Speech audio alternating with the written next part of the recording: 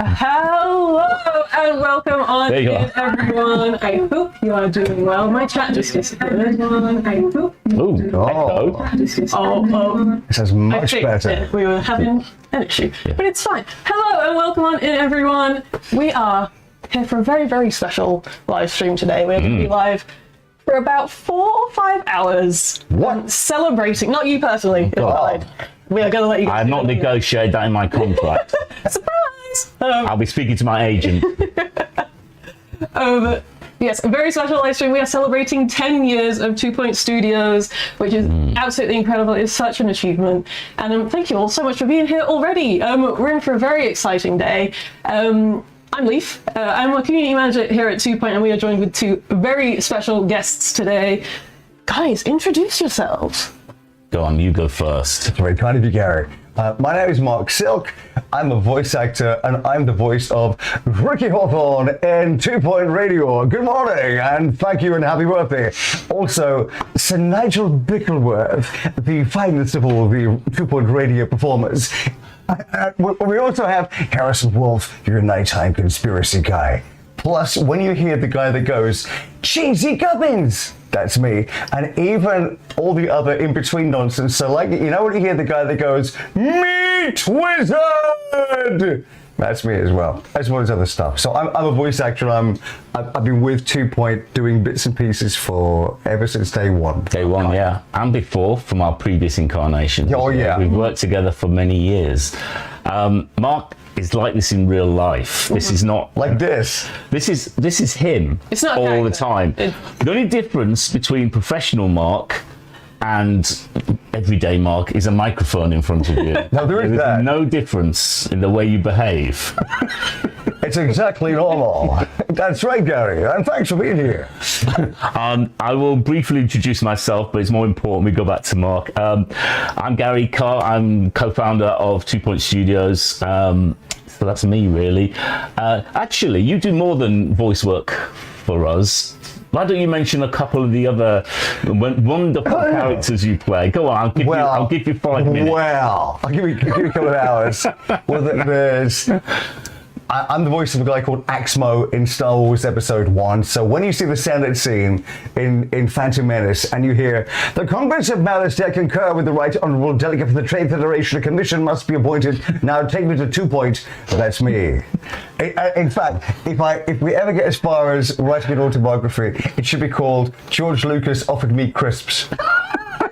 Because he did. And then for Cartoon Network for about 2.5 years, it's me that you heard. There's a guy called Charlie Bravo. Oh, mama, him. And we worked like Danger Mouse reboot. There's Pingu. Need about a Pingu in you do. And then we got like for Bob the Builder in America. So for like the best part, like at least 6 years, I think it was.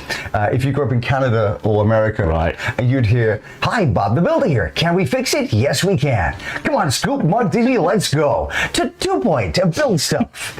And then there's a load of stuff. There's an amazing new Harry Potter pinball machine.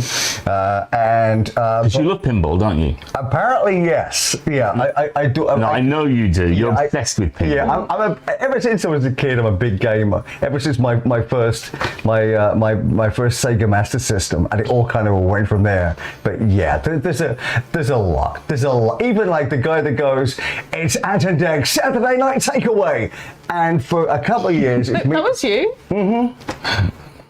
Oh my! I'm learning so much today. It's crazy. I'm actually impressing myself. Mother always said it was special, and then even like for Cartoon Network for a good few years.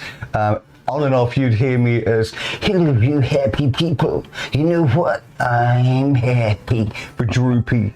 And I was brought in like every little while for Cartoon Network and CITV and BBC to be the voice of a guy called Scooby-Dooby-Doo.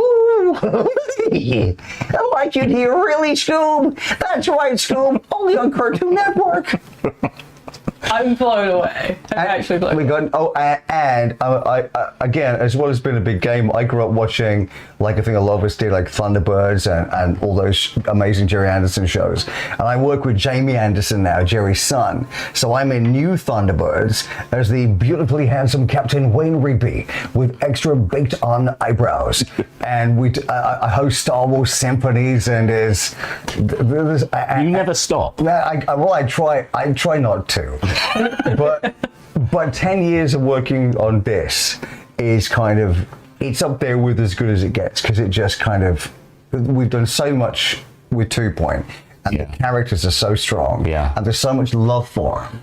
And you've evolved them along with our writers over the years and just developed their backstories. And you work really well with Harry, for example, in developing the characters. So they're more than just words, aren't they? You kind of say, I've heard, I sometimes listening to the sort of cuts you do, and it's like, I wouldn't say that. That's not, no, I've got that wrong. Let me go back. And you evolve the character. I love the way they've grown with the games. And even though we've started up in a hospital, we've gone all the way through campuses and into museums, and our DLCs go to space and all sorts of stuff. And you've taken all those characters on that journey. Thanks, Gary. But, I mean, you mentioned Harry the writer there.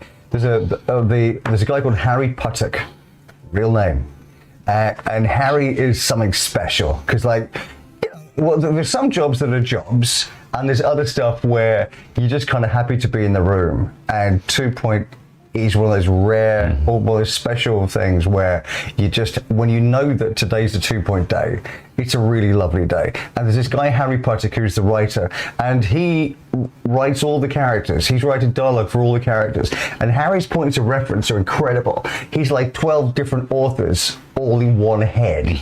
So he makes sure that Ricky Hawthorne's voice, the lines for Ricky Hawthorne are completely different, and the rhythm is totally special and unique compared to Sir Nigel Bickleworth, who is completely different to that person, obviously. And then you get into Harrison, and it's like Harrison Wolfe is completely conspiratorial. And you would never know that the same guy that wrote the dialogue with this guy is the same man who did this man. You know, and that's Harry.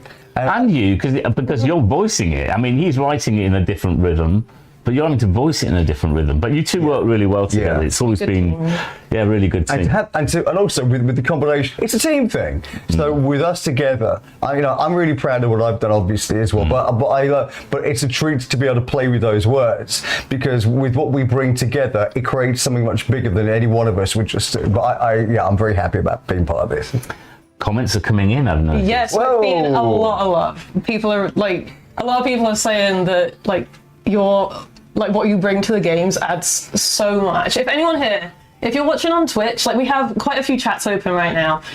If you are watching on Twitch, we have a Channel Point Redemption called Ask a Dev. If you have a specific question or comment that you would like me to relay to these guys, you have a much better chance of us seeing it and passing it on if you use that, because we have a little separate thing. So please, if you have any questions for... I was going to try and do a voice, but I like the jazz hand. Ladies and gentlemen, if you have any questions for that guy. That guy or that. By the way, thank you, Midnight Aura 86 on the chat. It is marked with a C. Yes. You are right. Absolutely yes. We would love to any of the questions that you guys have. We'll be happy to answer them. Yeah, I'd like to hear about how did this start? How did you first come into 2 Point Studios? Oh well. The working relationship goes before 2 Point, back to Linehead. Black and White is a game you did. I think it was more Mark reminding me, because I wasn't a developer on Black and White. I was in my own company at the time called Mucky Fun. We were doing a game called Startopia. So you were very much the voice guy for Black and White. For Black and White, and do you know we used. A few people ourselves, but no, I mean, I think your style very much grew up through those Linehead years, and we knew that if we were going to start a studio, you were the first person to get in touch with regarding sort of voice and character. We did a game back in the Bullfrog days called Theme Hospital, and we had a Tannoy announcer, so we were looking at that as a separate thing. But then the idea of having a sort of hospital radio and lots of very cheesy, if you don't mind me saying so, you know, In a good way. hospital radio DJs. Cheesy. You know, the guys that would have had their career was behind them almost. Yeah. So they've kind of gone down, they've leveled down to hospital radio level. That's that was true. the brief, really. Brad can travel. Yeah. Just win a packet of biscuits. Now You know, it's Queen. Yeah, the midnight shift on Radio 1, that kind of thing. Oh my goodness. So yeah, and it just came really quickly, I think. You sort of got those characters together, and they haven't really, to me, changed. They've kind of, you landed them almost from the beginning. I can't remember too many other variants of those characters. Yeah. Was there any that didn't make the cut? I don't think so. We found them pretty quickly. Yeah. Because there was Ricky Hawthorne, so Nigel Bickleworth, which Yeah. I originally thought it was Bickleworth. Right. Bickleworth is much better, and Harrison. Yeah. And so we're going through each of them. With Ricky Hawthorne, he was like perpetually happy breakfast show presenter. And the day before we had the How Should They Sound meeting, Yeah. I'd been on hold with my broadband company, and their customer service people were in Scotland. And like the situation I was going through as a customer was just annoying and horrible. But the nice lady was Scottish, therefore perpetually happy, and made me feel wonderful about myself. She didn't actually achieve anything productive, but I walked away going, I feel quite marvellous now. If I can take that sentiment and add it to the voice of our friend from the Breakfast Guy, we kind of found him. So it's like, good morning, it's 2 Point Hospital Radio, and if you come again to get your spleen scraped out today, bring some change for the slot meter, as once again the electricity is on the wonk. You know, that kind of thing. And you go, that's lovely. How would you not trip over? I mean, this is the hard thing today for Leaf and me. We're not that comfortable talking out loud. Like generally. We're awkward developers, really. And then we're next to an absolute professional who does this for a living. Just it's like just not fair. like a ball of sunshine right here, and two like. But the truth of it though, I started as an engineer. Yes. So I was a button guy. I started in. I know this. Yeah, I did work experience at a radio station. So when I started, I wanted to keep my head down, be the button guy. I wasn't looking to be the center of attention. It was all about making stuff. Yeah. So I was happy being the guy on the mixing desk. You know, as a kid, the VHS tape that I hide at the most was the making of Star Wars. Because it was all the makers and the special effects and Ben Burt on sound design and Industrial Light and Magic, and it was the magic behind it more than the star on the stage. So I love the fact that you create this world behind the scenes, and it was the characters more than the person you see. And you know, you think of what we can do with voice. Create like, you know, a stack of characters. You don't, but and they all work within each other. And the thing I love as well when we're doing 2 Point, the fact you can go from one voice to the other. And it's rare that we do this in the sessions, but they all kind of complement each other. Yeah. And they all sit well together.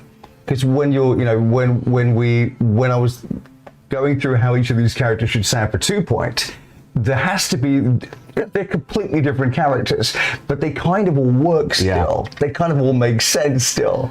So it's like him, it doesn't matter what's going on, I'm over the moon. Have you ever thought of doing a piece, maybe it's something you and Harry can riff on, where you do some radio where one of your characters is interviewing the other character? Oh, I'd love to do that. That would be amazing. Well, we did that.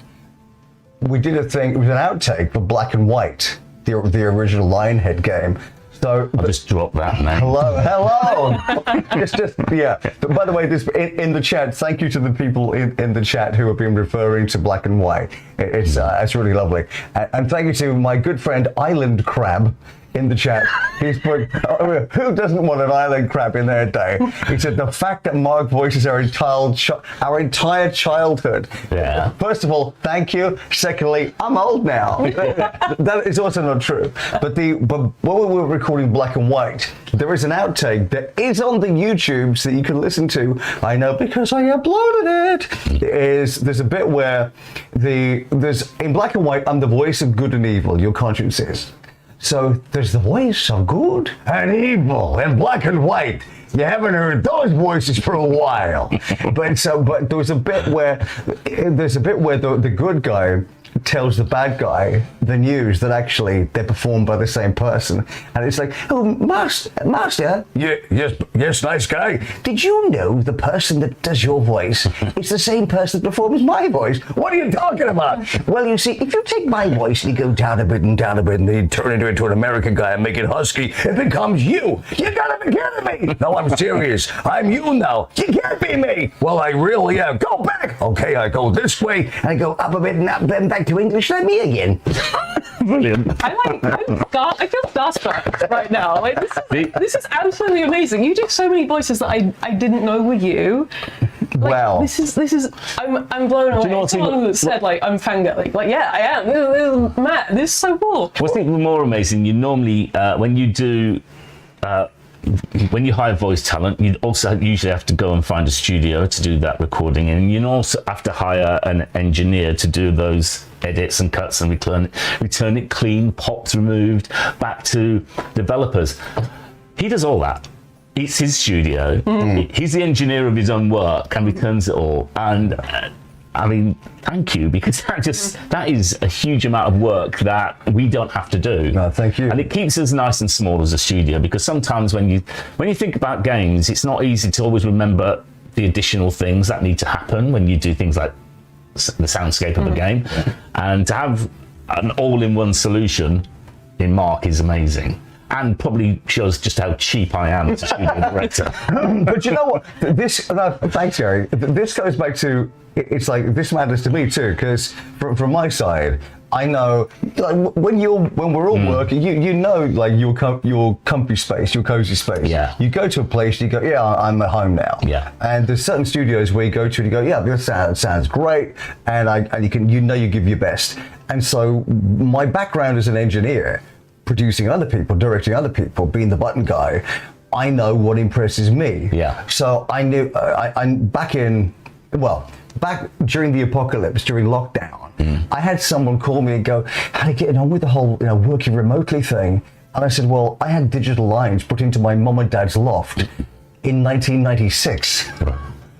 So to me, it was always important to be able to Create a space that you're comfortable. Yeah, and I'd also have my space so I can develop, so I can learn. It's like, if you're a musician, you want to have space to riff and get new ideas and find more in yourself. And it works well for everyone, so I like working that way. But I'm glad it works for you too. Oh yeah, it does. Also financially, Well, I just do it for the love of it. But also there's the cool guys at Cedar Studio, who cut cut it all up. And I've had a couple of messages from them in the past just saying how much they find it entertaining, the stuff in between the actual dialogue. yeah, they were talking to me about it only a week or so ago. I mean, it is actually worth mentioning Cedar, because Cedar, and along with Harry and yourself, this kind of team is, I think, over delivers on. I've worked for many studios and been involved often in the voice recording side or even the soundscape side, where you sort of bring in externals, because you don't always need these people full time, right? It's not always stuff to lay down until you've got the game worked out. And usually quite big, complex processes to get the voices right, to get the soundscape right. These guys just work alongside us, and we dip in and out when we need them, and generally speaking, manage themselves. We don't do a huge amount of critiquing of their craft, because they know what they're doing better than we do, but they get it. They're part of 2.0. They're amazing. I remember it was a few weeks ago, I was recording something with Jane for some of the stuff that's happening today. And we recorded some voice lines in here, and I sent them off to Cedar. I was like, just like whenever you get a chance, could you just make these sound a lot better than they do currently? And it was about half an hour. They're like, here's all the stuff. Yeah, You had it's mad. And of course, I missed Jane out, and I shouldn't have done, because Jane, I know we've mentioned this before, and everyone knows Jane who are regulars on the chat. Jane's Mark's wife, and I've known Mark for 30 Not years. this Mark. Not this Mark. We're bleeding. Yeah.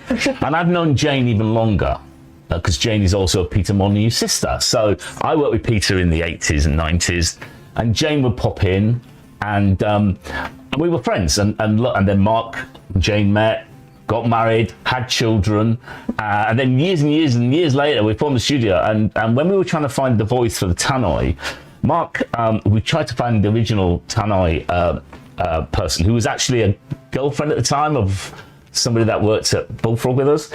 And we did reach out to her, but I think she kind of thought we were joking and just didn't answer. Probably thought, who are these weirdos? So Mark said, I think I found the Tannoy person that we used.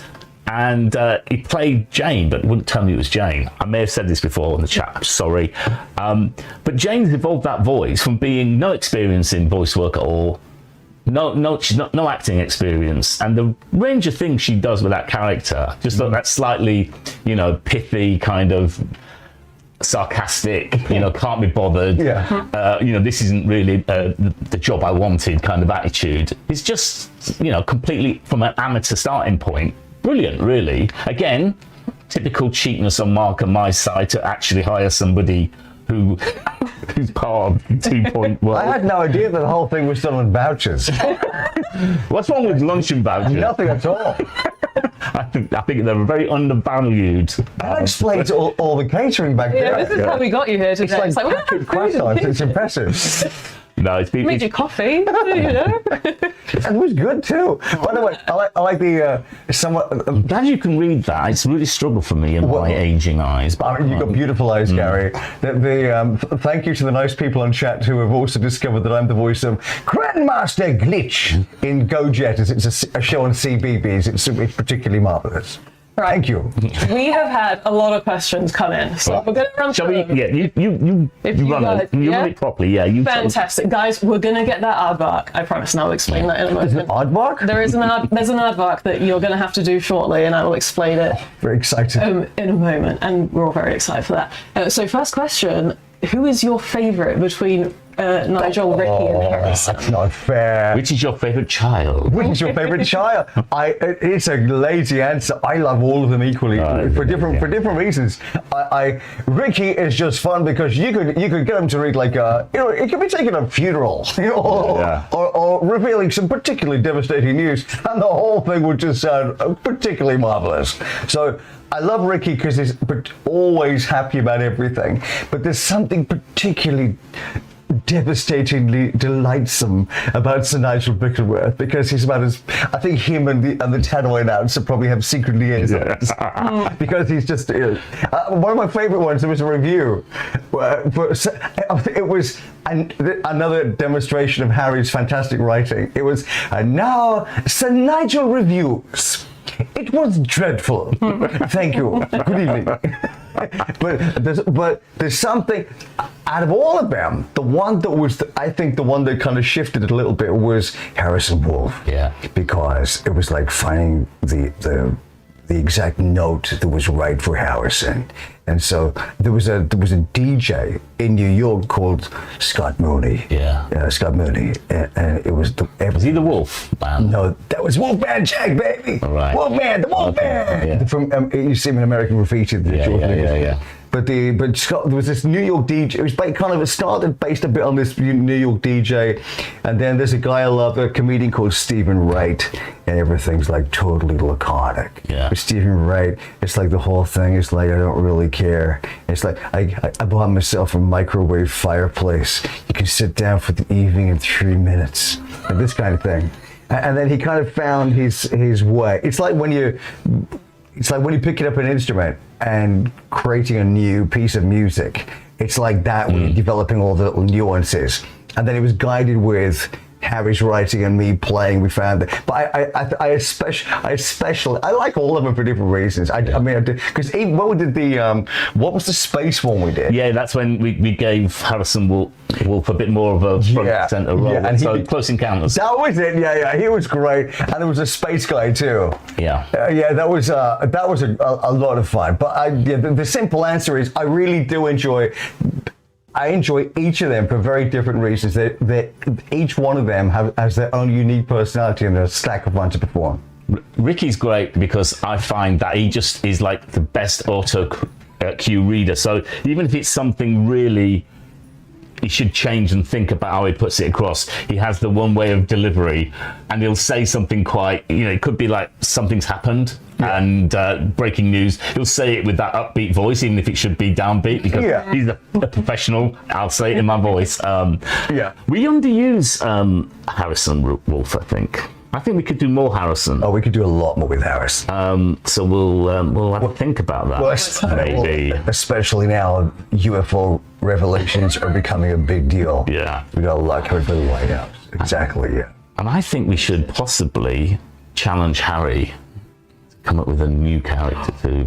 And by Harry, I mean Harry and Mark, because Harry has to, I guess, initiate the thought process as our writer, but I definitely would like a new character. Oh, we can certainly do that, sir. And any suggestions for a character type? Guys, what kind of personality? Give us some. As again, I'm very cheap. I like free design. Free design, please. I had no idea. I had no idea about this side of you. I like it a lot. Okay, okay. True story. I saved up a lot of Tesco points, right, years ago. I don't say Tesco, say a generic supermarket. So I saved up all these Tesco points. Other supermarkets have their own point system and they're readily available. Yeah. 2 point hospital points are also available for pretend holidays. Yeah. But with your economicals, like, I'm a Yorkshireman. Well, we all?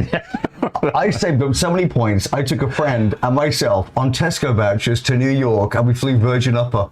Wow, that's a lot of points. And with the points that were left over. Someone questioned your shopping habits that are probably excessive. Oh, it was all Sega products. but then the other thing was, with the points left over, I took my mum on the Orient Express.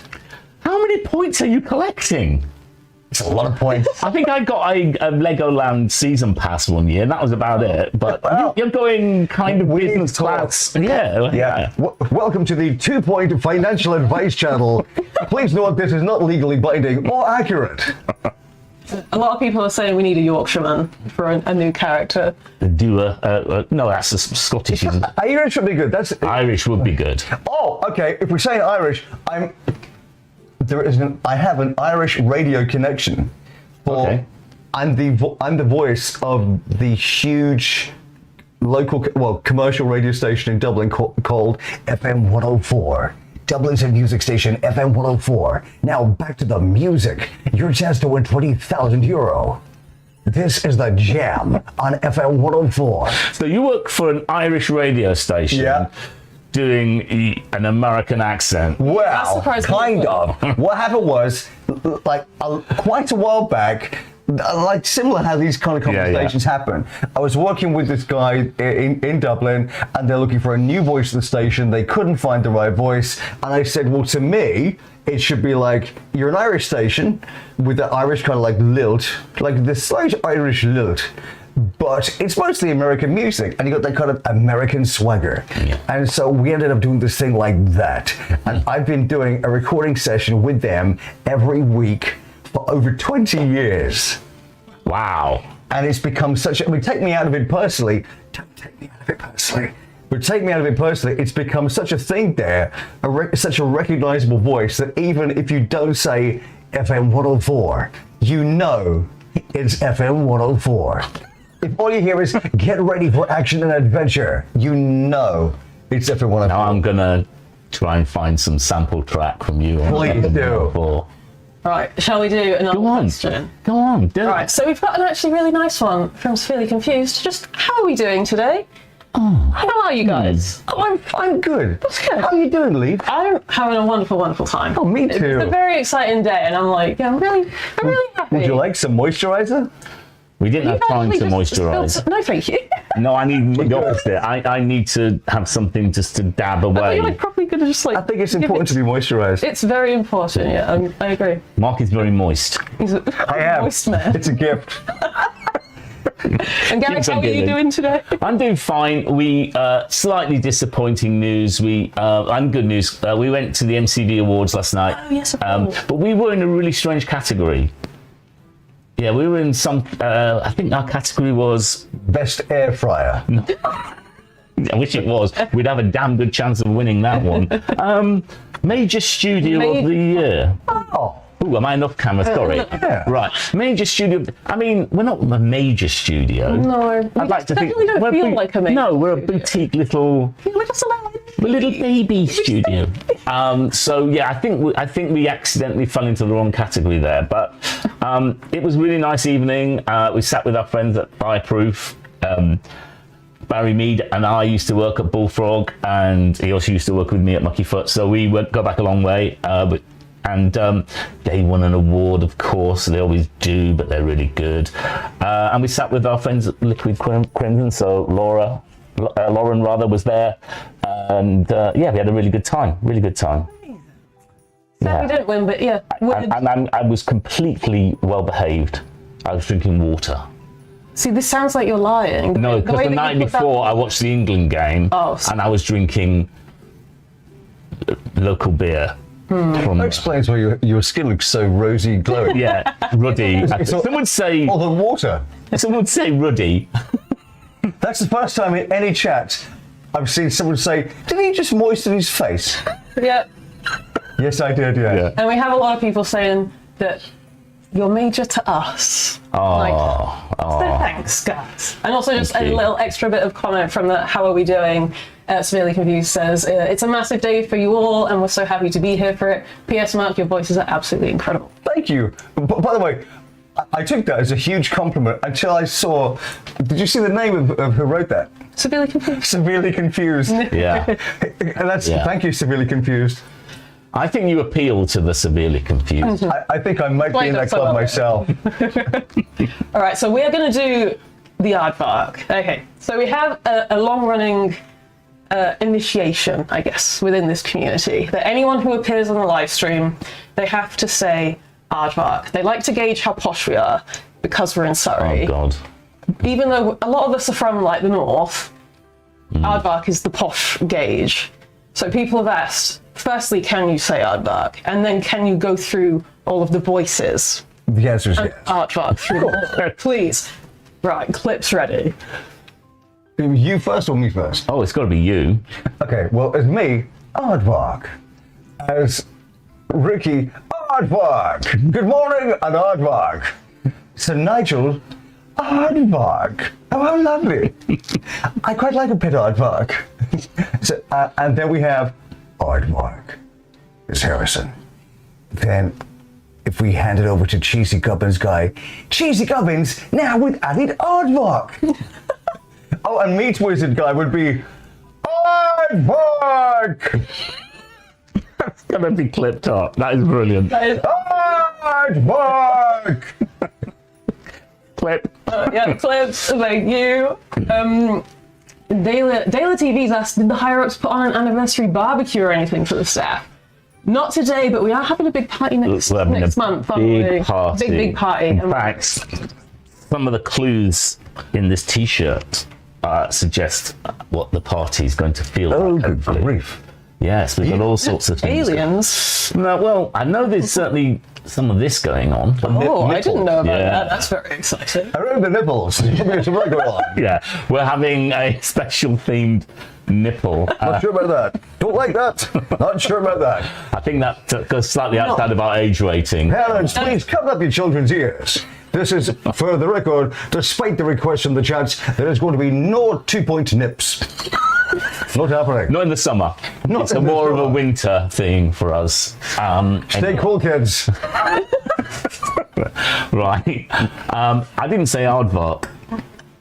Aardvark. Perfect. Put on the end of it. I don't know why.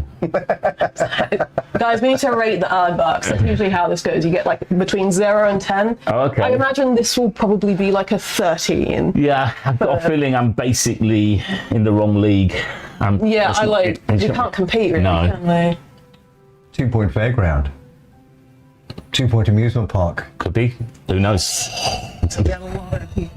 Yeah, a lot of people asking. A lot of people asking. Keep your hands and arms inside the I vehicle can't. at all times. I don't know. I don't know anything. Woo! No. No, I'm just making stuff up. I don't know anything. I really don't know He anything. knows everything. We have another comment from Rick. He just wants to let us know that you inspired me to make games. I got Two Point Hospital when I was 10, and I played it like hell. Currently making a 2-point style game Wow. engine. That's weird, isn't it? We've now got 10-year-olds or 20-year-olds. Like grew up with Yeah, two-point games. that is weird. Which is why. Probably got his own competing games company now. This guy's very successful. I actually spoke to somebody the other day who told me, and this guy was what I would call entering middle age, that his father grew up playing Theme Hospital. Oh, How bad did that make me feel? Wow. Not him, his father. Oh, duh. Yes. wow! You got 50-year-olds. You got 50-somethings who grew up with theme park and theme hospital. Wow! Yeah. Well. Yeah. It's very cool though. It is. Like been a big part of a lot of people's lives at this point. It's really, really special. Yeah, I've been in the industry 11 years when I started making that game. That makes me even scarily. What was your first computer That I worked on or I owned? that you owned? I didn't own one because when I got into games, we didn't have a home computer. I worked on the old 8-bit system, so they were quite expensive. So growing up, that wasn't in our house. But we lived by the coast, so I used to go down to the arcades and play there. But when I started in '85, it was the Spectrum, it was the Commodore 64. You know, the Amstrad. So these were really early game systems. So yeah, I didn't have the opportunity to be a fan of games who then wanted to be in games. There wasn't that many companies around at the time doing it. I'm so old. But it was the age of the bedroom coders. Yes, it was, and they were around a long time before me. I wasn't at the very dawn of it. I think the dawn of it would have been probably sort of 1980, 81, 2. They were starting to come through. I joined in 85. There was definitely a games industry, but it was still very early. There wasn't many But companies. if you think of what was going on back then with like with the Spectrum and Commodore 64, I had a BBC Micro. Yes. And yet I love my BBC Micro. It had a proper keyboard, a proper fantastic monitor, but my friend's Spectrum had 48K, whereas mine had 32K. Now the BBC Micro was great, but it couldn't do brown. No, it couldn't do brown. Couldn't do brown. They all had their own weird, like Commodore 64 couldn't do red. So, Couldn't it? No, it could do pink or brown. So I did a kind of a gory game in the 80s called Barbarian, where you could chop heads off. I remember Barbarian. Yeah, you remember that one? Is that you? Yeah. Wow. So when I was doing all the blood spurting out of the decapitated Barbarian, it was just pink, and I'd go, well, should I try brown? Oh no, let's not do brown. That looks wrong. Yeah. Wrong end. So yeah, they all had their own little weird palettes. Yeah. Actually, back in the day. Yeah. And then it was. Spectrum only had 7 colours, remember? He didn't even have 8. Yeah, Well, I had a but couldn't do brown. It was what colours would they be? We're not really interested. We don't need to go through that. But then that era was so exciting because it didn't last long. But as a kid or a teenager with me growing up around those early bedroom coding kind of games, that was when you had. Well, there's the documentary Bedrooms to Billions. Yeah. Where you see these people that were just in little offices making a lot of money and huge success of these games that were loaded in off cassette tape. Yeah. And then, but After about 25 minutes of waiting, it would fail. oh yeah, and you'd get really excited. After about 8 minutes, a title page would come. Yeah, slowly. And you'd go, whoa! But then, almost overnight, it felt those bedroom coders like it all ended as soon as the Sega Master System arrived to the UK. Or even if you were looking at something with a keyboard, the Amiga or the Atari ST as well changed things, because we're starting to be able to use digital. When was the first time you were able to say, I could do something in a game with my voice? Because that must have been mid-90s, early 90s? Yeah, well, I started, let's think. I started to realize I was working in radio then, and I realized that on some of the PC games, you could literally just unpack everything into folders. Yeah. So I could put my own voice bits in games that What was the first thing you voiced? I don't. For a game. Oh, well, there was a game that never happened actually. The very first game that I started working on, they didn't complete it. It was called Joe Blow. Right. And it was in the game. It was the era when you could buy. It was the first 3D graphics accelerator card. Yeah. So if you want to do 3D graphics, like now, it's just second nature. It's just in your phone. But back then on PCs, you had to buy a special 3D graphics card to make that happen. And this company that I was working with, they got a guy that had coded the equivalent of a 3D graphics card without the need for a 3D graphics card. And they called him Spock. And I went to visit the studio, and they were so nice. But there's this guy that just sat in the corner, a dark corner, Called Spock. and they said to him, "Don't talk to him. Don't look at him. He doesn't talk. He just codes stuff in 3D." And the thing looks amazing, but in the end, it never. What was the happened. company? Can you say? I don't remember the company, Right. but it was called. They're very nice, and I first found out about them through Edge magazine. I was- Edge was around. Yeah, so back in the early days, Probably of it, early 90s. yeah, I remember looking at an ad. They were looking for programmers, and I thought, well, they're probably making something, so Yeah. maybe I should get in touch with them. And that's kind of So your first professional gig was in games. oh my word! Oh, he's- good God, that grief. stumped him. I think it I've has done never me. known Mark be silent. for No, this long. I'm actually thinking properly. I don't know. While you think, Go on. I've seen. Oh, the Albion girls on. Yeah, Lauren's there. Hi, Lauren. Watch Mark on Joe Blow. Let's not do that. That's probably the funniest comment I've ever seen. So, Loud Mouse, thank you for that. That really tickled me. Thank you. Yeah, one of the early ones. I'm sure I must have done some before that. I ended up in the first film I ever worked in was Chicken Run. Yeah. Oh my God. Right. Drop that name. Whoops. Casual. But I was right at the end. It was at the end of production. They needed extra clucks, so I ended up being brought in. Long story, but they ended up. I also ended up being brought in for Chicken Run, the game. And that was early on with me working in this world. So I ended up being Rocky the Rooster in Chicken Run, the game. So that might have been one of The first. I'm pretty sure. But Was Black and White the first big one? Yeah. Yeah. Yeah, Black and White was the one that I could. How did you get that gig? Because I wasn't there at the time. Was it Peter or was it Mark? Who reached out? It might have been Russ, actually, thinking about Quite it. possibly.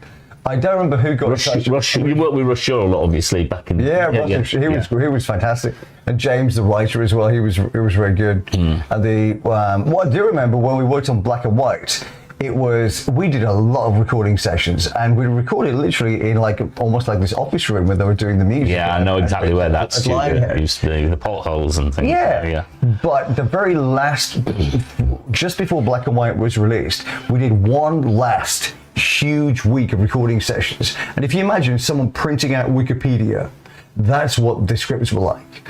And they put me in a hotel, and we worked, and it was so exciting for me because again, I'm a fan, and it was at EA's big HQ in Chertsey. Yeah. So and it was like something from a James Bond film because you go around this corner in this forest, and you just see lots of trees, and then the trees open up, and you see this huge glass building. It's the Norman Foster building. Yeah. It was. It's where they filmed Inception.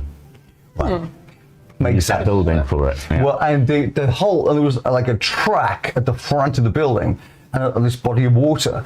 And during the summer, you could press a button, and the whole front of glass of the building went. Total opulence. That's like They had an F1 sports car in the lobby, I remember. yeah, but why wouldn't you? Yeah. Just like the one here. Yeah. They haven't quite got the room for that. Yeah. But I think it's like a shopping trolley does. Yeah. Probably get a shopping trolley. Yeah, but it was incredible. But again, I felt like I'd arrived because when we did those last recording sessions for Black and White, it was in the EA building, and there was a fantastic recording studio with proper old school synthesizer kit with patch cables, and you needed to kick it to make a noise. And we worked the whole week, literally office hours, recording dialogue for the voice of good and evil, and loads of villagers and other characters. In fact, I'm pretty certain I'm the only one in existence that has behind the scenes video footage of recording dialogue at that studio. Wow. I will dig that out. Dig it out, Cool. yeah. Yeah, do, because it'd be nice to see that myself. I remember I was wearing a particularly hideous orange shirt. Excellent. Was it in colour at the time though? No, it was all in black. The recording was, but the building was black and white. So we had a phone call like last week before, a while back, when we were discussing you coming here. Yes. And when we were chatting, you kind of touched on the fact that 2 Point was like, I might be mincing your words here, so please do correct me, but working with 2 Point and like the 2 Point games and the 2 Point community has felt really special to you, like particularly with like the community that are surrounding these games. Oh, absolutely, yeah. Could you like just expand on that? And I think more than anything I've ever worked on, because, I mean, first of all, when you're brought in to do any job, that's great, you got a job. This is not that, this is more than that. 2 Point has become its own special community. People have connected with the game and the characters and just the whole vibe of what 2 Point's created so much. What I do, and what's lovely for me, I do a lot of Comic-Cons, and I get a lot of people, regularly throughout a day that have played 2 Point or feel connected with that community. They'll have their favorite area that makes them happy. It's like, and again, even down to, people telling me that when they're having like not the best time of their life, and they sit down and they play 2 Point and it takes them somewhere special, and then there's the community that they can interact with, and it brings them together. Like, I don't think it's very rare for a game to be able to achieve that in the way that it does. Because also something very rare about 2 Point games, they're funny. And they can be silly or over the top, but they're generally quite joyful to spend time in their company. You know, if you think of probably more than not games, it's like blow your face off time. Yeah. Which I get it, believe me, I do. But I'm particularly drawn to comedy and humor, and something where I spend my day being as happy as I can. And I know it might sound overly twee, but there's something pretty special about being able to spend time with what this brings to you. Because as well, in the end, you're playing a game, but you walk away feeling, I feel pretty happy now. That's pretty good. It's actually a balance to make sure that we are not too knowingly funny as well. There's some natural humour that just happens with the way we muck around at work, and the way, we've got animators who bring humour through, we've got designers who bring humour through, but what we don't say is go and be funny, and we'll judge you on it. If you try too hard to be funny, it feels quite laboured and unreal. What's the word I'm looking for? Not authentic. You know what I mean? Forced. Yeah. So I think our humour tends to be fairly authentic because we don't overly put it down as, right, what's the funny line going to be? And sometimes we can play things that, perfectly straight. One of the things Theme Hospital did was it had a mixture of ridiculous made up illnesses and cures and machines, but it also had quite normal looking machines. Like it had something that passes as a cardiology machine, or something that passed as a CAT scan. We didn't want everything to be ridiculous because then it kind of trivializes something. It has to be based in, some part of it has to be based in truth. So if you squint your eyes, it's a museum, it's a hospital, it's a school, right? It's a campus. But then you let the combination of all our different disciplines work together. And what the writing and what the voice does is it's like the cherry on the cake. And sometimes, if there's too much going on, we turn it down.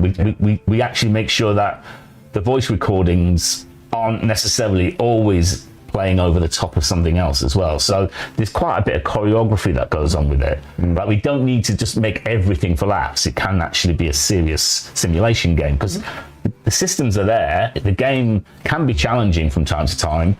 And then we don't want to necessarily trivialize what you're trying to do in the game with always playing for laughs. So there's a bit of clever stuff going on underneath as well. So much of the dialogue is written as straight too. Yeah. It's when you play it straight, it's much funnier. It's like you look at Airplane. Yeah, absolutely. Play straight. They got a straight man which he was at the time. Yeah. he was a continuity guy, I believe, in television, but I forgot his name. God bless him. He's gone now. The star of Airplane the movie. Well, Leslie Nielsen. Leslie Nielsen. Thank you. Well, he was a serious actor. He was a serious actor. That's right. Before Airplane the movie, you'd see Leslie Nielsen as like the bad guy who you'd be scared of when he arrived on screen. Yeah. But so it's kind of like a similar attitude where you're playing it straight, but because it's straight, it's funnier. Yeah. Absolutely. And in that way, then you almost read in what you want to read into it. Absolutely. So I think Bullfrog, Lionhead, Muckyfoot, and 2 Point Studios, they've had that lineage of, there is humour there, but sometimes it wasn't actually deliberate. It was just the way we made the game. Yeah.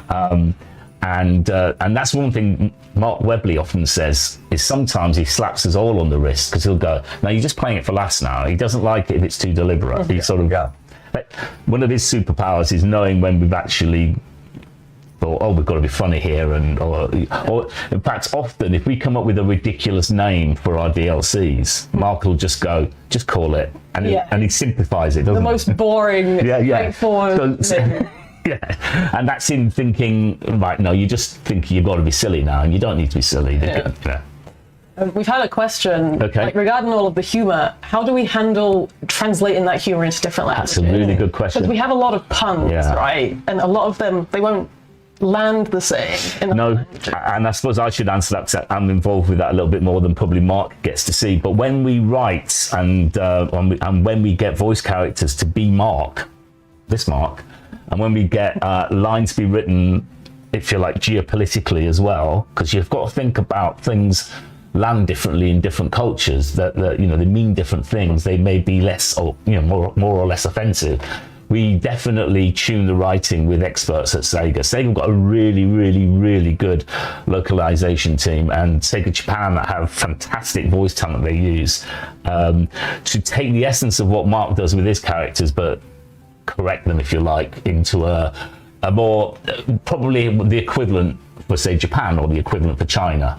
So I know from speaking to lots of friends and colleagues in those territories and fans of the game, that those people have done an amazing job of translating our characters. Now, not all territories at this moment in time have got VO, and we're working on improving that. We want more and more territories in the world to have full VO of our characters. But that's a journey we're on at the moment. So hang on a second. Are you saying that in Japan, people hear Japanese pretend version of me? There is a pretend version of you. I was not aware of it. But the thing is, they think you're the pretend version of them. No! I don't like the sound of this. No, how crass. Are there recordings of these people?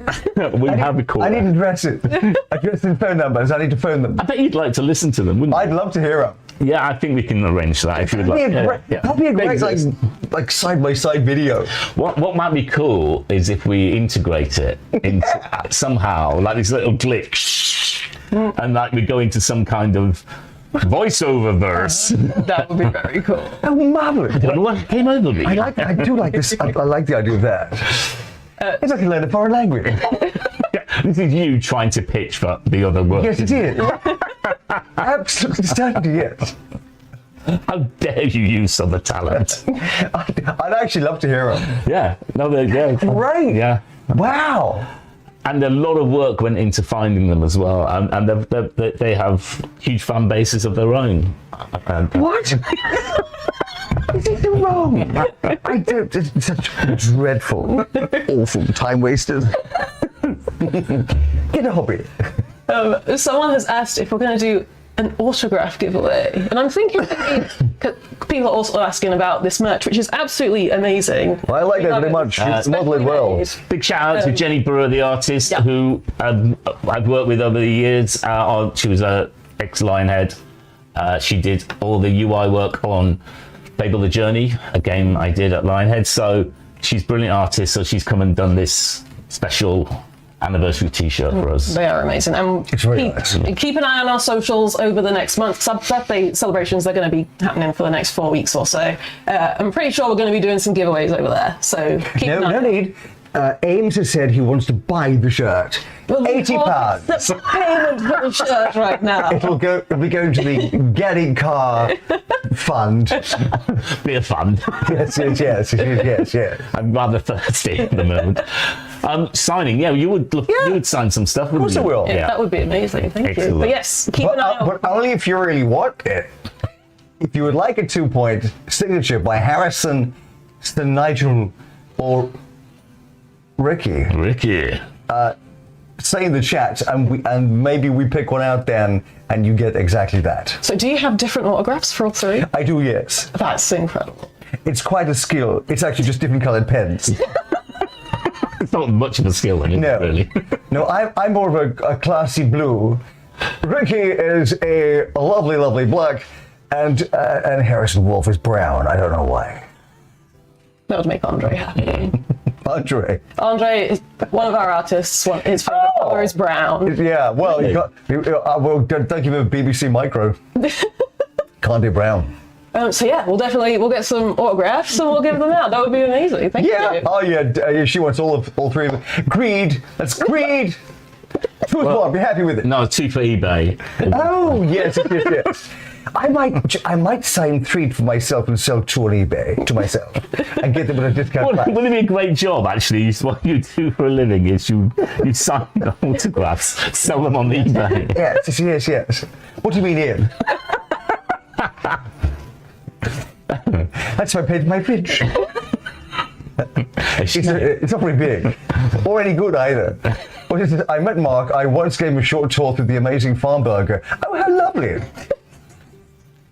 Farm Burger.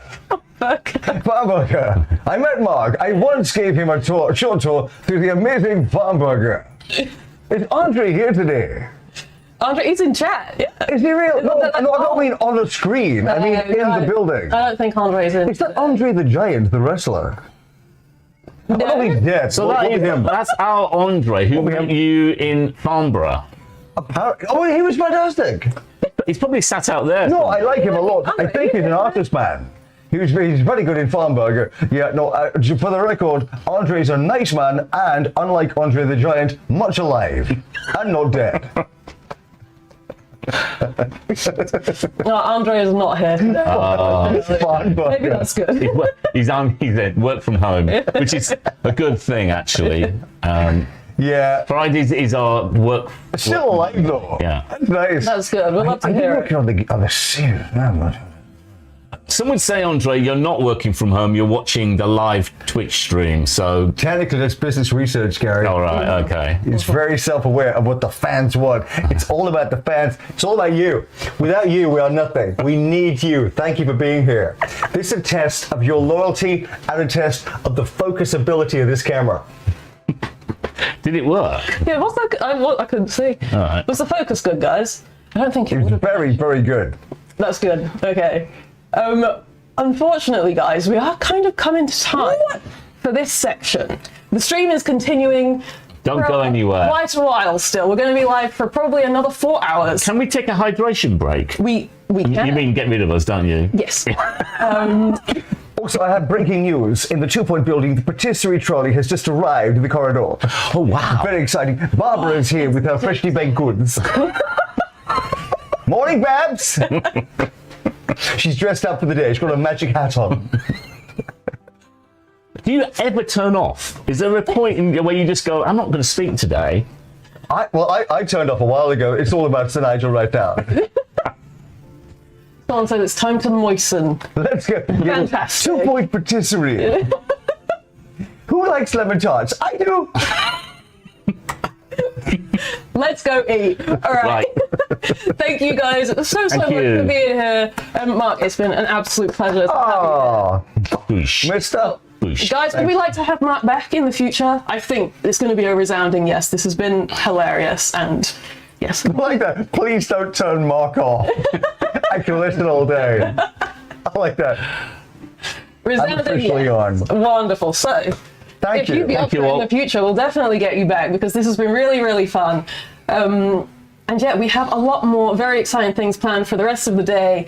We're just taking a quick 10-15 minute break. We're going to have some food, and a drink. And when we come back after this break, there will be new people here talking about new things, which is very exciting. So we will see you I feel then. like we're the warm-up act for a bigger lineup. Ladies and gentlemen, you know them, you love them, you can't live without them. It's new stuff coming soon. But first, Babs, we're coming. Barbara, don't leave us. Oh, thank you guys Jenny so much for being London. here. We will see you guys in about 15 minutes. Don't go anywhere. We'll see you. Happy Bye. birthday, 2 Points. Happy birthday, 2 Points. Bye. See you in a bit. Bye.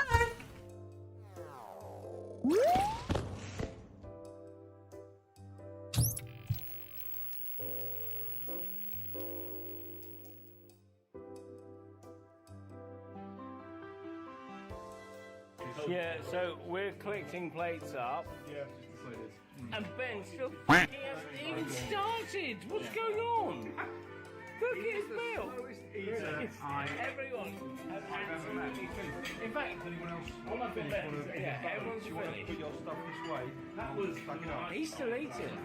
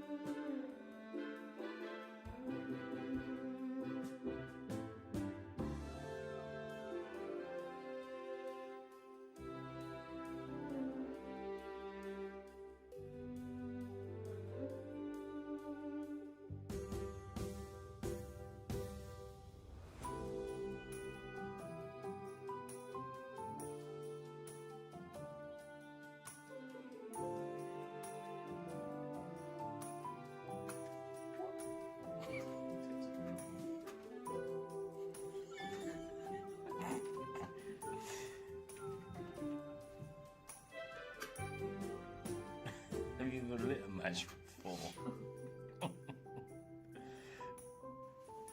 Hey Tim, can you Timbo? Tim? Can you look at this crash on Gary's machine? Crash? Yes. Tim. What kind of crash? That crash. Oh dear. Oh dear. Happy birthday to you. You're walking too fast. Oh, fuck God. Do you? Happy birthday. On Monday, yeah. You're not here on Monday. Happy birthday to you.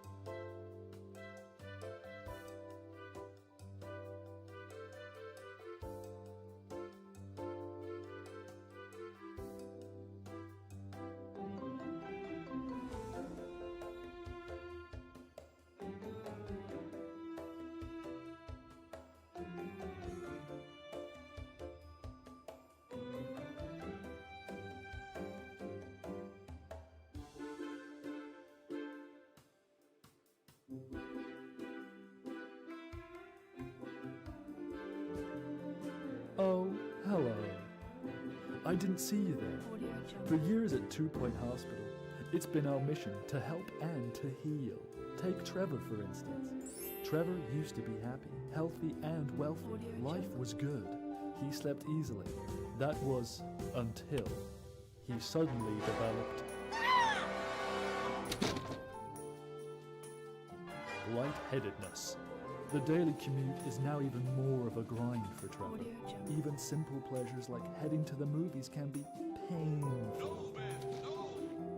At 2 Point Hospital, we treat patients for all kinds, even patients like Trevor. Every day we welcome new admissions to our growing multi-million-dollar facility. Our team of highly trained clinicians and support staff are dedicated to your well-being. We'll do whatever it takes. At 2 Point Hospital, we never stop improving. We never stop building. We never stop caring. Isn't that right, Trevor? Call 1-800-ODD-AFFLICTION today to book your free consultation. It's going to get weird.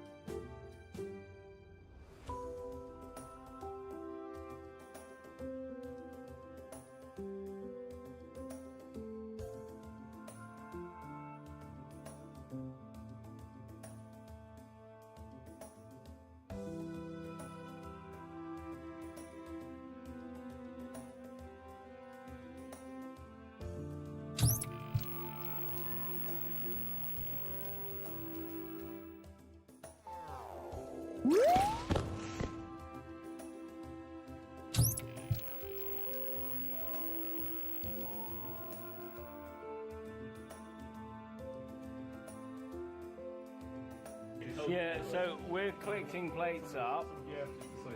And Ben still hasn't even started. What's going on?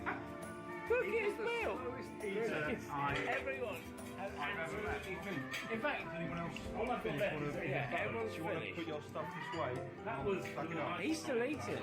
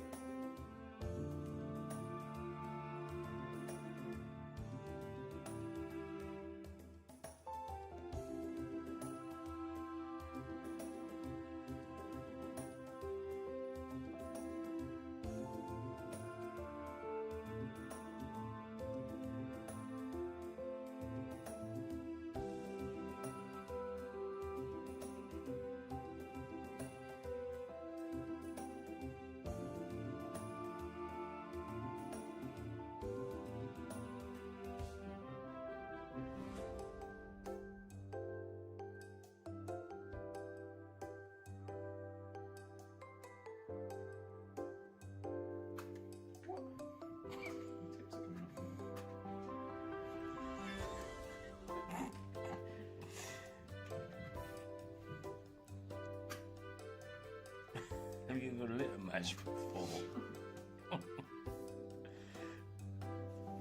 Hey Tim, can you Timbo? Tim, can you look at this crash on Gary's machine? Welcome back, everybody! It's 2 Point Studios' 10th anniversary, and today, you and I, are going to go through some 2 Point campers, part of the journey that was what got us here. Do you guys remember 2 Point Who campers? remembers 2 Point campers? Hi! Yes! Oh, hello, everybody! Do you know one of the worst parts about this stint? This bit of the day. This bit of the day is that you follow Mark Silk. Yeah, whatever voice we do now will sound imperfect compared to the resonant charm the resonant of that charm man. and just life. Even just having a conversation with him out in the hallway, he just slips into those voices all the time, and it's like it feels like talking to a TV presenter or something. Yes, you know? I said earlier in chat, I still don't know what his real voice is. No, You know, right. Every single sentence is some kind It's like of... it's Ricky Hawthorne. No, it's and then or it's someone from Star Wars, Yeah. or it's just this brand new thing that he's concocting them. Hey, Yeah. he's just a Wookiee, yeah. Yeah. Oh, I almost tried to do a Wookiee noises then. Don't try and do any impersonations, they will all fall flat. Everything will be terrible. One thing I want to do is just try and catch up with what? Go on. But wait, 2 Point Leaf's mum is in the chat. Mama Leaf! Yes, Mama Leaf! Woohoo! Well, thank you everyone for joining us. Not just Mama Leaf, we do love you especially, but thank you everyone for joining us to celebrate 10 years of 2 Point Studios. Panda Pops, I am so glad you are following us now, but where have you been? my goodness. Where have you been for 10 years? Come on now. Yeah, you've had 10 years to follow us. Now, Leaf or Abby, if you're in the chat, can you just let me know how far through the Ask a Dev things you got? Because perhaps Chris and I can cover some of them. Yeah, we're going to answer your questions about all things development at 2 Point. So Exactly. if there is something that you've always wondered about how we achieve things or how we go about doing We can things, do that. just ask us some questions. But And otherwise, also- we're just going to gab crap, aren't we? Yes. And this man here will be your 2 Point Campus expert for the day, the resident expert, the resident professor. Professor. Yeah. So if you want to lecture on campus, ta-da, Yeah, here yeah. he is. So by all means, get any campus questions in. And any other, like, just general, what is it? Ask me anything. What's that? Amy A. Thank you. Yeah. AMA? I couldn't get the initials. We're doing a TED Talk. Basically, yeah. So just fill your stuff in. We're happy to answer it for the most part. Well, sorry, something just caught my attention immediately. Midnight. Why is there no elephants in zoo? That is your for Luke. burning question. Yeah. Every other day you get that. Every other day. Ask Luke. Right. I've told you before. Just ask Luke. And no sloths. I'll be Ask honest with Luke. you. There are two bits that come straight to mind. One is elephants are very large, right? They are. And you guys have been, we've been getting your feedback about how difficult it can be to fit habitat rooms in your environments because they do require such space. And obviously the elephant will require even more space than that. So, Because sizes an of elephant it. would have to be bigger than the turtle. Right. The allotment tortoise. Because everyone knows elephants are bigger than turtles. This is a known fact. Absolutely. So that was kind of our benchmark. The tortoise was our benchmark. But that's museum. Yeah, Let's, yeah. We're talk talking campus now. Come on. All right, The second so- stage of the journey. Why don't you, Chris, Yes. kick us off with your first memory of campus from any aspect that might be, like the conception, when you were first told about the idea, or when you first came onto the project. Like, do you have hello, what's going on?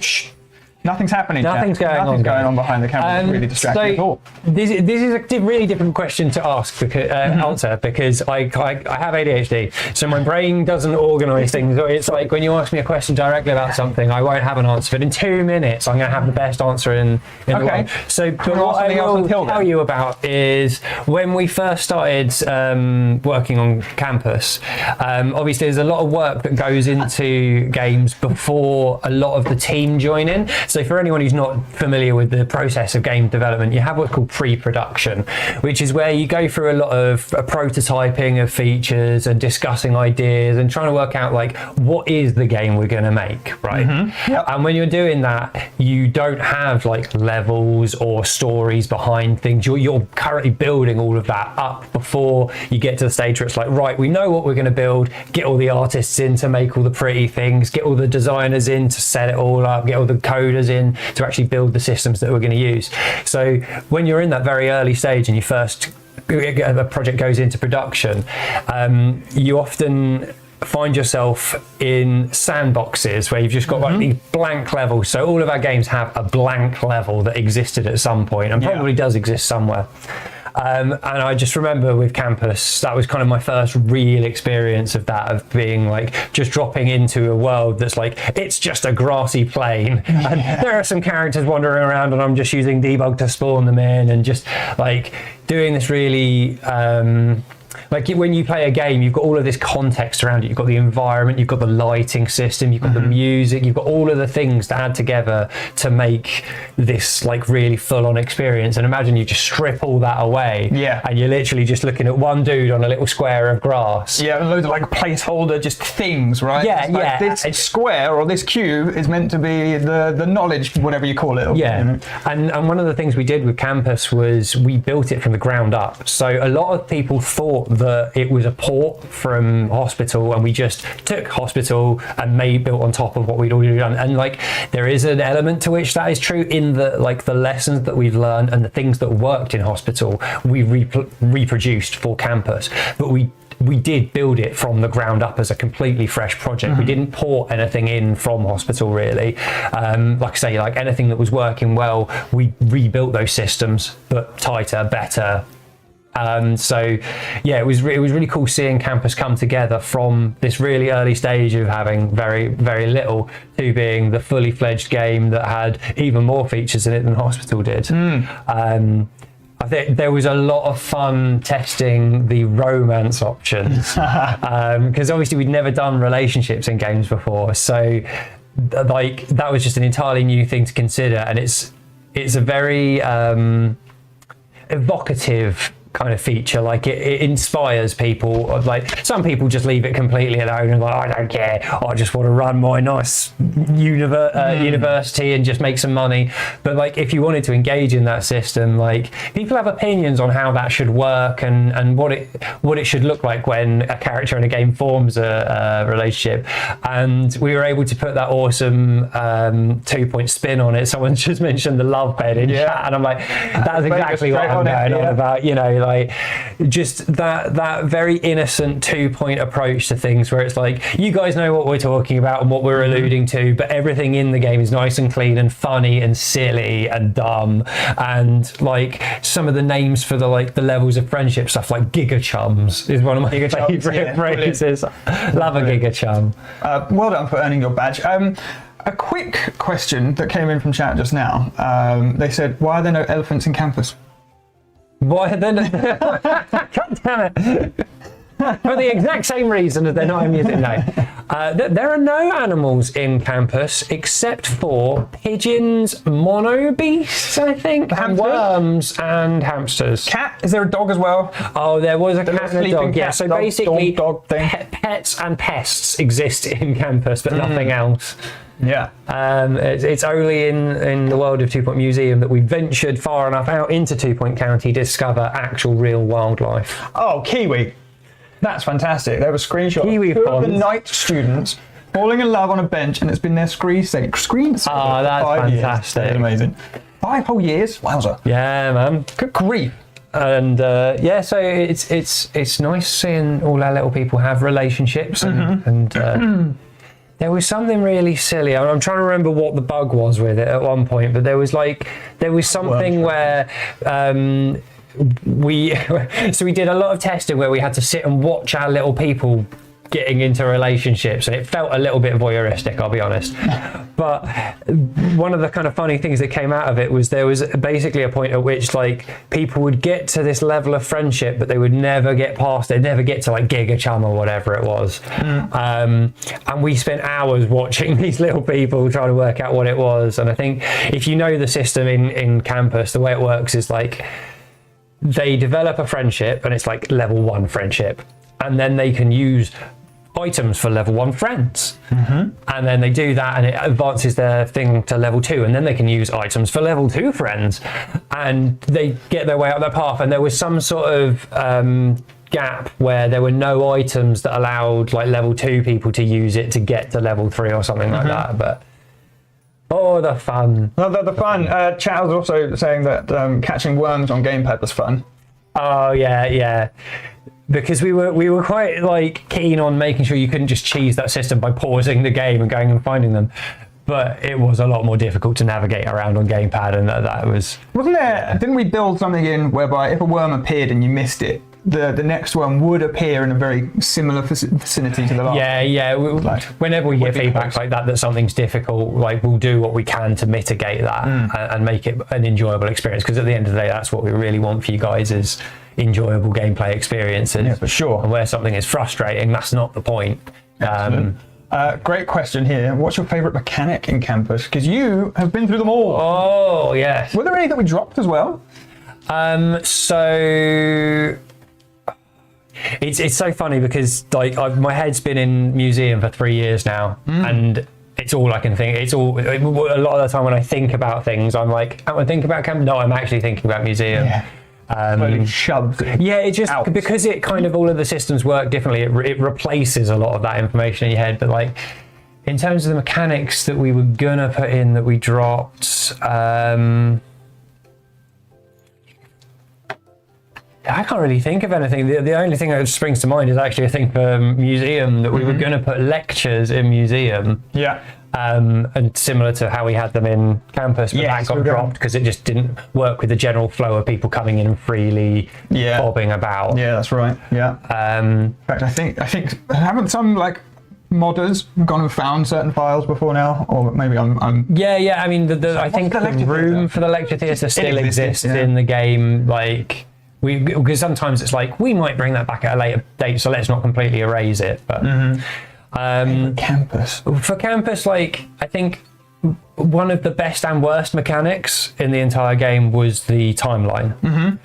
It was necessary to be running like a school year and really feel like you had that sense of time and things being on an annual basis and having the term time and stuff like that.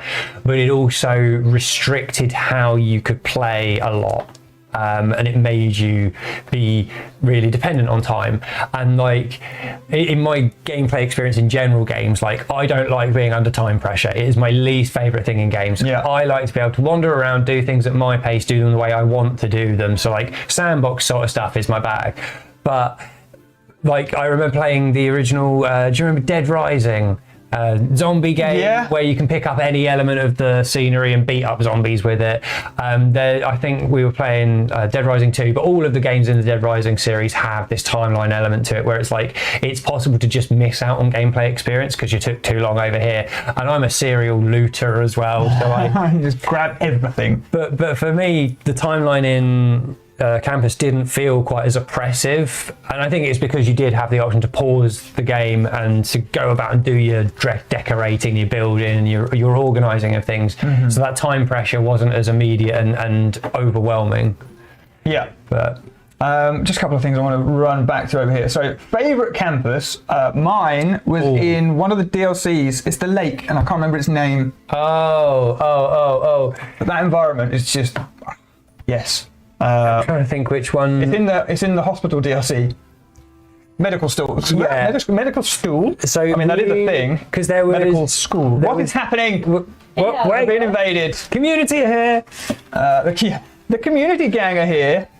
And they're miking up, or at least one of them's Look miking at us up. all coordinated in all the same t-shirts. We and stuff. all got the memo. Late Hello, Tumble, thank you, everyone. Burp. Yes. What are these guys doing here? So we have something very special here, which is from the community, which our fantastic mod Midnight has put together. What midnight? What From part of the wider community, and we love you so much. And I know that a lot of us are going to be crying today, but I'm going to hand this over to you guys to. Pull the lever, pull the back. What's this? Okay, 3, 2, 1. Just in case something else. Okay. Oh, it's a gift. Oh, wait. Card as well. And a card. We've got a card. Should we do? Card it's first. Chris and you. It's and Abby and Lehman. I like how that's. CEO 2 Point Studios. We're in the care of the studio. I like to think that we are all under the care of Jane and Mark and Gary. We look after us very well. It is a good family. Should we do card first? Card first, always card first. Yeah. There's Polite. also a digital card coming, which will have even more messages on. Oh, So we can- digital card. That's super We'll have to Card first. We'll have to get an iPad to display it constantly and hang the iPad on the wall. Yeah. Oh, that's clever. All right, guys. Real smart. It's a happy birthday to Happy you. birthday. I'm actually having to watch it on stream to see what it looks like. All right. I'm out of habit. I'm like, I don't want to open this facing downwards in case money falls out and I lose it. You know. Glitter bomb. Do you know what, Midnight? I wouldn't put it past you. That feels To get it on your beard. Imagine that. we get the No glitter bomb. Hooray. No glitter bombs. All right. It says, I hope you like the gift and the community card. To all the amazing staff who bring us 2 Point to life, you are all legends. Happy 10th birthday. I can't imagine a life without 2 Point. Oh my god. Thank you for making out. Making out? Whoa. We were just talking about love beds. Wowza. Thank you for making out of this world games. It was making out. Thank you for making out of this world games and being a cozy, chaotic escape when life is hard. Aww. Here's to many more. Love Midnight. Yeah. Thank you, Midnight. Thank you. What was the one that you did recently? This like a tiny little one? The teeny tiny little heart. I'm gonna go with the old school. I like this one. You know, And then you have it's the bigger. zoom. What the, oh no, you did a weird Wait. one that I didn't understand. Get out of here. So there is also in the card Yes. a piece of staple paper. Oh my gosh, staple paper. Yeah. Oh my goodness! What? Okay, This is the digital card of which some more people have signed it since, so we will see. You guys, this is fantastic. an endless song card would have been fantastic. Oh my Imagine that goodness. playing right now. You guys. Should we just So like read one at random each? I think, should we read one from each page? Yeah. That seems like a fair way And to we do it will and do read- one each. We will read absolutely everything and we'll share it with everyone on the team. Okay, who wants to go first? You've got it in your hand. Me? Yeah, tally ho. I'm gonna go. You've been working on this this for a one. month with the community. Good grief, that's so sweet. Thank you very much. Oh, wait. Pick one. This one. Kiwi! It's no small thing to make a great game. You'll have made 3, and along with them, a world that somehow manages to be simultaneously snarky, ridiculous, and kind. The way you engage with the community is so special, and no small part of why that community is the absolute best group of internet friends. Love to your faces! Love to your face. Love to your face, Kiwi. Thank Oh, you thank for you that so much. beautiful Thank message. you. Which way we going? Oh. Around or across, or who's going next? Lee. Go on, Lee. Yeah. Right. Oh, don't worry, Osmo. All right. The party's going all day. All day. We have yeah. many hours of Yeah. nonsense still planned. Yeah. Right. I'm going to go for perps. Go on. 10 years is a mighty fine milestone, and you've had quite the journey with it. From Bullfrog to now, via several strange hospital treatments, you've all done an absolutely wonderful job. Thanking you all for the absolute best of days, and a thank you for the laughs and fun you've given us over the years. Happy 10th birthday to Boy. Aw, thank you. Thank you. Give a swap. Oh, nice. Seamless, Which guys. page did you do the first? Perfect. I did. Second page, I think. Ish. Okay, I won't did a read page. yours right now, Ivory, because you're literally in the kitchen. I will read it later. I'm going to read Stacey UK's. So it says, congratulations, 2 Point Studios, on your 10th anniversary. I followed you since your Bullfrog days, where I fell in love with your games and kooky sense of humour. Hospital administration is cheating. I love playing all the 2 Point games, and it's been lovely seeing you go from strength to strength. Here's to many more. Thank you. Thank you so much. Thank you. Oh, these are so lovely. Thank you guys so much for Oh, go on then. all of these. Whoa, that was huge. Oh, but it is Targaryen Puma. Oh, Targaryen Puma. Oh, that was beautiful. Great. Can I hold it together long enough to get that one out? Yes. You can do this, I believe. You give it a go. edited the video later and didn't solve that much, so. Okay, let's give it a go. Right, from Targaryen Puma. I picked up 2 Point Hospital in 2017 and never looked back. When 2 Point Campus was released, I pre-ordered it instantly, and that's when I discovered what a delight the dev team is. You have awesome people and such a cool community to go with it. I love the regular streams on Thursday mornings. I always have a tab up on Thursday mornings for when you go live. After all these years of growth, you still greet us all individually in stream, and that's a rarity. 2 Point Museum is such an amazing game. I'm so happy to not only play it, but participate by hanging out in streams and occasionally in Discord. As a Monty Python fan, and as someone who prefers dry humour, these games not only have a great play loop, but the jokes are hilarious. I hope to meet you all someday at a convention in the Pacific Northwest, which I'd be happy to volunteer at. Until then, happy birthday, and even if I have to set my alarm for 3 a.m, I'll see you in a stream next week. Thank you so much. That was wonderful. That is amazing. I feel like we should do another round. honestly. Another round, what, right now? Or like... Oh, we have You do the because you got the present to open. But Yeah. Thank you so much for those heartfelt messages, guys. You pull That's this bit, so I'm gonna pull this wonderful, bit. and like, it's always a pleasure that we can have such a positive impact for you guys, and that you guys are so happy. We love it.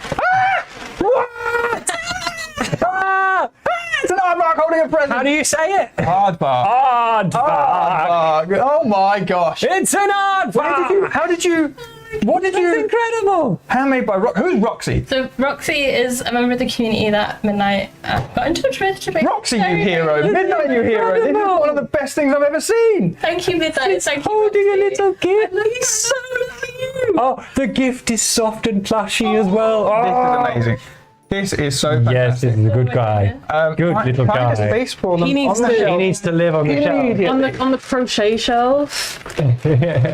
He has come all the way from Cornwall. Oh. I'm We just have a gonna name. get rid of that. We have to name him. So now we need. Oh. Are they being friends together? I think they We should. do have to Yeah. name him. Community vote? Yes. Can you put that live today? Can the community vote on the name of the birthday aardvark? Yeah. We need like options first, guys. Give us a load of options. Yeah, give us options and redeem them as a after death. Yeah, I was gonna don't say. lose them. That'd be amazing. Also, if you guys aren't aware, Mum and Leaf made us crochet gubbins, Yeah. which can now be eaten by crochet aardvark. This is fantastic. It's meant to be. And also, really I also love that like crochet is so our vibe. Like no one in, I don't think anyone Cozy actually AF, in yeah. the studio crochets, but it is definitely our vibe. When did the Gubbins packet come in? that came in at the same time as all the others. I've not seen the Gubbins packet. Full of I didn't teeny realise tiny that. little gubbins. That's so But good. my mom also made like like bigger gubbins, and if you look around the studio here, people just have them like plonked on their Yeah, desks. and yeah. other ones I've everywhere. got one on my desk. Yeah, I remember walking into the kitchen after you'd posted like, there they are, and there was one giant one. It was kind of like, I think nobody was confident enough to take the giant one. yeah. It was quite funny. There are a few names kicking in. We've got Ari, we've got Albert, Sir Ardenus. Goodbye, oh big heart. Mark Silk is just leaving. Mark Yeah, Till what a hero. stealing the limelight again. He's not even on camera. Ardy, I think Arnold is a good aardvark. Ardy, Arthur, yeah. Snuffle Pups. Snuffle I mean, Aardvark. Ard, just Ard. Ard. Yeah. This is all great. This is all fantastic. Arnold. We need merch. We do need merch. We do. I keep saying this Yeah. to all of the trying. people in We're the studio trying. that are in charge of these. I was like, do you know how much merch we could sell to people At least if we just £20. made some? Yeah. Aardmark. Harry. Me. Aardmark. Aardmark. I love it. That's pretty funny. Yeah. Oh. Excellent. Well, there you are. There's some suggestions. There we go. So. Shall we do another round of lovely community messages? Yes, go on let's then. do community messages. All right, let's find some more to read. What have people said? Alex Vega. You said you'd forgotten what you wrote, so I will remind you. Yeah, here it comes. Happy 10th birthday, 2 Point Studios. Thanks for making awesome games and letting me raid the merch cupboard. Secretly. There's been lots of fun memories made since 2 Point Hospital, all thanks to your support beyond the games. Looking forward to keep playing for another 10 years. Whee! Hey, it was stream safe. It Well was. done. Well done, you. You did not very swear or say anything rude. Adorable. Oh, Oh, I feel like we haven't done Midnights yet, have we? We have. Oh, we have? no. No. We haven't. No. Do it. I Well, feel like there was it's the one like- in the It's car. only right, yeah. Yeah. It feels right. Do it. So this one's from Midnight. Here we go. To all the staff at 2 Point Studios, if someone had told little me, who was obsessed with Theme Hospital and Theme Park, that one day I'd be moderating for 2 Point and we would have games like Hospital, Campus and Museum, I would have laughed at you. But yet here we are, lifelong 2 Point superfan. I can't believe 2 Point Studios is 10 years old. Thank you to each and every staff member who pour their heart and soul into the game. I am so proud to be your moderator. It really is a privilege. Happy 10th birthday, 2 Point. Here's to many more. Good. Great. Hey! All the love. Love your Midnight. face. That's Thank amazing. you. And look, Yes. Roxy just showed up. Yeah. Reveal. Reveal. Here on the shelf. There's your beautiful creation. We're now discussing names. Thank you so much. Yeah, It's incredible. thank you. It's really Incredible. Great. Again, thank you Midnight for organising this. That's wow. Oh, a legend. We love him. Well, how long did you say this has been on the go? Like a month or so? Amazing. Wow. And you kept it secret. Well done, you. There's a Sneaky, level sneaky. of coordination that even we don't manage. Right? Absolutely. I heard tell that Gary almost gave a spoiler away for something earlier. He can't help himself. He gets so excited. I think it's only right that I read Diddle. Yes, Here we go. Who would have thought that 10 years ago this fantastic studio would give us such wonderful games? The day Hospital was released was a day I'll never forget. especially as I simply became hooked on this fantastic game, and it was followed by 2 more brilliant games that also had a quirkiness and humour that was so characteristic of this studio. I'll never forget the day I was allowed to help out as moderator either, because working with this amazing team feels like a dream. Thank you to the whole team for being so involved with the community and really listening to what we have to say.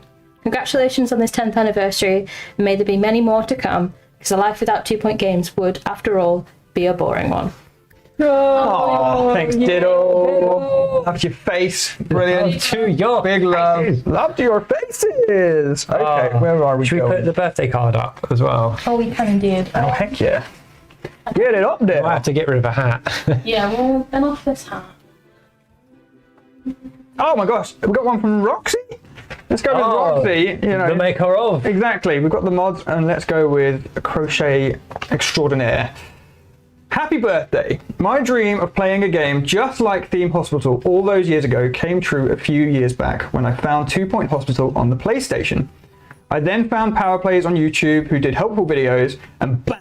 I was immersed into the world of 2 Point, and thanks to Power Plays, I also met and made a load of new friends. I can't wait to see what else you guys are going to do. Thank you very much. Thank you. Thank you. Wowza, this is incredible. What? Yeah. So what are we doing with like how are we? We will read through all of them. Yeah. And because some people who are very, very far away have signed it digitally as well. Yeah. We'll Yeah. make sure we'll share the. I was going to say, we share with everyone in somewhere. the studio. Yeah. Yeah, and I'm sure we'll have time to read more messages out later today as well. So. Loved your faces, chat. Yeah, you guys thank are you very amazing. much, guys. We won't be here Absolutely without you, amazing. and thank you so much, Midnight, because Yeah. Yeah. Midnight. yeah, there will be tears today, and this is And- part of why you're so. Place to wish 2 Point Studios happy birthday and drop a wee message to them on this special Wee day. message. Just a wee one. Just a wee message. Yeah. Very good. Right, you take that. Thank you. What did we say about accents after Shut up. Milk? Shut up. Some people just I thought it was good. It was pretty good, but it's just he Yeah. barely left the building. I know. He'll come back. I know. If you do accents, he'll come back. I know. Just to show how good his are. Exactly. Just Mark like, Silk is leave it to the going pros. to like a Comic-Con style event, and yes. by the way, everyone. So anyone in the UK that fantastic. doesn't actually want to meet him, you can actually go meet him in love the to get flesh. him again. Yes, He's sorry, an go, amazing, go. amazing human. He's wonderful. Yeah. I have a Does that question. go right now? No, because I have a question. No, potentially enjoy potentially for all of you, if you guys are going to hang around. Oh. Okay, I want to know what your first memory of 2 Point Studios is. Because for me, it was watching Co-Carnage play 2 Point Hospital on Twitch, and there were devs in the chat, and I was just like, whoa, what is this world where I'm actually watching a game that I'm interested in by someone quite like cool, and there are people talking about it, and the devs are in there. And it was a moment for me where I was like, I bet that would be a really cool place to work. And then I just sort of put that idea to bed as like, where are 2 Point Studios? Who even are they? Sort of thing, right? And then a few years later, here I am, which is bizarre. But that was my very first like interaction with the studio. Who's going next? You all looked at me expectantly, and then something in me went, no. But I will go. No, for you. It's a secret, actually. So, mine's a bit of a weird industry one, because my first interaction with 2 Point, I guess, was meeting Joe, our now Chief of Operations. COO. Which very well deserved. Joe got that promotion recently. Well deserved, Yeah, Joe. Well done. Because just a bit of insight into the studio. Like, while Mark and Gary are the fathers, the spiritual leaders, Joe is the person who pulls everyone in the same direction and basically organises all of us creative people into doing all of these. Like, 2 Point wouldn't be possible without Joe. Joe's incredible. Integral. And I first met Joe because I was working at an external testing company, and 2 Point needed some extra testing on. It was one of the DLCs for Hospital. I believe it was the environmental one, where you've got Windsock. I can't remember. It's like Going Green or something. But that was the first bit of 2 Point that I tested on, and having met Joe, was like, oh, these guys are serious and cool and nice. And then after working with the guys for a bit, I also knew Jake, who's one of our designers, and in talking to him, he was like, we need QA internally. You should talk to us. And so I talked to Joe, and here I am. But yeah, it's been one of those things where, like, just on coming into the studio for interviews and stuff, it was like, no, this is a great place with like really welcoming, friendly people, and who also know what they're doing but still have fun doing it. And that is like, that experience has just ridden out the whole way. Like, it's such a fun place to be. Everyone is so nice, and everyone just wants to make good stuff. And that joint love of just doing a good job of making cool stuff that people are going to love really pulls us in the right direction and results in these projects. Lovely. So I went off a bit there of my waxing lyrical. Who are you kicking it to? Lee? I'm going to kick it to Lee with the microphone. So I was a big 2 Point fan before I started working here. I've only been here for about a year now, but I've been playing the games like since Hospital launched. And I've always loved them, especially Museum. I was like, when that launched, I was on it nonstop. I absolutely adore that game, and the fact that I now get to like work on it is still insane. And, I love it here. But I hadn't really had any interaction with like the studio itself until like my interviews for coming here. It was a friend of mine, shout out Charlotte, who sent me the job listing for the role I'm in now, and she was like, I know how much you love like these games, you have to try. So I did, and it ended up obviously going very, very well. And in my first, not my first, it would be like my second or third interview, I came into the studio, and that was the first time I really got a feel for like exactly what this studio was. And my interview, it was with Joe, shout out Joe, Mark, Gary, Husky. You were there as well. Yes, you did. And I just remember feeling like it, like there was like some interviewee bits in there, but it was just such like a light-hearted and like silly meeting at the same time. And I just remember thinking like, the silliness of the games, like everything makes sense if these are the people behind it. And that was a really wonderful moment to know that like, oh, the games that I love so much, the people are the same. Yes. It's something I really love about working in the studio is even in our morning kickoff meetings where we're just talking about what we're going to do for the day, at least one person in that chat is trying to make other people laugh.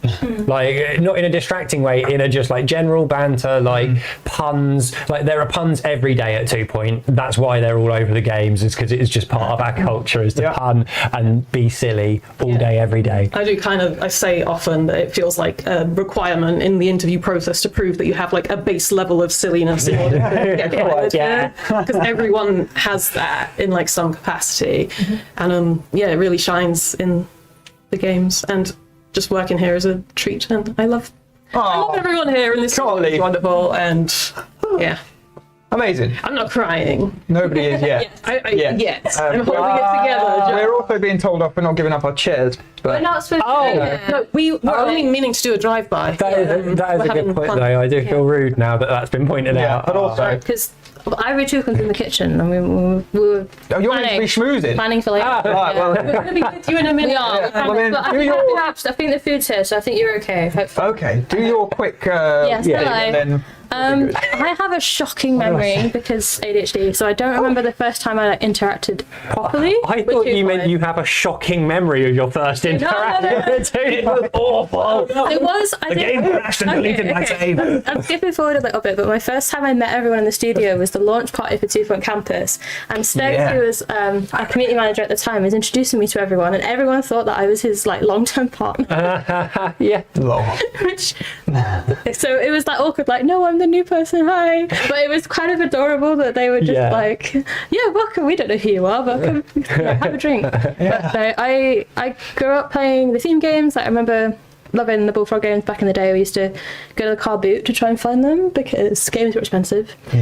So I played Theme Hospital, played Theme Park. I had to get my mum to help me because when you're like this big, you're not very good at video games, but I tried. you're still that big. I haven't grown up, to be fair. And I honestly applied for this role on a whim because I didn't expect to even get a look in, if that makes sense.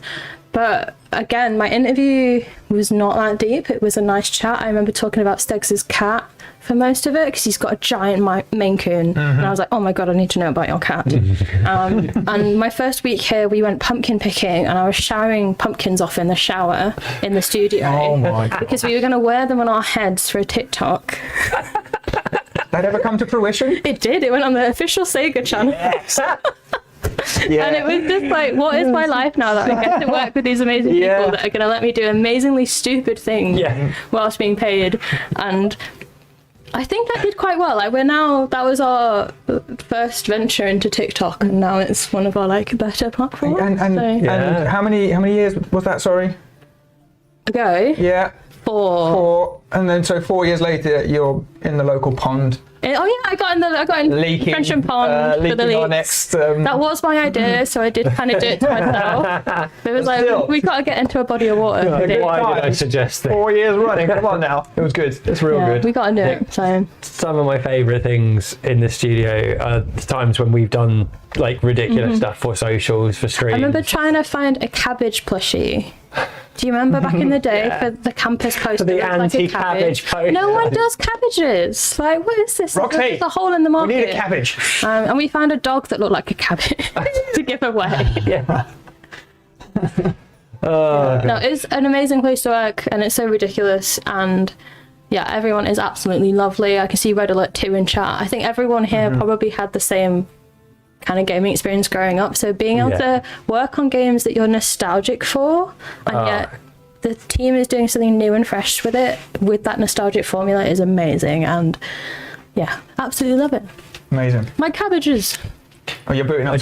Are we running away? I just had an idea. We will be back Okay, later. much love. Much love. So Thanks for coming in. I very much enjoyed that Thank you, everyone, distraction for all slash the invasion. messages. They were Yeah, thank you. excellent. Good night, we We'll love read you. more. We will. Oh, you're all lovely, and we'll see you Later. Loved your faces. Goodbye. Face. Have you ever played that game? Which It's one? called. I think it's called The Ninja. one where you slap. No. It's called Ninja, and you'll stand in a circle. And if I go "Hoo-yah!" at you, you have to go "Hoo-yah!" and then the people either side of you have to go "Hi-yah!" And then basically, if you get it wrong, like you'd then "Hi-yah!" and you'd point at someone, and then they go "Whoop!" and then "Hoo-yah!" so you're all just and then if you get it wrong, you're out. So you. It's brilliant. Play it, chat. You'll love it. Yeah. No, I am not making it up. I promise you. I did not manage to take in any of the rules because the noises were far too amusing. And just every time you did one, it wiped my memory again. It's like, I don't know what you're talking I will about. teach you. All I know is whoop, wah. You'll love it. You see, for that very reason, I'll teach you at the staff party. In Okay, 2 yeah. weeks, 2 weeks, we'll play it. Excellent. We'll This film it. plus alcohol is definitely the way forward. I think it was a drinking game of some sort. But anyway, That sounds perfect. yeah, we'll play it and we'll film it, and you can all watch and learn as well. yeah, we'll do a TikTok. It'd be great. Right, you wanted to do or say something before. Well, my idea was that because we haven't talked much about campus, and that was supposed to be what we were doing, because I was like, as people were saying things, I was like, oh yeah, I remember that thing about campus. I was like, maybe if I look at campus, I'll remember some fun things from development. But what's your favourite campus level?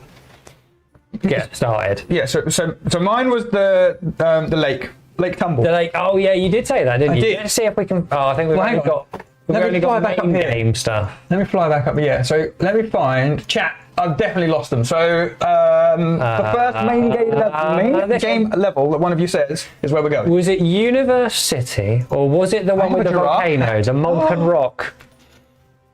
No, that way. Who has a giraffe? Look at my rock! No, not really, but that is awesome. No, yes, really. Chris. Oh, okay. Well, I mean, we could just butcher that guy and make a headband out of I it love and it, put but that also- on you. Sorry. Yes, Noble's dead. There we go.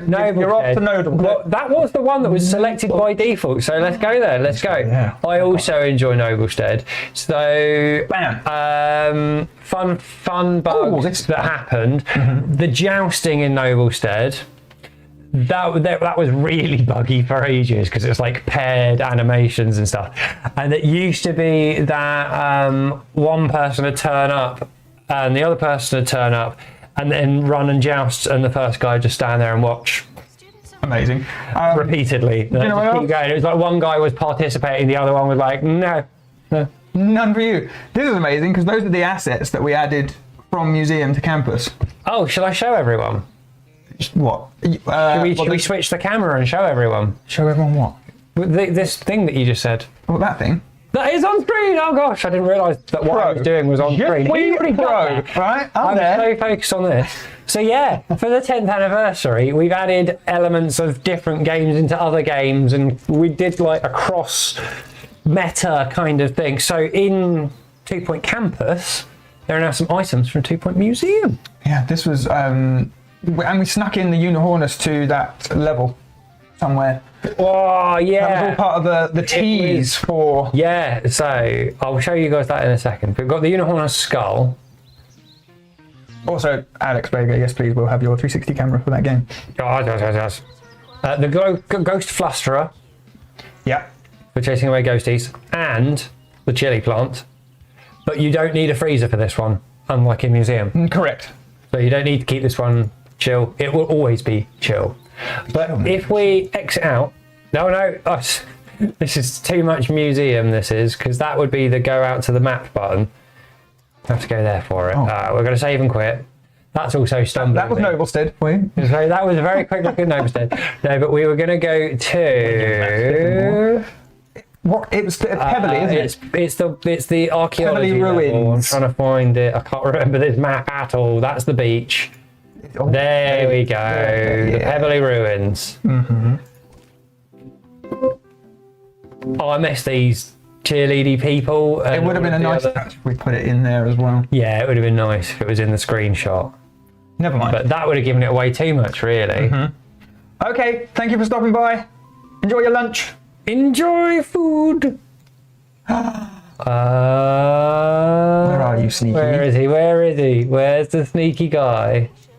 Is priceless. Where's the sneaky boy? Sneaky. Frantically thinking, dude. Have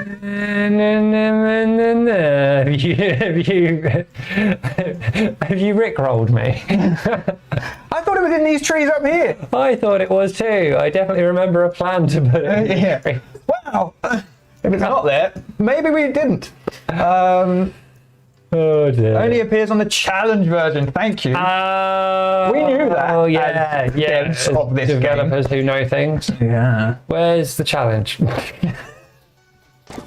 I can't even remember. Where are the challenges? It's literally like since Main menu, challenge mode? since we stopped doing DLC for Campus and started focusing on Museum, this is probably the first time I have played You Campus. touched it, yeah. It's hard. Yeah. Main menu. Thank you, Kiwi. Yeah, I was going to say we have to pop out because they're not on the map like they are on. And RD, who remembers the sabotage streams. That was yeah. fun. In fact, have we got blind mitt around here somewhere? We do. Blind It's up there. Hiding behind the Unihornus. Can you see Leaf's excellent drawing of the Unihornus? It's beautiful. It's fantastic. Beautiful. Right, challenge mode. Dun da da da. Da, da, da. Actually, I don't know that you were going for that. my favourite thing in all of 2 Point Campus Yeah. has to be the summer school. Oh, I know why. Because I made Because you that. made it. That was your design, right? Yeah. Yeah. You sort of did that in your own time, didn't you? Yeah. So it was. fancy a go. We were doing all the seasonal stuff like the egg and spoon race and the Valentine's Day and the Krampus thing even. But I was just aware that given our production schedule and where all the people were working and what was allocated, we just weren't going to have time to do a summer orientated challenge mode. So I was like, you know what? I've got a cool idea for that, for the summer school, for people having to come back at summer to finish their courses because they didn't do too well. And we came up with Thaddeus Gloom, the inspector, who doesn't believe people deserve a second chance. And he came around and gave everyone the gloomies. And yeah, and I popped it together, showed the guys in the design and production department, and they were like, cool, let's give it a go. Let's give this a go. It needed minimal code, right? Yeah, it needed very little to get it up and running, and so I was very lucky to have been able to get a bit of content in Campus. I've been trying for Museum, but we're a lot tighter on schedules now than we used to be. So it's Also, Silly Eggs coming in for work experience next month. That's going to be excellent. Silly Egg for work experience. Excellent. When? What week? Are they going to make eggs for the staff? Yes. Are you going to crochet an egg Tell me more about Silly Egg, or you could tell me when you're here. Yes. But yes, I would like to know the origin story. Clicky Eggs. Clicky Eggs. Oh, Clicky Eggs was fun. Clicky Eggs. Yeah. I enjoyed Clicky Eggs a lot. Clicky Eggs was the egg and silver spoon, isn't it? Yeah. We basically turned the worms into eggs. Yes. It's a good time. If you're going to reveal all the secrets, it was the worm becoming an egg. It's the same tech. That's all we did. Yeah. Right, we're going to have a look at this pebbly puzzler, see what happens. Is it puzzly? Is it pebbly? What's the big news that's coming to the Digiverse for 2 Point Museum? You will need to stay tuned. Oh, yeah. 2 hours. That's all you have to wait. 2 to 3 hours. And maybe a bit. Because of dev server times and stuff. But yeah, well, yeah.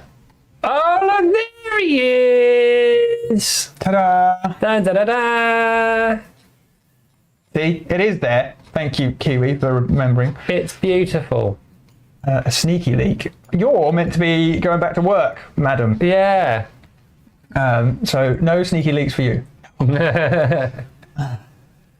trying to think now what we have already leaked. Well, you know that there's... Oh, that really would have given it away. That's not a sneaky leak, that's just a leak. That's just saying what it is. Yeah, that is just a reveal. Spoiler! Actually. A world premiere. Go Chiz. Go Chiz. Okay. What did I do? Go Chiz. Go back to the Twitter account and just look at what Abby's doing in the water. That's your leak. Oh, yeah. Tiny secret. We've already Why am I a leaked goat? it. Thanks though. Like, meh.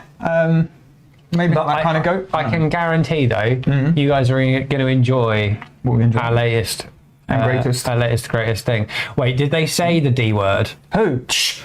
No. No, not that D word.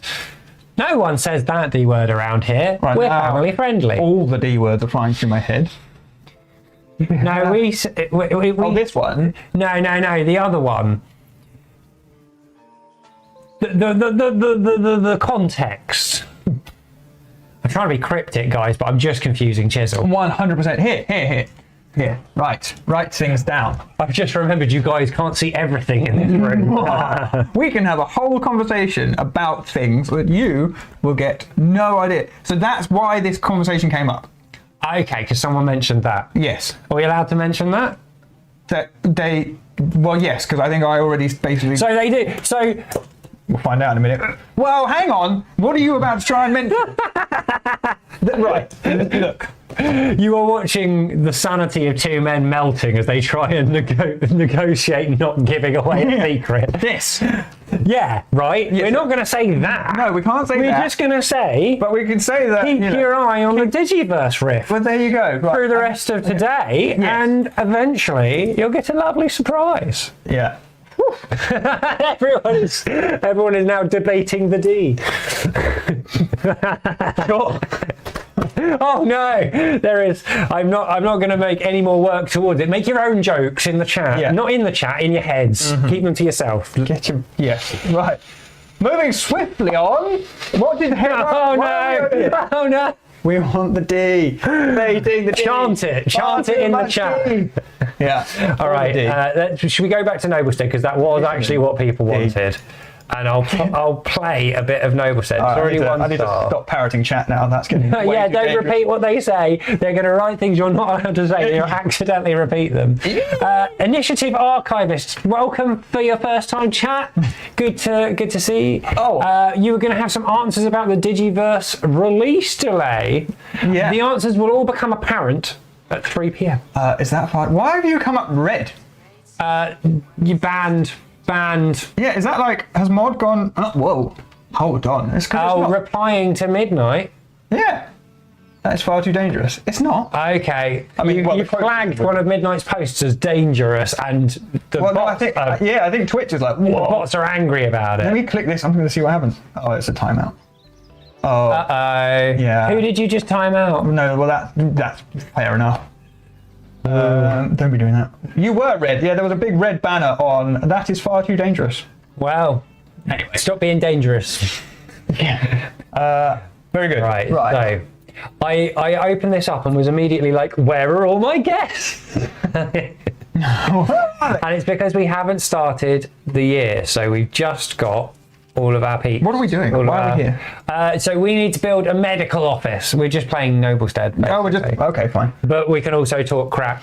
It's just something for you guys to watch as well. Yeah, Wild Mouse earlier asked if we're getting a German moist mark. Joyman moist mark? Yeah, the lock team, the localization team will have sourced all of their actors. And the general drift of how localization works is that they don't necessarily take our jokes and our sound verbatim, because the idea is that they try and put it into memes and cultural references of their own that make sense with what we're trying to get across. Which is quite funny actually when Harry's written something, or Alex now actually, we have 2 writers now, and I get a question from the localization team like, what is the context of this, please? Especially when they have no idea, like it's a clear pun. What was one of them? Hammer time? I think Harry used gabble time or something. And they were like, what does that even mean? I was like, okay, so MC Hammer, he did a song called Hammer Time. And we've taken Hammer away and put gavel because of it can be... the context is important. Exactly. Yeah. Oh, the sheep. There are so many things, because we've got a really good lock team. So like quite a lot of the time they'll realise that something is like a turn of phrase in English, like water off a duck's back, for instance. And they'll find an equivalent German or whatever the language is, they'll find an equivalent phrase. So one of my QA team, shout out to Piotr. Yes, he's a Polish speaker, and you said a Spolish speaker. A Spolish speaker. He is also one of those. He's a Spolish speaker. But so he often will test in Polish once we've got the translations, and he's commented quite a few times on like, oh, they've used this like alternate phrase there that means essentially a similar sort of thing. So it's really cool when we're able to do that and make the joke work in all languages. Yes. And then sometimes there just isn't a direct translation, and it is actually almost funnier to put the literal translation because it is nonsense, and that in itself is funnier than trying to make a joke out of it. Yeah. So, everyone's commenting on the sheep. I thought I'd just show you the secret sheep. Well, not so secret sheep in Noblestead. There's another one. Where's the one rolling down the hill? Ah, you gave it away. I was going to watch it. Unique. Slowly trod up the hill and then roll down it again. But yeah, he will. He's on the other side, isn't he? But he is supposed to be. No, he's supposed to be that one. I think he's stuck. No. That one? No, I thought he was on a more open hill. Oh, maybe he's over here. Oh, yeah, you've been playing. Posh ninja. Yeah, there is another one just kind of hiding here. Oh, I've never seen that one. This guy. Look at it. We were just having a snooze amongst the bushes. My favourite pastime. It's a rolling sheep, yeah. This getting a bit woolly. There is definitely a rolling sheep. I'm almost certain it's this guy over here, but he's usually on the other side of the fence. Maybe I have to purchase a plot and it will clear it. Ooh, what's your favourite? Spend all my money on this empty plot in campus. What's my favourite what? Subject. My favourite subject is wizardry and witchology, magic studies, whatever that's called. The 2 of them. You've got like the dark arts version, and then you've got the other sorcery or whatever it is. Oh yeah, I like both of them because there's like the combat-y one where they get on the plinth and they shoot wands at each other, and then there's the other one where wands, and they make each other pumpkin heads and stuff. But you said they shoot wands at each other. The wands do the shooting. It's like shooting guns at people. Imagining them hucking wands. Like, how have I never realised that? Shooting a gun doesn't imply that you have loaded the gun into a larger firearm and propelled it at someone. I hope not. Anyway, it's guns. We're not allowed to shoot guns anymore, so we're firing guns at people. Oh look, Alex Bay's been called out again. Oh, you've got a big question. Okay. Oh, a big question. Thinking about the Digiverse in museum, if there was something similar in campus, what would your #1 collab be? Oh, that would be good. So things like collaboration in the idea of campus. So it's not like an exhibit; it's something to study. Something to study, exactly. A course. So it'd have to be a course. It'd be a fun thing to learn about. So my partner plays a cool game that I think it's just called like Alchemy Shop or something like that, or Potion Simulator, or Potion Craft, yeah, or whatever it something is. like that. That's on my wish list. Potion Craft, yeah. Because that would fit really nicely with the magic thing, and it would be. But there is already a Potion Craft. We've got the big cauldron already, so. Yeah. But it would make a cool, like, if the characters from Potion Craft could be like guest lecturers or something. That'd be a cool crossover. Yeah, for sure. I'd love to do a crossover with Chivalry 2 for Noblestead. Yeah. And get maybe like one of their liveries or something in game, or make a character from their game. Like it would have to be 2 pointified and a bit more cuddly and friendly, but like them be like a Lord Blackguard like challenger that you have to deal with. Or did you this is the thing as we're talking about this, I'm remembering all the things about campus and like all of the invading knights from Blackguard's rival knights, and they'd come in and vandalise all your stuff. I was thinking some kind of like Doctor Who crossover, like studying the TARDIS and the realms of that'd be cool. Whatever that looks like. I'm trying to think, when did we introduce Captain Yesterday? Because I'm pretty sure he preceded Museum. I think he's a campus thing. He is. Wasn't it a Stitch in Time? I was going to say, but that was a hospital. I think hospital. Stitch in Time was hospital, wasn't it? Yeah. So we could get Captain Yesterday and Doctor Who to do a little collab, and maybe there's a time travel school. Sick. Yeah, like a course on time travel, and we've got basically Tom Baker walking around in hospital and museum. Yeah, good question. That was a good question. I liked that one. That was fun. That got my creative juices flowing. I haven't set anything up. I don't want. Discworld would be a fantastic crossover. Yeah, that would be really cool. I wonder if there's any like sort of Aardman crossover you could do. Like some kind of sculpting class, and then they all just come out like looking almost identical to each other because it's Aardman. You know what I mean? A Pokemon crossover would be great. Yeah. That would be nice. Oh no, Discord giving you beef. Stargate DLC, let's go. Oh yeah. Let's go. I'm really sad that the reboot of Stargate has been cancelled.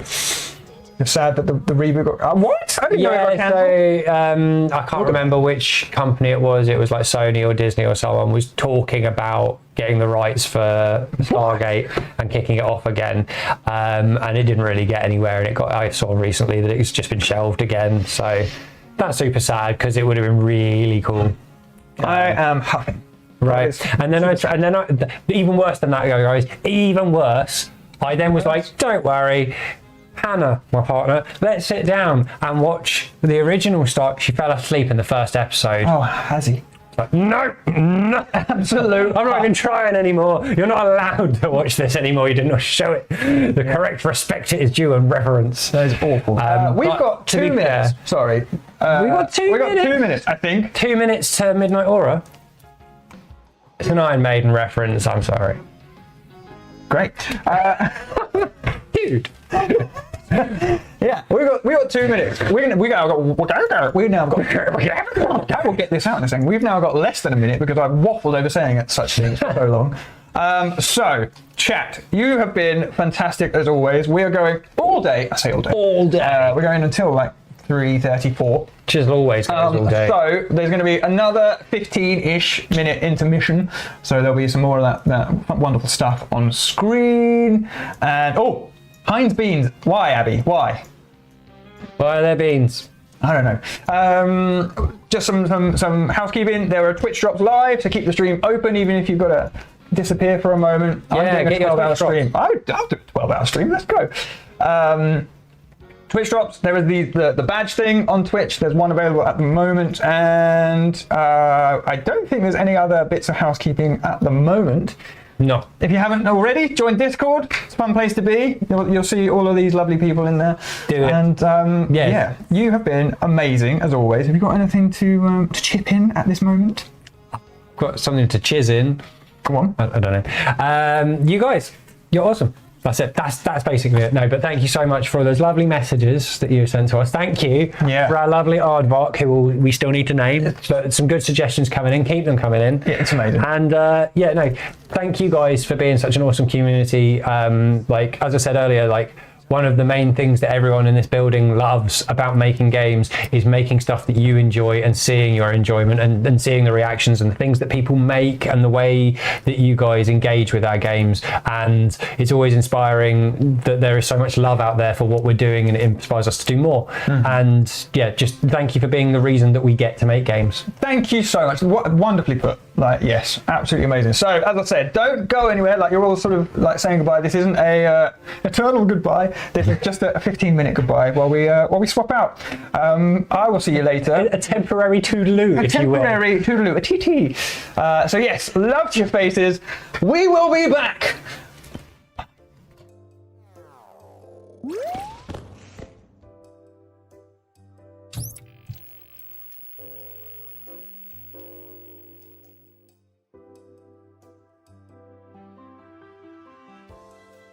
Yeah, so we're collecting plates up. Yeah, and Ben still hasn't even started. What's going on? Look at his meal. Everyone. In fact, all my finished. Yeah, everyone's finished. Put your stuff this way. That was fucking up. He's still eating.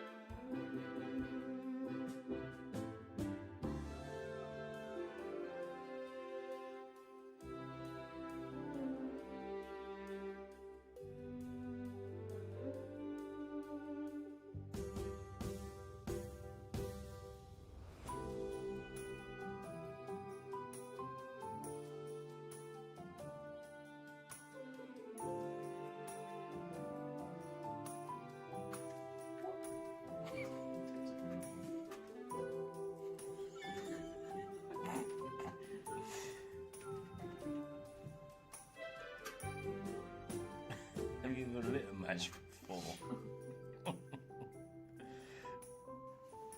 Hey Tim, can you Timbo? Tim? Tim? Can you look at this crash on Gary's machine? Crash. Yes. Tim. What kind of crash? That crash. Oh dear. Oh dear. Happy birthday to you. You're walking too fast. Oh, fuck God. To you. On Monday. Happy birthday. On Monday, yeah. You're not here on Monday. Happy birthday to you.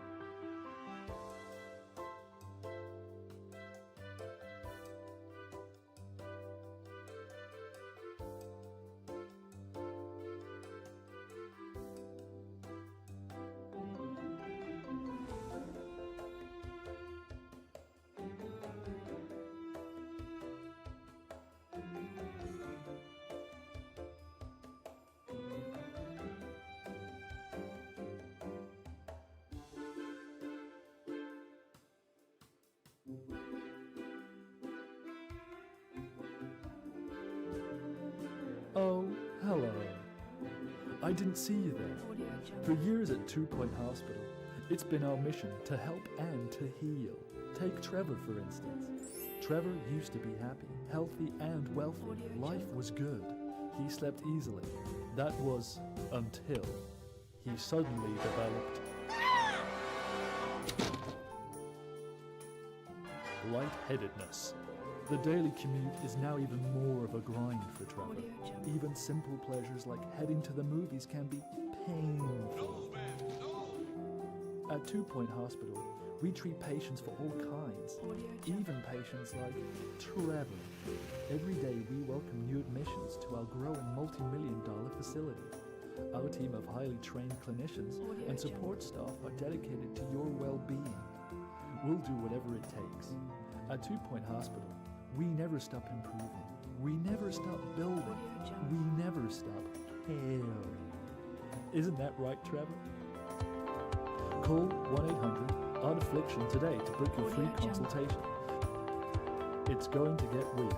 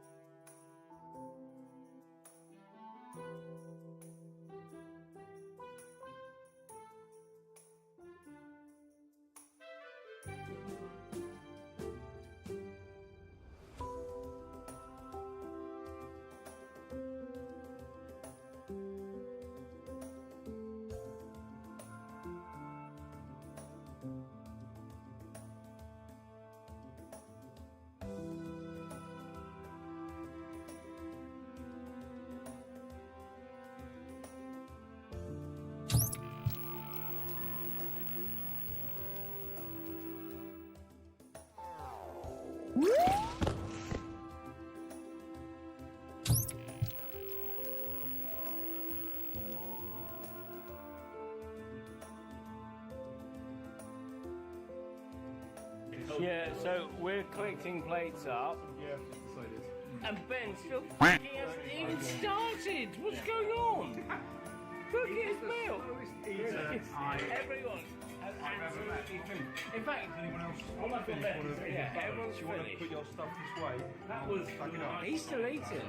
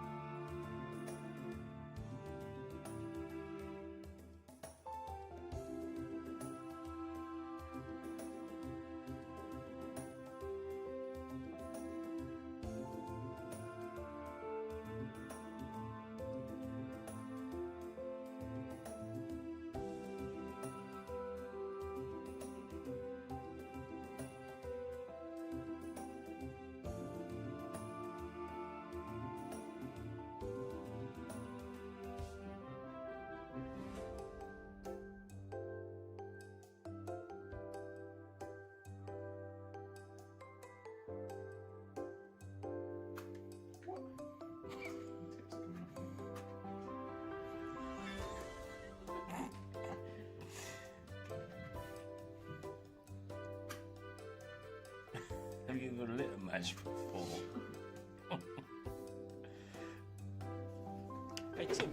Hello everyone, welcome back. I am joined with some very, very special guests. If you are new here, we are celebrating 2 Point Studios turning 10 this month. That is 10 whole years of 2 Point goodness. I'm Abby, one of the community managers here, and I am joined by very, very special guest Luke, and even more special guest Ivory Toucan. If you guys at home don't know who Ivory Toucan is, you are missing out. Honestly, like, oh, that's too kind, isn't it? Yeah. I think everyone in the studio has seen and enjoyed at least one of your videos in the past year or so. I've come in and everyone's been, oh yes, I know that video, and I'm like, oh my goodness me, I almost feel like famous coming in here. It's great. You're one of our famous guests. Yes, absolutely, yeah, you know, it's a pleasure to be here, and it's, I think it's more of an honour, really, actually, you know, but yeah, we just had a little bit of a bougie lunch, which was very, very lovely. So I think we're all ready to chat and answer some questions. Yes, Talk Museum. Talk Museum. So if you're new and you've just joined in, we've been going through each of the areas of 2 Point, and this segment is 2 Point No, it is not. 2 Point Museum. You got worried a little bit then. So we'll be chatting a little bit about 2 Point Museum, maybe talking about where we think the game might be going in future. I know that Chris and Chiz nearly let the leak really? go. Yeah. They've written one down here. Okay. So Yeah. I think something may have happened in the last segment. But if you guys have any... But we didn't, and that's what's important. Yeah, mouthful theory. I don't know if they even heard that, did they? Chiz said we didn't, and that's what is important. So we can. That's fine. Yeah. Yeah, it'll be absolutely fine. You play a museum right now, amazing. If anyone in chat has any questions for Ivory or Luke, so if you don't know, Luke is lead design on 2 Point Museum. Hello. So all of those cool ideas in game come out of your brain. Well, not yeah. Or your team's brain. Yeah. So please let us know if you've got any questions in chat. But I think you had some questions for I Luke, do. I'm right? going to get out my phone because I've written some down. Yeah. Because I thought about doing pen and paper, but I thought, you know what, I'll put it down. 2026, somewhere. yeah. Yeah, exactly. You know. Isn't it? Yeah. Yeah. Panic then. Oh, before you start, sorry. Yeah, of course, yeah. Very important initiation, of course. Can you please say Aardvark for the lovely people at home? Aardvark. Let us know your Good. ratings, everyone. I like that was a good. That was very a good solid. Aardvark. Very good. Yes, yeah. Solid. Well, and also the special gift up there. Yeah. For those that might have missed it, it was brilliant. Brilliant.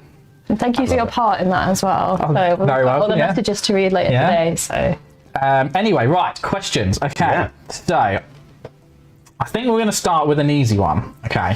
There are hard ones. We'll have to wait and see. Yeah. So, I think, again, because lead designer, you've played all of them, you've done all the themes. What has been your favourite theme within the game?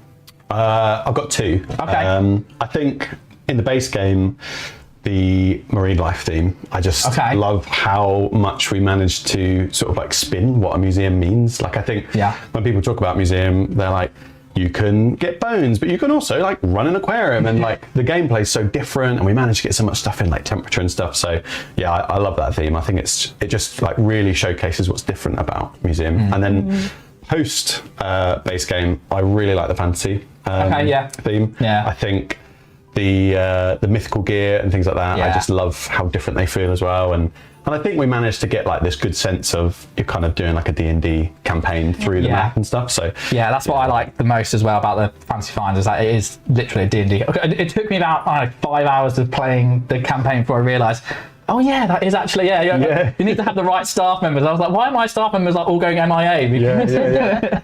What's your favourite team? So I think I've probably got two as well. Similar to Marine Life, but the Wetlantian specifically. I love the Wetlantian. I love the design of all of that, all the different items there. The mosaic is brilliant. The little turtle on the mosaic is great. And then obviously it's got to be the art DLC. I think everything there. The famous artworks, I'm obsessed with the famous artworks. Which actually, I've got a question about that.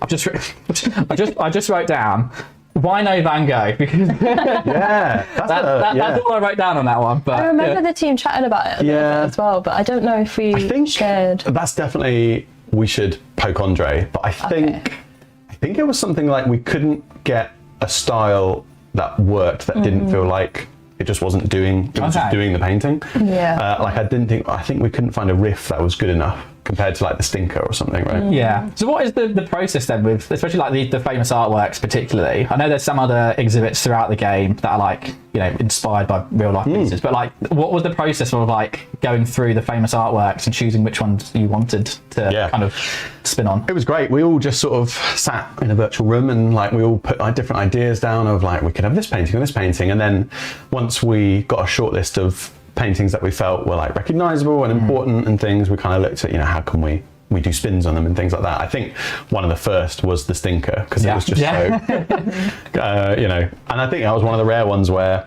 like the dev name ends up being the name of it. Like a lot of the time we'll do like, oh yeah, it should be this and this pun, but actually once it goes through the process, that doesn't make sense anymore. Whereas that one was consistent the whole way through, which is a sign of a good exhibit, right? So yeah, we kind of just looked at what paintings and sculptures we thought were good, and then what were the best riffs on that stuff, right? Got to get some cheese references in as well, obviously. So yeah, and then it was just very collaborative, really. We just kind of just all decided what we thought were the best ones. Nice. Okay, brilliant. Actually, I do have another question similar, that leads on from that. Where was it? Hang on. Yes, so names of the exhibits and like the points of interest as well. who actually comes up with it? Is that like the like because you mentioned about the devs names as well, but who actually comes up with all those names? So it's mostly our writer Harry and Alex as well. And all the humour, all the tone, you know, they drive that. All the Easter eggs. All the Easter eggs. Things. Yeah. Deep lore, all that kind of stuff. That's definitely Harry. So yeah, no, he does an amazing job with that stuff. We kind of like throw suggestions in or things that we think are particularly funny, but you know, him and Alex will sort of craft that into a kind of cohesive package. Nice. But yeah, it's great. Do you have a favourite name for an exhibit? Favourite name? I mean, I do like the Stinker. I know it's quite an obvious one. No, for me, it's more the descriptions. Okay, really, they're actually, that's like, really funny. There was a Mean Girls one, like they don't even grow here for a fern. And I just really cracked up at that. Yeah. So yeah, I find the descriptions are just great. Yeah. I really like the placeholder, and it's spelled like the fish. Oh, the place, yeah. Because a lot of people are like, "Did you mean to call it this?" It's like, yeah. I was so glad we managed to get that through. There were so many like QA questions of like, why is this fish placeholder? Like, is the texture right? It's like, no, it's intentional. It's intentional. And like even in the dev files, it's like placeholder. It's and called placeholder, So there was a bunch of things like this shouldn't be in the game, and it's like, no. That one is. Yeah. So that was good. Yeah. Are you team no more fish or more fish, by the way? I saw Discord chatting about this the other day. Okay. Obviously, we've been teasing some things that look a little bit like they may be fishy. I think we've got two sides of the community on whether or not they want more or less fish. Well, personally, I mean, I like how the different, like Luke was saying, the different elements, different mechanics that come into it with all the different, like, even like Zoozium alone, that introduced so many new mechanics that just opened up different things you could do with the gamers, at least anyway. Same with the marine life. It took me a while to kind of get my head around the tanks and things like that. As you know, some people might know, I'm very much like a big decorator. Like I like to put lots of decorations down, and I did struggle at first with the tanks, but then when you kind of work out, you know, how to go about placing things, you know, like working out like a focal point and what sort of fish you want in there as well.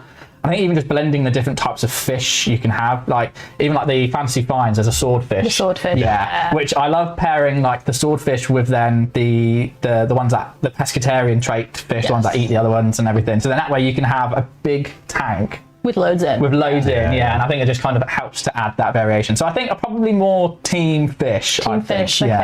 Yeah, correct answer. Yeah. Someone said they want fish in the cafe. To blend the fish. I think chat maybe team no more fish. Yeah, from that. Wow. I think I'm part of the problem. I am purely team more fish. Fish. I'm team fish as well. Yeah, you can't get enough of them. They're great. We have had a question from Always Meet the Weirdo, who is asking if we would ever expand on science as a theme. Yeah. That's something that we've thought about. What's going on with that, Luke? Yeah, so we have looked at different ways we could expand science. I think the workshop and the materials open up a ton of possibilities. We kind of played with some of its systems in the Revenge of the Savage Planet. Digiverse wasn't a science theme, but its mechanics leaned in heavily that. I think we started to dabble with it with some of the art pieces that feel a bit sciencey. Yeah, some of the decorations. And I think going forward, there might be a few more things that kind of feel like they work in those museums. But yeah, I can't say more. All right, fair enough. All right, I won't try. I won't buy any more. Okay. And then speaking of then like looking forward to the next DLCs, so we've had 3 DLCs now, and each one have been very different to the last as well, even to like the base game as well. And I'm just kind of keen to understand the process of how did you end up settling on those specific ones. That's a good question. Yeah, I think one of the most special things about Museum is that every single theme has different gameplay associated with it. So, you know, like aquariums doing completely different stuff. And so when we're looking at new DLC, that is definitely at the forefront, right? Like what can we do that will feel different for the player? Right, okay. What are those different mechanics that they wouldn't feel like they're doing in any other museum, right? Yeah. And then on that as well, we have to make sure that it's seamless in any other museum. So adding a swordfish to fantasy is that way of being able to blend them, right? Yeah. So when we look at those two things and then we look at what that big list of potential themes are, and then we try and see which ones would be the best fits for that. So we've got like a short list of like, this would be fun. But then every time we go and discuss DLC, we have to put it through that kind of rigorous process and make sure that it hits all those things. So yeah, I think the thing you could probably guarantee with any museum DLC is that the gameplay will be new, right, and different. So And the community played a part in that as well. I remember, I think it was when we go to Sega and we do something called an inline, which is like, how's it going? What are you planning on doing? And we did this presentation slide for Joe, and it was all community requests for art. yeah. Oh, okay, wow. And there were so many that it didn't fit on one PowerPoint slide. There were so many requests for art, and we might not be able to do everything that you guys asked for at home, but I think a lot of the team will tell you at home that we do read everything, and it does go into our heads for consideration. And whilst we can't do absolutely everything because we're a little team, we try our best. So yeah, please do let us know where you'd like 2 Point to go in future, because we are listening. Yeah, I think art was 100% driven by the community. Like, we deliberately didn't do it in base game because we were a bit worried about, you know, how like there are so many different routes you could take art, right? Yeah. And they're all, you know, some things are pretty wacky in the real world that look like they're in 2 Point. So it's like difficult from a tone point of view, but because the community was so passionate about getting art in, that definitely like raised it way up, and we were like, we have to figure out how to get this in, right? Right, And, okay. yeah, so 100%. I'm giggling at Commentor, who said, "You read all my posts? I'm so sorry." Oh, and now they're talking about fish and chips and eating. Okay. So maybe the chat is fish for fish. For fish. You know, just Eating fish. Just eat them. yeah. Oh, you monsters, honestly. Moist things. Oh my goodness. I had another question another as one? well. Go Yes. ahead. Okay, right. Was there something that you tried to get into the game but couldn't? Not necessarily like whether it was like a design you had that didn't go forward, or something that broke in the development stage, because I know there was some, especially with the Easter update, there was some demonic bunnies with the going on there, which I know you obviously took a while to sort out. But was there anything else that you've tried?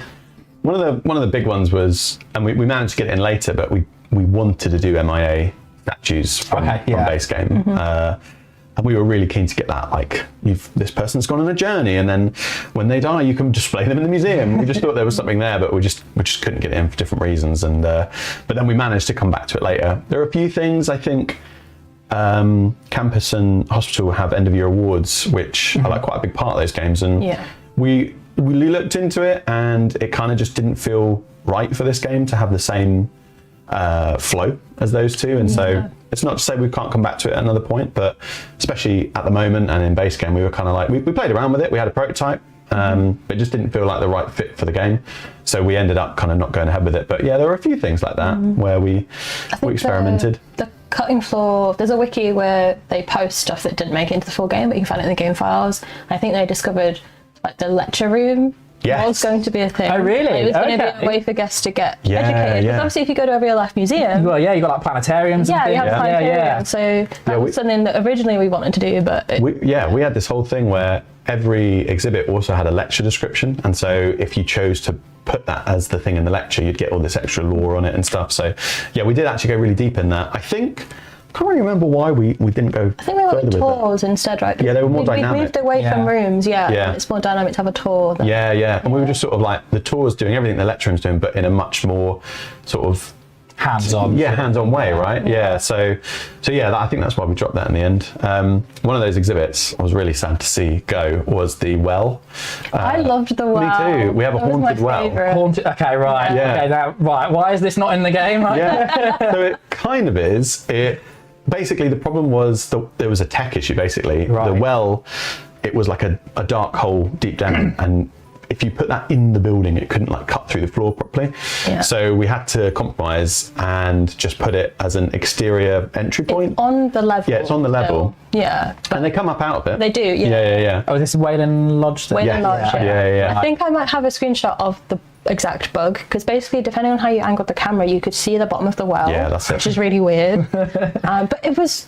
We had people like coming I up loved backwards it. Yeah, out of it. they It was did incredible. The creepy, like, climbing at the TV. And Yeah, like Yeah. the ring sort of Ring, thing. yeah. Okay, yeah. It was very, very good. Yeah, that was a real shame to have to drop that one, but yeah, that was a good one. I wanted Dippy as well. I know that the modders have found Dippy. Yeah, I've seen the files for that one. Yeah. But that was just a collaboration that didn't end up happening. So it was like, okay, that's fine. Yeah. Stuff happens. Yeah. Yeah, there's a bunch of exhibits that never kind of made it through. We've got The like tar pit. the tar pit, the Snapdragon. Snapdragon. Yeah. There's a bunch of like. Oh, I liked the Snapdragon. I've remembered that now. It was sort of right at the start when we were trying to experiment with what would work and what wouldn't. Yeah. And I think like we always say it needs to have like a visual gag, a sort of ideally a gameplay gag, and then also like its writing and things like that. And for some reason or another, the tar pit and that, they just didn't really. The tar pit was a bit flat. It was like a little pool. It kind of looked like the lily pad pool that we do have in game now. Yeah. That had Yeah. a dinosaur kind of emerged in it.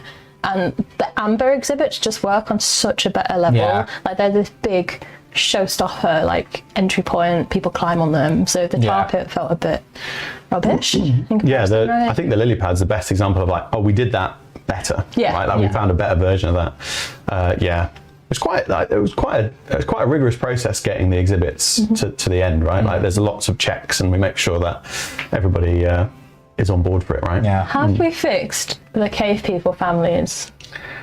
No, not yet. I'm so sorry, Jack. Wait, Yeah. what's this about? What's the cave? What's this? So there should be an entire family of cave people, right? And I think they're meant to arrive by the secret portal that you have to turn on. But for whatever reason, when we did all the B-roll, all the trailers and everything, there's so many cave people walking around in these family groups. But then in the actual game, they just come out aren't individually, working. don't they? Yeah. Yeah. It's a tech issue that we're looking into it, but weirdly, it's very hard to spawn a family from that exhibit. So yeah, at the moment there are no cave children, which is very sad. Sorry, everyone. It's my fault as well because it's all the trailers. So yes, you do all the recording, right? Sorry. They wouldn't know otherwise. Oh, actually, I like that question right there. I've just seen. Any chance of a staff-only external door? That's a great shout. We looked at that, right? We did look at that. I can't remember where we got with that. I think it was going to be an external door that you could like toggle. Yes. Which I think was very techy with that's right. navigation and Yeah, I think one of the big things is we're always trying to figure out that compromise between tech, optimization, and the nav system itself. Yeah. And so anything that delves into those areas is always a lot trickier. Right. Okay. Yeah. I'm very much pro external staff door, at least anyway. Me too. Yeah. Because even I did like a massive Silver Bottom Park thing, and I thought, you know when you have the habitats and you're kind of like cordon areas off so guests can go view one side, and then you create like a little staff door and everything. You have to put like 3 different staff doors just kind of around the actual external door. Yeah. But then guests still come congregate in that little area. I'm like, what are you doing? Yeah. Yeah, no, Like any totally. space they've got, they will just go to the habitat straight away.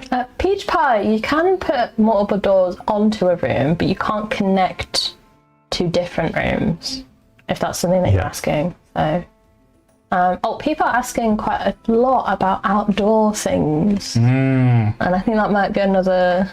Maybe leave it with us. Stay tuned. Yeah. I don't know. Oh, Maybe okay. Stay tuned, but Okay. Yeah. Yeah. No, we hear you. Because I very much was. I was so excited when the outdoor toilets came in. It's like in the spring update.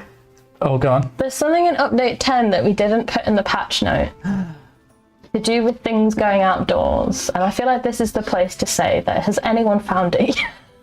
Okay. Yeah. It's work in progress. I haven't updated my game yet, so I'll have to have a look. It's meant to be in 11, so the next update will have the full version of this. Right, but we snuck in the It's work in definitely progress. work in progress. Yeah. Pretty jank, Very but you know. janky. Or any hints? Any hints? Just on the same theme of outdoor toilets. Okay. Yeah. Okay. Yeah. No, but it's getting there. We'll have more outdoorsy stuff for you. Do not worry, everyone at home. I'm just gonna try and put everything outdoors now. Like, No. Yeah.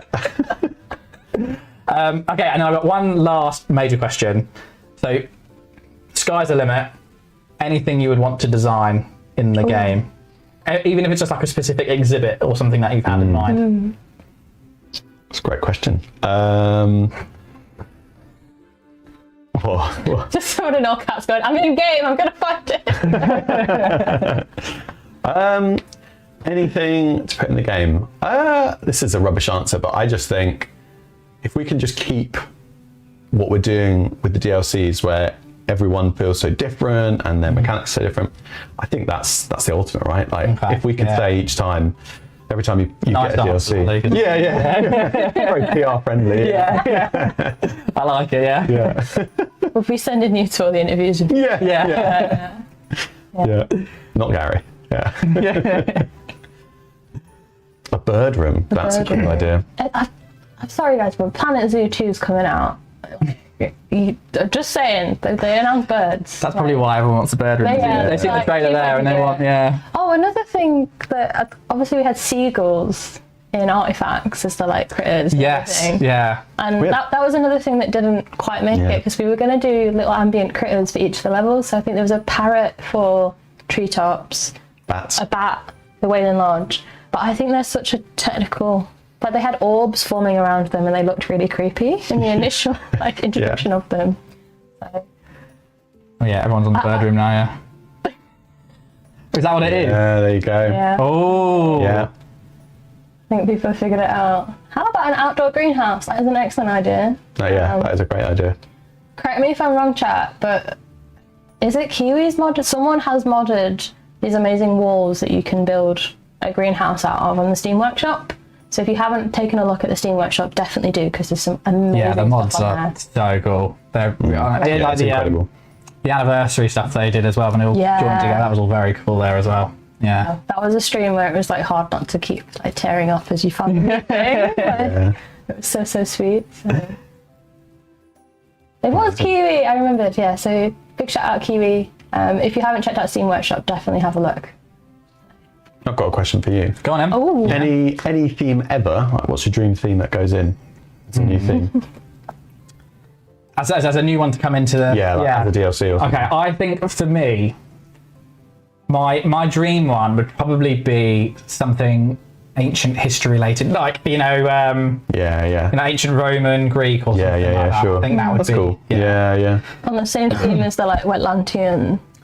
Yeah, sort of thing. Yeah, exactly that. And just because I'm experimenting a lot more with some other builds I've been doing recently as well, and that kind of blend between like the fantasy side of things as well. So there's the one in like my art museum I've been building on the channel as like a whole fantasy and art section, and like I put like pots down for decoration, like the fantasy pots, to kind of create like a ceramic section, and then you've got like the prehistory spears as well, to kind of basically using decorations and pretending they're like exhibit spaces. Cool. And I think being able to fill those spaces with actual exhibits in the future, might be that would be something. Yeah, that would be really cool to have, because again, like you said, there's so much you can do, with history in general anyway. Yeah, totally. But I think that would be my my number one request. That was because I did a DLC request before art. And I was like, right, art's number one, and then natural history. Well, not actually.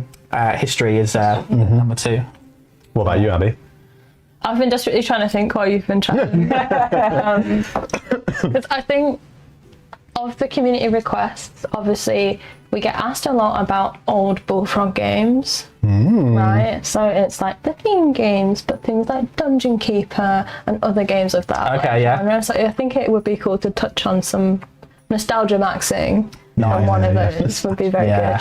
Yeah. But I do agree. Like I loved like Egyptian history growing up. Yeah. And learning about all of that and doing hieroglyphs in school and everything. And a lot of people do point out, like, we did dinosaurs and then we have cave people. We have a little bit of Wetlantian, but we could do more of 2 points history. Like, well, that's kind of what I would like to, because that's what I tried to do with like the museums I create as well, trying to create like a whole world that's within 2 Point County. And I think it's just kind of, I mean, for me, that's like a fun side of things, because then I kind of create my own lore and stuff like that. But it'll be great to then have these other exhibits and things that you can showcase in the museum. Could be dead fan servicey with it, and it be like, okay, obviously Jasmine is the pop idol of the current whatever era of 2 Point we're in. But we got to meet all of Wiggy's like old long lost relatives. Right? So you could do kind of the history of 2 Point, and how did they end up in space meeting the cheesy goblins? Exactly, yeah.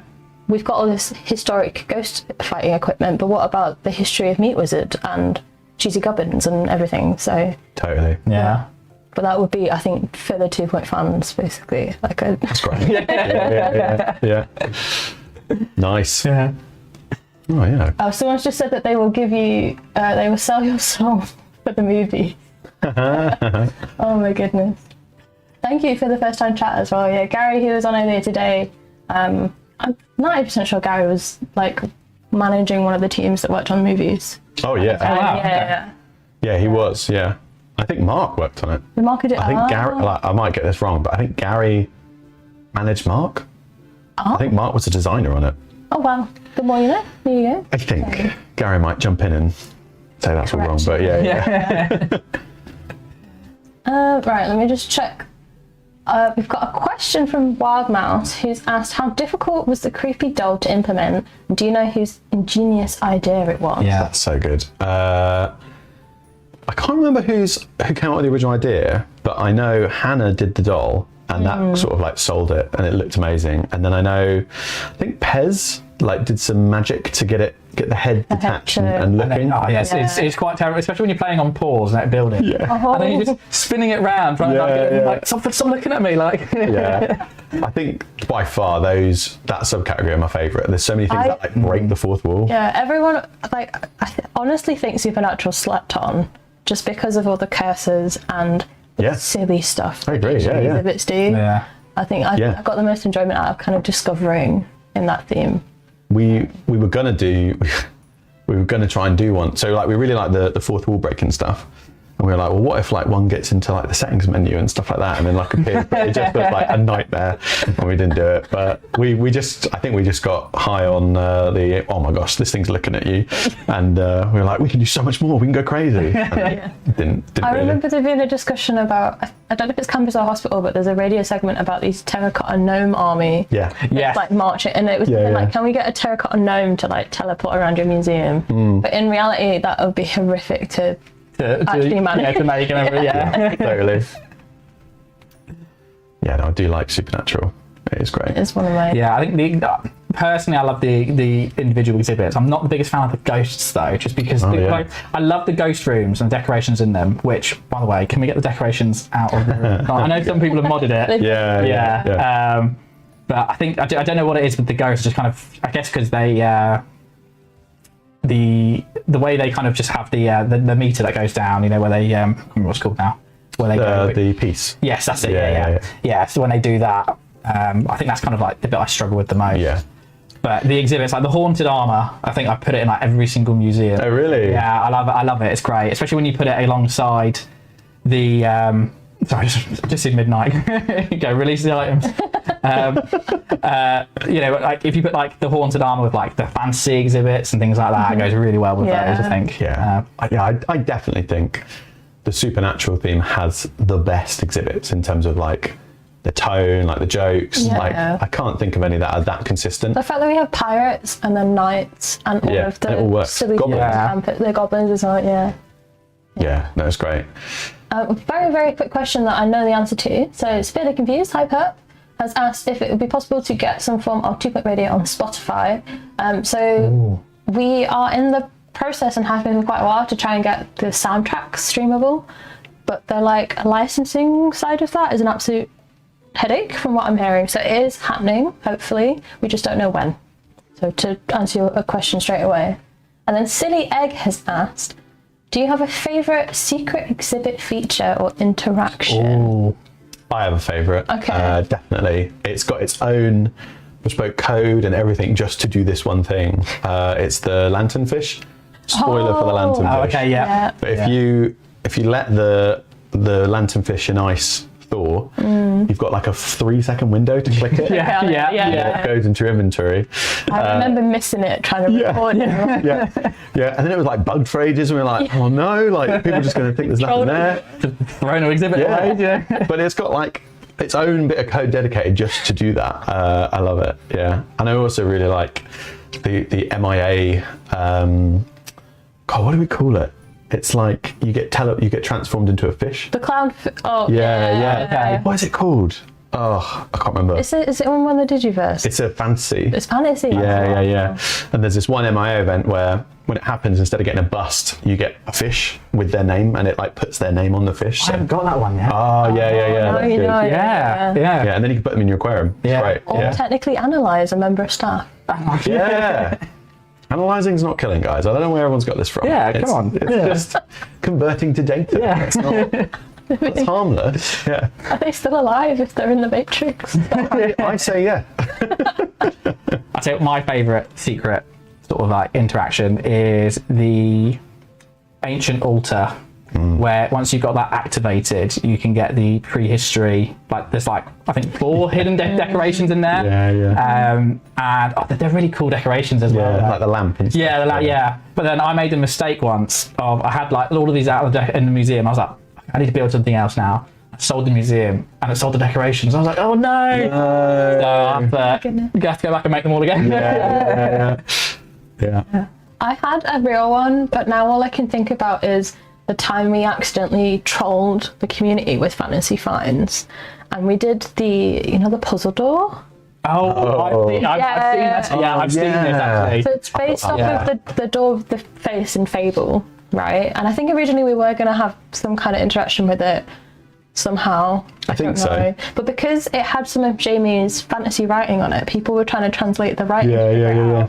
And we put out a TikTok that was like, the door wants cheese, and got roasted on Facebook in particular, because so many people were like, the cheese isn't working, like nothing is happening. Yeah, because you can get the runes, can't you? The fantasy runes. Yeah, the runes. And I remember, I think I saw a post on Reddit about this, and they're like, why is this not working? Like getting all the runes lined up. Like, have I lined them up correctly? And people were debating about it. And then I think you commented like, yeah, no. I'm so sorry, but no.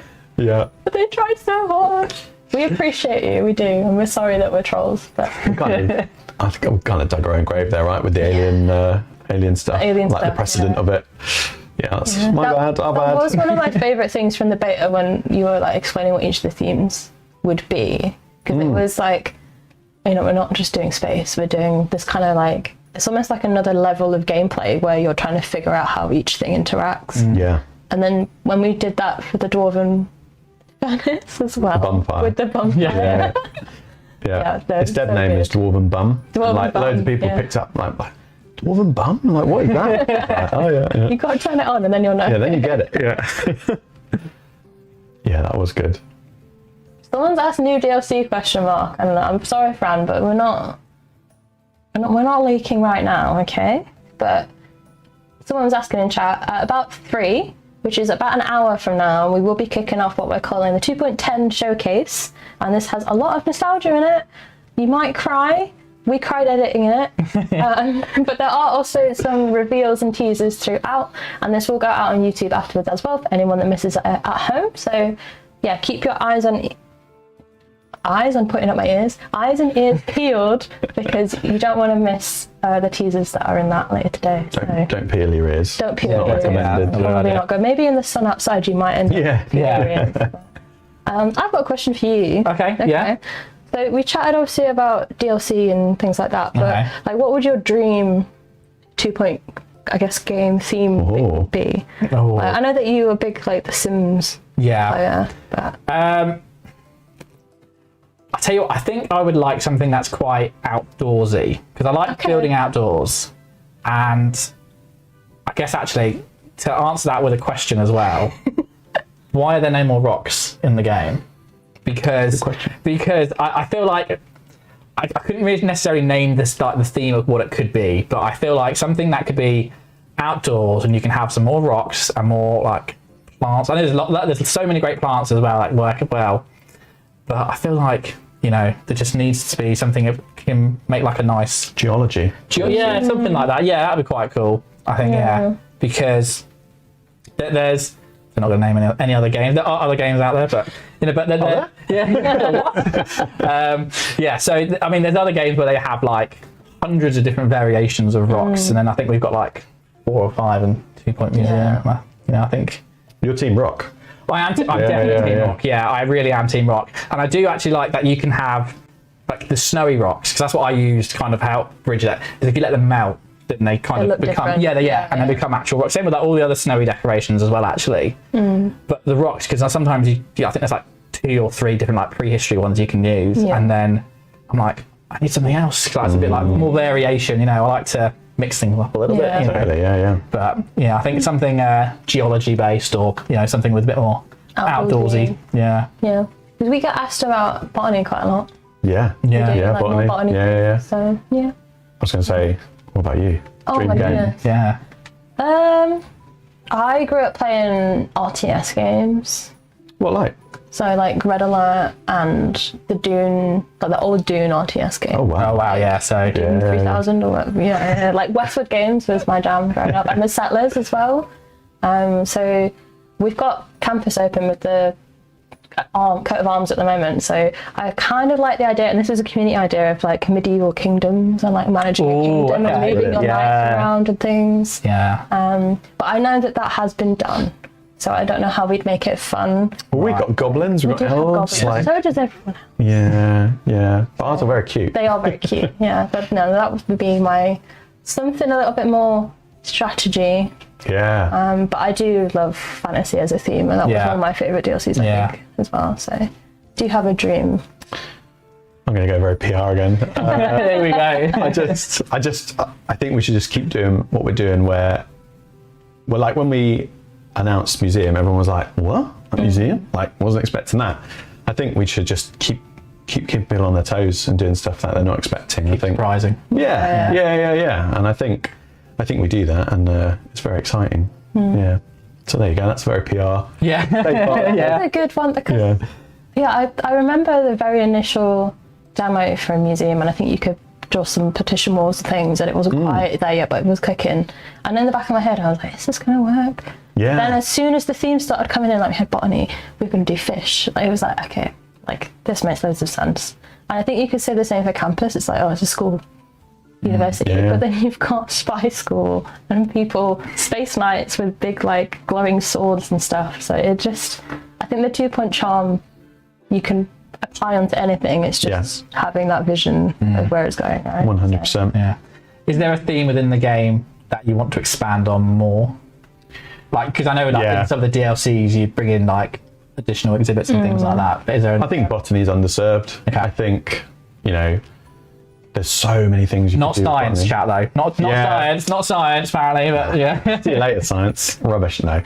I think there's so many things you could do with botany, like different plants, different types of things, and I just feel like of all the themes, it's the one we could keep pushing a bit more. I'd love to expand it. I think it's a cool theme. Well, what about you? Science, I guess. I think science, because I think, like I said, there's so much that can be done with science as well, and I know a lot of the community struggle more with science and other themes as well because of, especially in the early days with the custom contraptions where they catch fire quite quickly as well. And then I know as you get to the higher level ones, they don't catch fire as often. But I feel like that kind of puts people off it a little bit. I'll tell you what, the more I experiment with the science exhibits though, the more I'm like, actually, these are actually really quite cool, and they got like cool different things, and like the what's it called, the one with the cloud, the judgment cloud. That one where you can change it to like the buzz and everything like that. I recently did an art and science museum, and that was quite fun to kind of experiment with that and just kind of see like, oh yeah, actually these are really cool exhibits. And I was like, I mean, I was probably in a similar camp as well, especially early days playing science, was that they'd catch fire and you'd be like, I'll come back to this theme later and something like that. But then the more you kind of learn the game and you learn how to kind of manage that side of things, and then you can realise these exhibits go really well together with, like some of the fantasy, some of the science ones goes really well with the fantasy, like Dawn devices. They look really good blended together. But I think science, would be the. I think that theme has the most utility with other themes. Like we've got the Waterer, the Judgment Cloud. Like it, once you're into it, you can kind of put it in any museum. I think it's that kind of getting materials they can catch fire, the danger of it. I think you're right. Makes sense. What about you, Abby? Oh my goodness. I was actually going to throw a curveball, and Silly Eggs asked a question because we've been talking about next game, but also next DLC. But they've asked about our crossovers and Digiverse. Oh, okay. So to start with, I wanted to know like what your favourite Digiverse has been so far, if you've got one. I have, and it was hands down the Angry Birds. Oh, really? Yeah, I love it because I remember when Angry Birds first came out, and like playing it on like mobile, obviously. Back in the day, it was like and it was so when I saw that was announced and came out and everything, I was like, oh wow, that's really cool. And then you get like the birds like roaming around the museum, but the decorations are just brilliant as well. I Yeah. love them, and they work well with like a lot of the museum like habitats. You can place them around near there with the art pieces as well. I love them around the art pieces, and I think the Angry Birds I think is probably my favourite. That's cool. Hmm. What about you, Abby? Oh my goodness. I know it was the first one that we did, but I loved Dredge when it came out. Me too. Gemma, my old manager, we were both playing it at the same time, and it was really cool, kind of like sharing notes on like what you discovered in the game and everything, and if you'd not died, but you know, like panicked yourself out of an evening and things.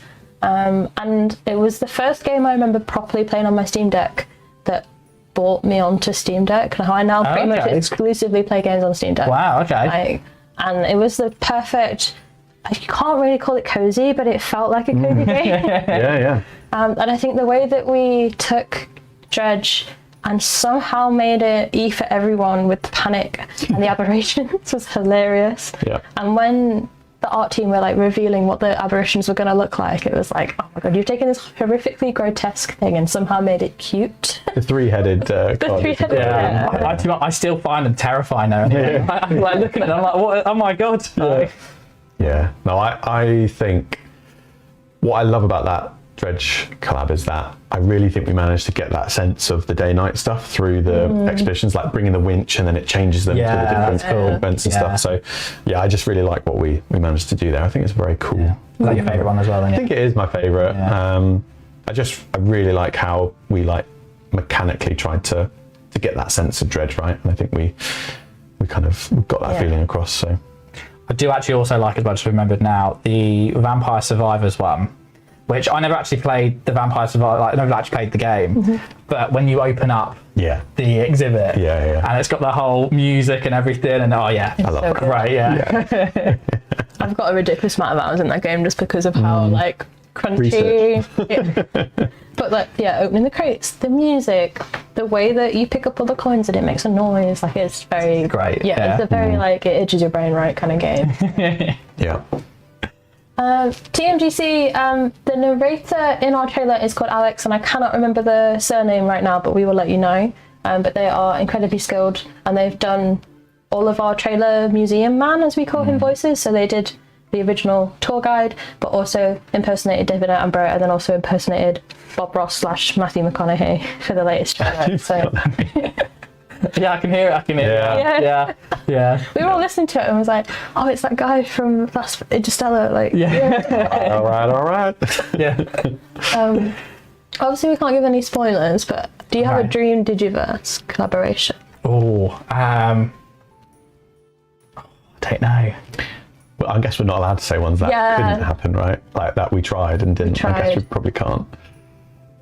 No, let's not go down that rabbit hole. I don't want to get in trouble. For context, everyone, we've got this big mirror board, which is kind of like a digital whiteboard, and there's boxes of like indie, AAA, things that aren't games, and then we have we've contacted them, they've said no or can't happen, because sometimes it's licensing, it's just too difficult. Sometimes you have to pay for certain licenses and things, so yeah, sometimes they don't work out, but we do try. Like, we take all of your lovely ideas and they go on that board, and then we try and investigate them. So Pokemon Bazooziums, I'm just sit there. Come on, that's great. I think that's one that like it would be very difficult to touch. I think like anything Pokemon Nintendo, they obviously love their IP and are very, very strict on their IP, and we're here going like, how can the Angry Birds bounce up and down in the museum? Like we're very, very silly. So yeah, some maybe just too difficult just due to licensing rules and things. So I've got a dream one. I used to play. Gary actually made it, Startopia, when I was a kid. Oh yes. And I reckon like their aliens would be great Cool. in our, but who knows what that is licensing wise. But who owns that? Yeah. That's another thing. A lot of these old games, they've gone through so many different studios that it's just impossible to know who can say yes. Yeah. So. Oh, Dead by Daylight, that's a good shout. They're also 10 at the moment. They're celebrating their 10th. Really? Yeah. Oh, wow, I didn't know until I was like spying at what people were doing on Steam. Free weekends, and they're on a free weekend as well as us. This is a good plug. Seamless, Abby. You can play Viewpoint Museum for free right now on Steam, and if you are an Xbox Gold member or a PS Plus member, you can also play it on Xbox and on PlayStation. You can play it's not like a restricted demo, so you install it, you play it as normal, and then if you would like to pick up the game, we're actually at our biggest discount on 2 Point Museum at the minute at 33%, which is a steal, which means you can continue your progress that you do in the 3-bit and take it into the full game. So yeah, I've seen Slime Rancher, I've seen Stardew, I've seen No Man's Sky. It's a lot of very good. Stardew would be great, wouldn't it? Yeah. It's a nice one. I'm very excited for whatever they do next as well. Yeah. Pac-Man, Astrobot as well. Astrobot. I love That'd be a Astrobot. good one. Yeah, that'd be great. What's your weirdest request that you've seen? Because I have a few Weirdest request? very strange requests. What, for Digiverse? Or Yeah, a lot of Communities, you mean, people. or- from the community. Okay, yeah. Yeah, a lot of people. I don't know if it was like in our studio, but there were shouts for Echo the Dolphin, and Oh, I have seen that from the community as well. yeah, and I'm sort of like, I think it's cool. I just don't know how that would. Like we can't really Right. put a dolphin in an Yeah. aquarium. That's Yeah. not very nice to the dolphin. Yeah, Especially when the minimum is like, you can just get away with the minimum, couldn't you? And just have like a Yeah. little. I think we would get Yeah. in trouble with Yeah. a lot of conservation. And we don't want that. So, yeah, Spyro. Yeah, that'd be great. Yeah. Yeah, yeah. No, the weird ones that we got. Okay, slightly less weird. Barbie. I think that could work. Okay. That could work. Yeah. Yeah. I think it'd be cool. Yeah, there's a lot of customization in the game. You can make a hot pink museum if you want, so probably Yeah. work. I always remember someone really wanted us to do Heinz beans. Heinz That's beans. genius. Yeah. Other Okay. beans are available, but I think it was, beans are- what is like a British staple? Let's get Gary on the phone. Let's start Bring negotiating. them up. Get some numbers in. Yeah. Because I think they were trying to list things that are like quintessentially British. It's Wallace and Gromit. Well, wasn't it? Yeah, right, yeah. Theme Hospital has a Kit Kat vending machine. It does have a Kit Kat vending. So, and I think there's some story behind that. That we should have asked. Yeah. Get them back in and we'll ask. Yeah. But it's like essentially like a sponsor. Like maybe we need to keep the legacy going. Heinz Beans. Yeah. That'd be great. Beans vending A machine. Heinz Yeah, Beans vending machine. Yeah. So that's the way to go. When you use that vending machine, are you paying per bean or are you getting a tin? I was just imagining, Like, you did you put a know, bowl under? the new milk, the milk keg. They go up and they like either scoop it or put Yeah. the face under it. I saw you don't like the hand wipe on Oh, because it's milk technically, that. Yeah. and they've got it. Oh, Is that not how you drink milk? Just get it all up Get in it the all over beard. my arm. Yeah. Yorkshire tea is a very good shout because they're big drinkers of Yeah. Yorkshire tea in the office. I think Yorkshire tea is the best tea as well. Like, if we're going to get into the debate, but Yorkshire tea, I think it's. Yorkshire tea's good. I've got my wife's family from Middlesbrough, and I've got Yorkshire tea fatigue now. Like it's Oh, very yeah. Even through all the different flavours they've done. yeah. Yeah. We had the like jam biscuit one in. It was disgusting. Sorry, but I it, can't imagine that's going to be very nice. it's disgusting. Like Jamie offered me, he bought a load personally, thinking it was going to be good. And he's like, do you just want to take one of this home? Because it's. gross. Also, I have a gross milk story. Oh no. It's not. So for years, my wife never told me, and then I caught her in the act. She like drinks milk from the carton. I'm just like, I'm that's guilty not, of that. That's not right. I'm sorry, it's not right. No. A lot of like the family I live with, we don't really drink a lot of milk. So you know when it's like the dregs, I'm like, this needs drinking, it's going in the bin. I will just. Not a cup of tea. like, You well, wouldn't make a cup of tea with I've it. got to. I'm doing it on a service. Yeah. It's like No. going down the sink. No. Yeah. I came around the door and she just mid chug on the milk. Not good. Yeah. No, that's disgusting. I'm sorry, Abby. Yeah, I'm with Luke. I'm with you that Yeah. one. Yeah. Yeah. We've had a question. I'm quickly changing subject for me being grim. I'm very sorry. Someone's asked about new ways for the fish. So they've asked about would we be able to auto sell fish, but I think I've also seen people asking about like getting analyzing fish as well. So do we want to change whether or not fish are going in the blender? Is that something like I can say that we're looking at we're it. looking at it? Oh, Definitely interesting. looking at it. Okay. Yeah. Is that because of what happened with the museum? Because that Yeah. changed the thinking? Yeah, so like we were like, even though nobody dies when they go in the analyzer, I must stress it is not the deconstruction. They're going into the Matrix, aren't yeah, they? Yeah. But it So, didn't feel right to put animals in there. So They're fine though. yeah, they're already dead. Yeah. Like, what? But it did then raise the question of like, well, the fish are still going in the digital blender. So We're gonna take a look. Yeah. yeah, so we're investigating. We're having a look. On the topic of quality of life as well, obviously Update 10 came out yesterday, and chat, how have you been finding choosing exhibit? Has anyone used it yet? I was going to say, because I'm very excited for this, because there's actually 2 exhibits within like my campaign play that I'm still yet to get pristine on as well. Oh, really? Yeah, one of them is it's one of the ambered, like the ambered gecko. Oh, yeah. For some reason, I have not got pristine on that one. Even though I've done like 40 different exhibit trips to that point of interest. Yeah. If you do ever, right, for everyone at home as well. Yeah. If you ever get in a situation where you ran 40 something expeditions and it's not giving you the thing that you want, do let us know. Because Yeah, it shouldn't happen. It shouldn't happen. It's supposed to happen. Yeah. Okay. Sometimes there's something just a little bit wonky in the back end that we can Maybe fix. it's my game. No, it's definitely us. Yeah. Yeah. For anyone who doesn't know, with the latest update, once you reach max survey on a poi, you can, on the setup for the expedition, select which exhibit you want to find. And now it doesn't guarantee the quality of that exhibit, so you still need to use all the levers in game to bump up the possible quality that you may see. Survey potion. There you go. Not survey, quality potion. Quality potion. Yeah, there's a few talking of them. about? Yeah. But it does guarantee you definitely get that exhibit, and it costs a little bit more and it takes a bit longer, right? It's tied to the value of the exhibit. So if it's a really high value exhibit, that's going to increase the extra cost on it and the length. So yeah, it's we've seen a lot of feedback about the mid to late game feeling quite grindy, and this kind of same thing, right? Of like, I've done 40 expeditions, and so we're hoping that this completely solves that, right? Because once you've discovered it once, you can send another expedition there and guarantee you're going to get it. Not the quality, as you say, Abby, but yeah, hopefully this will just massively streamline the sort of mid to late game where people are just wanting to fill out that sticker book and stuff. Yeah, very for all those exciting. collectors.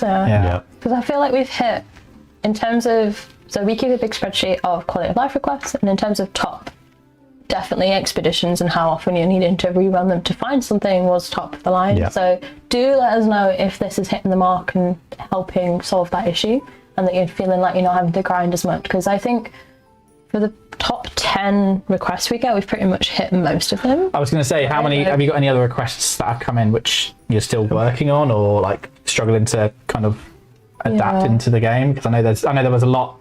There's been so many, obviously, over the last year alone. Anyway, I think outdoor stuff is a big one because it's been a big one, it's top of the list. Like, we know about it, but you just gotta wait and see. Like, Hopefully resolved soon. Maybe some more rocks, guys. Yeah. There are dozens of us.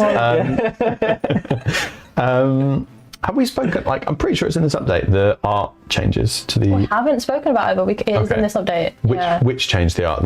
Because I'm talking about the exhibits, right? Like how we've added emotions to non-art. Yeah. Because I think that came up from a lot of people as well. It kind of felt art was quite siloed, right, with its emotion system. So we, in this new update, all the sort of exhibits that feel arty but aren't in the art thing, they now come with an emotion. So like cave painting. Cave painting, busts, haunted portrait, all that sort of stuff. So they can now make your guests feel sorrow or things like that. Nice. So it's a nice way of keeping the cohesion of all of them. So I think that's pretty Another one we got in as well was if the artist dies, right? Yes, so that's in the update. If they've commissioned a piece, but then the expert who commissioned it dies, the piece gets a trait, right? Yeah. It gets a special trait. Yeah. Which was another. They don't die, Abby. They go MIA. Sorry, they go MIA. It's just like the blender.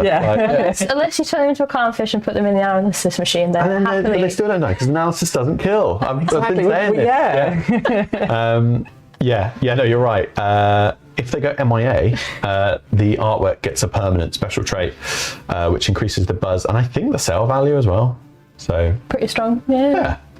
Yeah, so that's cool. And then also, if you find an emotion and you assign it and you train an artist in it, you can now find that in the hiring pool. Oh, so if you train someone in disgust, you'll now find people that have disgust from the off in the hiring menu. Because I remember when I was first trialing out artifacts, and it was just at the hiring stream, I probably went about 40 minutes of just hiring and checking and advertising to thing, and it was all romance. I was like, what? Surely there's other emotions to get. But I wasn't sure if that was just because it was their free content and everything like that at the time. But that's a really cool really cool update. Speaking of emotions, actually, are you? Because I know you've obviously introduced to a different other art pieces, but are you going to look to expand the emotions to the other exhibits as well in the game, or is that? Not I think we're kind of just looking to see what players request and discuss, right? Like, I think us putting emotions on those arty ones is like that first step. Yeah. And then we can kind of see from there. Like, I personally love the emotions mechanic. I think it like adds a massive new layer of depth to all the, like, I love that you can put rage stuff next to a cafeteria and then just hike up the prices, right? So I think going forward, anything that allows us to, even if it's not emotions, right? Even if it's that kind of area where it lets you sort of min-max and abuse systems and things like that, I think it's pretty cool. So yeah, I think that's some cool perks. Buffs even, should I say? Yeah. I've got a very quick question on behalf of community member Fibo. So Battery H, who's been in chat today, does some awesome charity work and has a charity marathon upcoming, and they wanted to do a charity mug. Okay. And they want to know what exhibit they should put on their charity mug. That's a good one. So, because I think it should be something cute, but yeah, okay. So I was leaning more towards, do you make it quite, like, obviously the museum, 2 Point Museum, like I did the unicornus, unicornus, that's quite that's a staple, isn't it, of that one? Yeah. I always like the Caveman in Ice. I think he looks cool. Him trapped. Yeah. That'd be quite good for a drinks receptacle as well. Like, he's keeping your drinks or maybe do cold. like maybe do like hot, like I don't know if you could. Like when they review. Yeah, you know. Oh, that's genius. That would be cool. And then when it gets hot, it's just on the loose. Yeah, exactly. Yeah. Why haven't we done that? We should have done that. Yeah, where's the merch, guys? Come on, Gary on the phone. Out of the way, Heinz. We've got something else. Chat. If you've got any ideas for Battery H's charity mug, please let them know in chat. They've just sent us some love. A melting man on the coffee mug, it would indeed be very cool. That is genius. I've also got a quick one. Osmo Momo has asked if it would be possible to untrain staff members, and that's actually something that we spoke about. So for everyone at home, every Friday now, right, we have like a QA production design meeting where we bring whatever's being requested or talked about most in the community to people like Luke and the QA team, so we can try and like brainstorm things. And that was one of the discussion points. So obviously we can't promise anything because things change all the time, and we've got a lot going on, which we'll be revealing in half an hour. But it is on the list of things that we're having a look at, and if it's possible to have some kind of mechanic of doing that. So it is on the list if we can do it. Yeah. They've been dead positive, I think, those meetings. Oh, I love them. Yeah, like I look forward to it every Friday because it's it's just our chance to look at, what the community is wanting and what's resonating and stuff. I think it's great. Yeah, it's good, I think, as well to chat to the QA guys, because sometimes we don't have visibility of what they're seeing, and likewise, because they obviously are doing things like daily checks and everything, and they might run into issues that we've not seen. So always having a heads up of things that might be broken so we can keep an eye on it, very, very beneficial. So yeah, just reiterating that we do try and read as much as we can from you guys, so please do send us your ideas and suggestions. We absolutely love them. So we've also been asked about targeting specific traits for new staff, but I don't think that's something. Yeah, that's a tricky one, because I think the reason we've avoided that is because it can get players into a kind of a loop that's not ideal, right? Like if you're just constantly looking at getting the most optimum. But I think we are, like, the current system can sometimes feel a bit too random. So I think it's something that we're aware of, and I think we're trying to find kind of like how we approached the kind of grindiness thing, right? We went with the approach of the choose exhibit system. We didn't just kind of solve it in a kind of clear way, right? Or in the kind of most obvious way, because I think we wanted to keep a lot of the, so like, for example, with the choose exhibit system, it does remove that late to end game grind, but it has another thing on it, right? With cost and time. So you've constantly got these trade-offs. So I think if we were ever gonna like properly update and address that, we would want to make sure that we're doing it in a way that can also have these other trade-offs, right?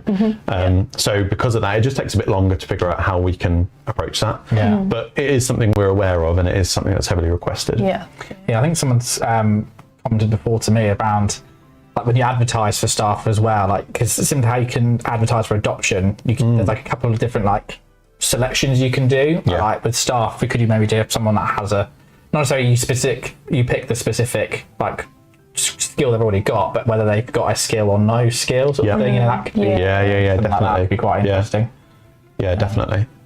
Yeah, so yeah, please do make sure you send us ideas. But no matter where we're across a lot of platforms, so you can DM us on socials. We've got a suggestions channel in the Discord, suggestions channel on Steam as well. And we might not always reply because there's, like we said, There's a lot, but we do read as much as we can. So yeah, we're nearly at time for going on a little break before the main showcase. So yeah, have you got any, like, what are you anticipating this is? For well, I know there's new DLC, not DLC, new Digiverse. Yes. Digiverse, because I've seen you were teasing that the last. That's not a teaser, right? That is reveal. It's out later, yeah. It's out, okay, right. So yeah, so I know that's coming, but yeah, I would love to see, you know, something around the next DLC, maybe. Might be. We shall see. Ancient History, maybe. Yeah, what's everyone's predictions? So we've got 40 minutes of showcase coming up, and it's not, you know, all leaks, but there are quite a few. So Can I say something about the DLC tease? have you seen it? I have seen it, and I want to say it is a stretch to call that a tease. Like, I think it's a real stretch. I think as soon as you see it, you're like, so that's what the DLC is. But I love it. I love it. But I think it's not a tease. Definitely. I think it's great. Yeah. I don't know. What do you think? We were having a back and forth because I had an idea of showing off specifically, let's say, something that someone might wear in the next DLC. Oh, yeah. I wanted that to be the tease because I thought that was like not obvious enough. Yeah. Right. But they weren't in game when we were recording. And so it's like milk all over again. I'm going to have to do this. Yeah. I'm doing you a favour. Yeah. Nice. I don't know if anyone in chat has ideas. Someone said Devil Wears Prada. I don't know how they guessed it, but they're bang on. Yeah, we had Anne Hathaway in last week. Yeah. Actually, she's here now. Yeah. God, imagine. Moving over, Tukin. Yeah. Oh, man. Rescue missions from MIA staff. That's a great idea. Speaking of the MIA, I know we've spoken quite a few things about the MIA staff, but I didn't realise until I accidentally sent off an expedition with one of my, like, someone who was serving on a museum for like, I don't know, like 80 years or something like that the different statues you can get as well, because they changed. Yeah, so there was like a full-on statue, and I was like, wow, this is amazing. I've never got this before, and I was like, but I've also just lost my best staff member. Yeah. Hopefully that eases. Yeah, exactly. Yeah. Oh, wow. But no, it was really quite cool because I didn't realise. I knew you can get the like the bust after Zoozium dropped and everything. That was something when I first noticed the bust, at least anyway. But I always used to get like the plaques, which, you know, just as nice as well. But the statue was a very, very cool, but also at the same time like bittersweet sort of. Yeah. Yeah, there's like a statue for every star type as well, male, female. Like it is quite in depth, like the system. Yeah. I absolutely love every like couple of months someone on Reddit will post this like extensive memorial garden that they've built, and all the comments are like, "What are you doing, you monster?" Yeah. What are you doing? Yeah, totally. Yeah. I'm trying to peek what people are saying. I've seen a lot of people mention other Sega IPs, and that is something that, like, obviously we love our Sega family, and we're chatting with them about what's possible and what isn't. So that is on the radar. Oh, look, someone else for the geology, gems and rocks. See, I'm not alone. I told you I'm not alone. Yeah. I was a big Animal Crossing player, especially over the lockdown, and just finding all the little cute shiny rocks and fossils, and you do it in Stardew as well. That's one of my favourite parts, is donating stuff to the museum. So yeah, everyone's gems. We kind of did gems in fantasy a little bit though. So we have kind of done it, you know. Jungle or desert? Okay. Andre's back. Andre's back. You should ask him about Van Gogh. Oh yeah, hello Andre. Question for Andre in chat. I'm sorry that you're working from home, so bear with him, he's typing. What happened with doing Vincent van Gogh for Artifacts, and what was the decision behind not doing one, basically? Because I think it is quite an obviously like iconic. Well, that's the thing, it's quite a big Andre. Andre wanted one, We're not angry with this. We're not angry with this. You know. I'm angry. I was going to say curious. Yeah, I think it's probably a testament to Van Gogh as an artist themselves that we weren't Oh, able you to. couldn't do- we couldn't put a right. spin on it. Okay. So- Andre's half Dutch. I didn't know you were half. What? New Andre law just dropped.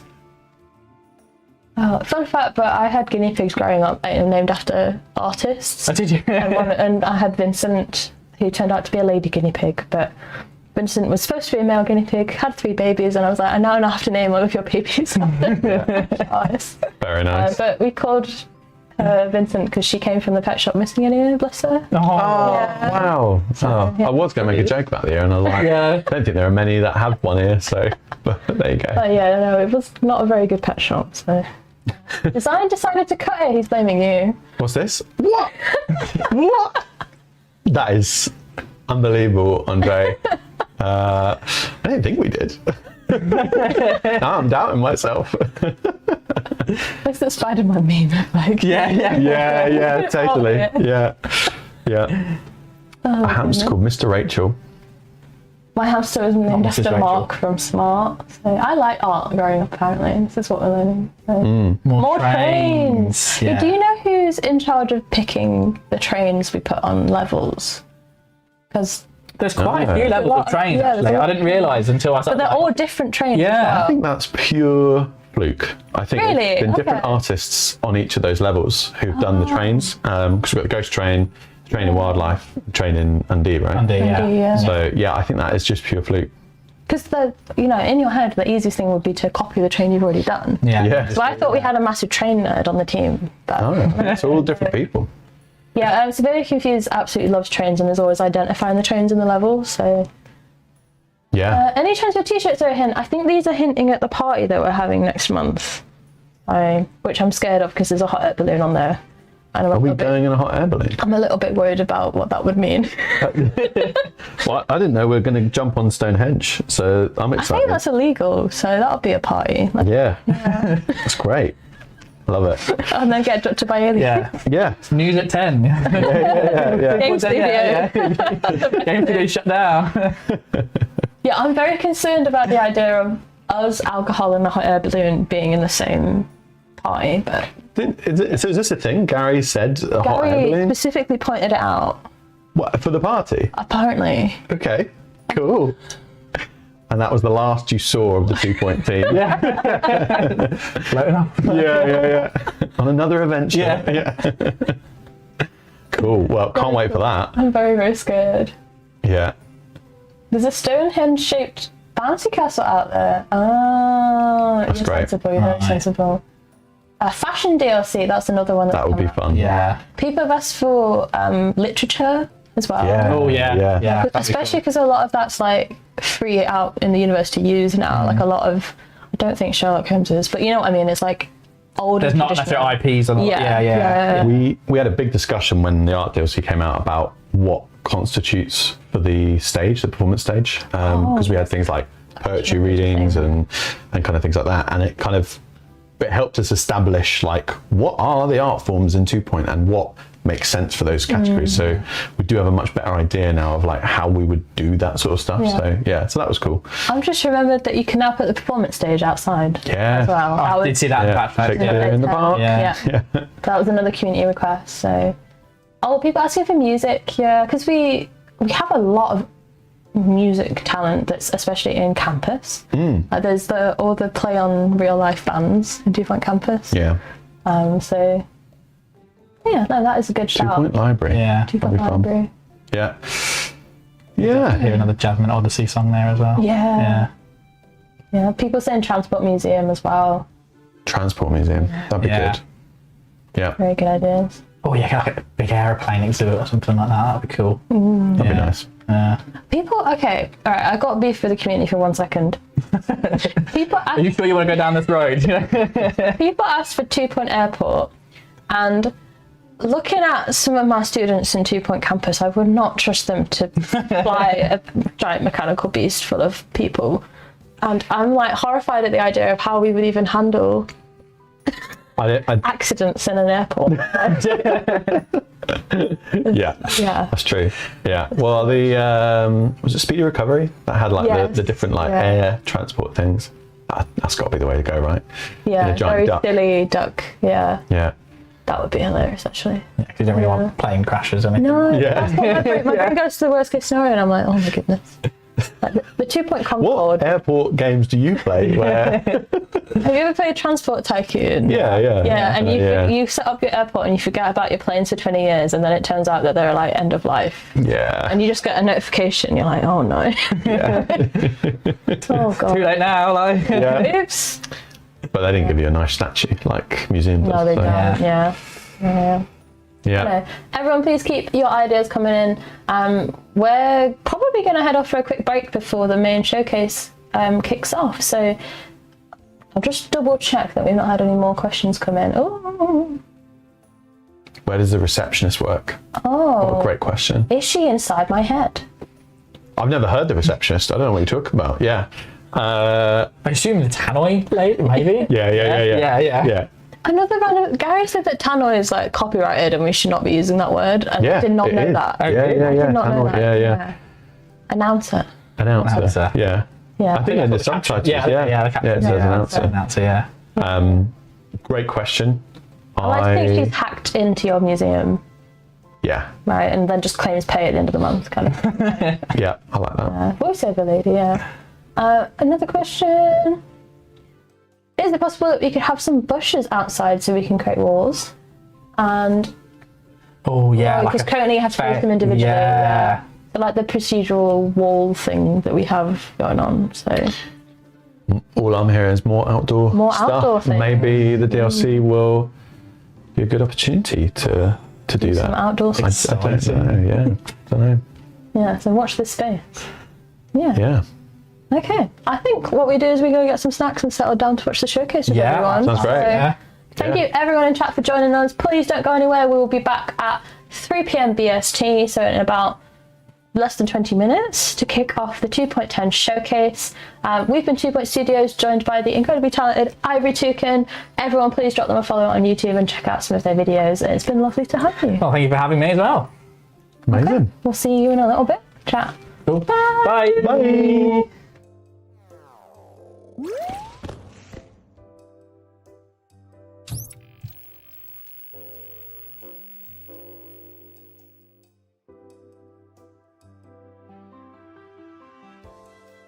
Yeah, so we're collecting plates up. Yeah, just like this. And Ben still hasn't even started. What's going on? Look at his meal. Everyone. Absolutely finished. In fact, all I've got left is everyone's finished. Put your stuff this way. That was he's still eating.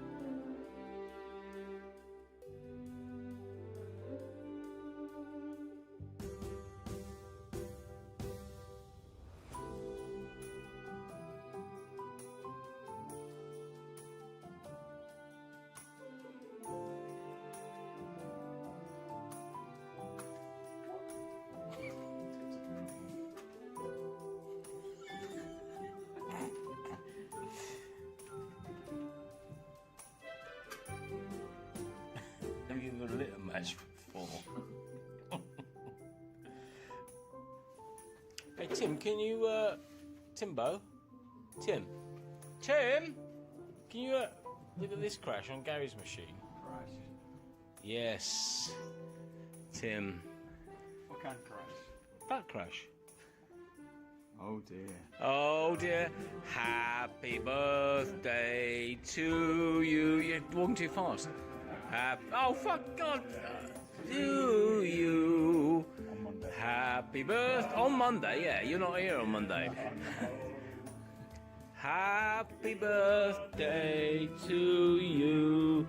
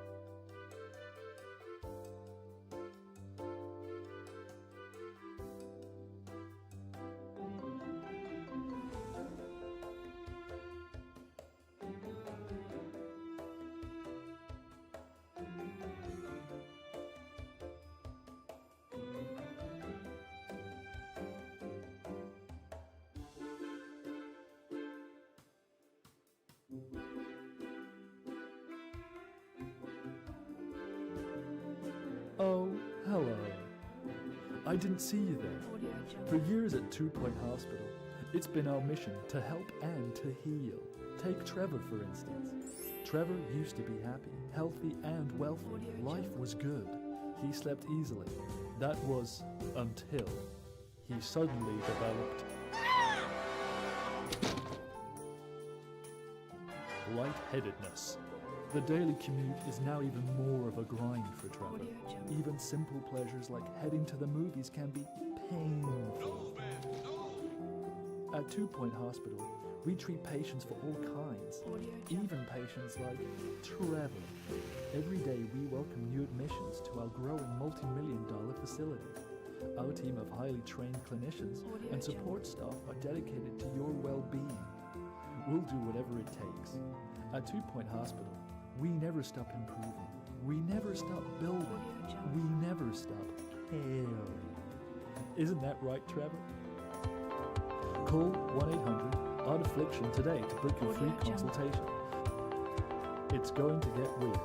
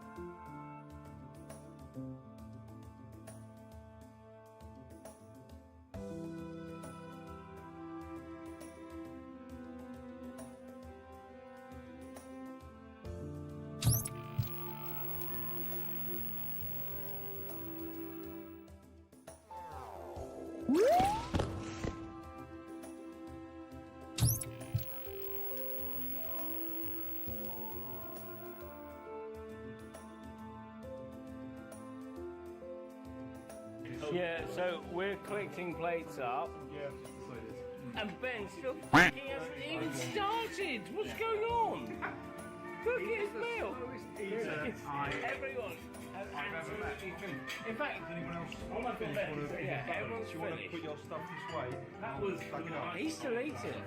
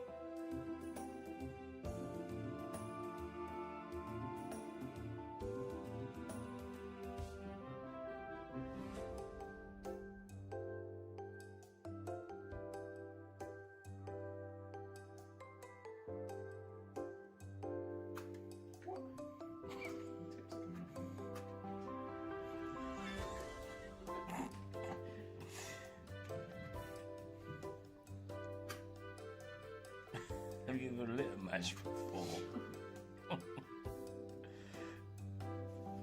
Hey Tim, can you Timbo? Tim? Can you look at this crash on Gary's machine? Yes. Tim.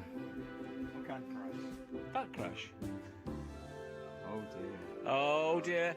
Happy birthday to you. You're walking too fast. Oh fuck God. To you. On Monday. Happy birthday. On Monday, yeah. You're not here on Monday. Happy birthday to you.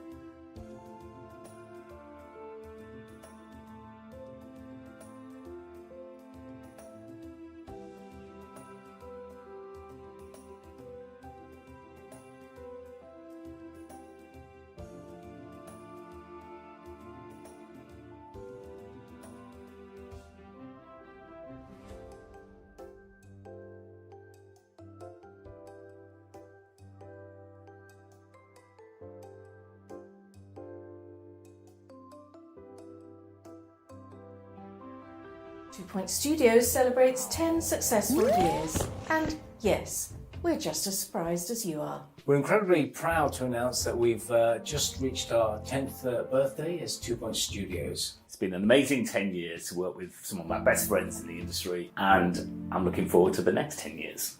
It's been an amazing journey across the years. It's been great to make games with my friends. It's been great crafting some really good games. I'm so proud of all of them, of everything we've made, really. Hello, 2 Point Studios. I'm Kiwi Chant. 2 Point Campus got me through some genuinely hard times. So by the time 2 Point Museum came out, I was already pretty committed to being in this world forever. Then I started modding. I've made, honestly, kind of an unreasonable number of items at this point. And when I started, I had no idea what I was doing. I just wanted more stuff in my museum, and I was going to figure it out somehow. But what I didn't see coming was the people.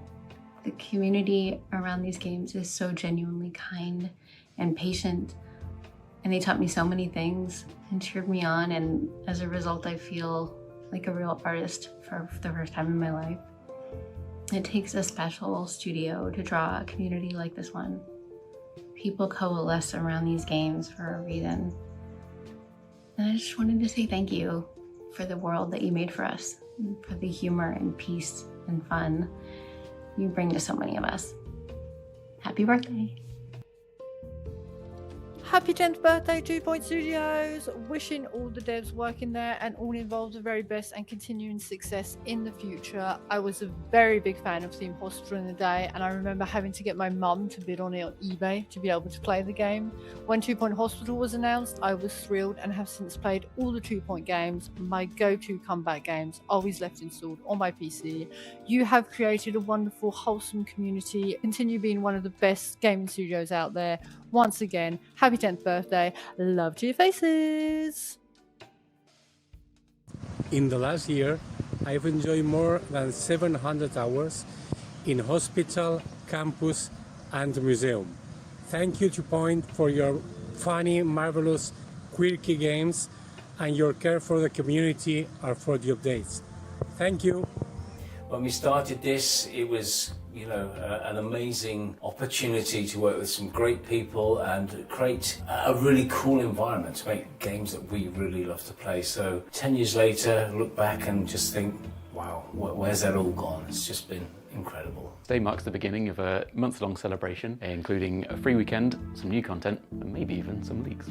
Not visual leaks, the data leaks, or not even data leaks, not even a security leak. It's just leaks of information.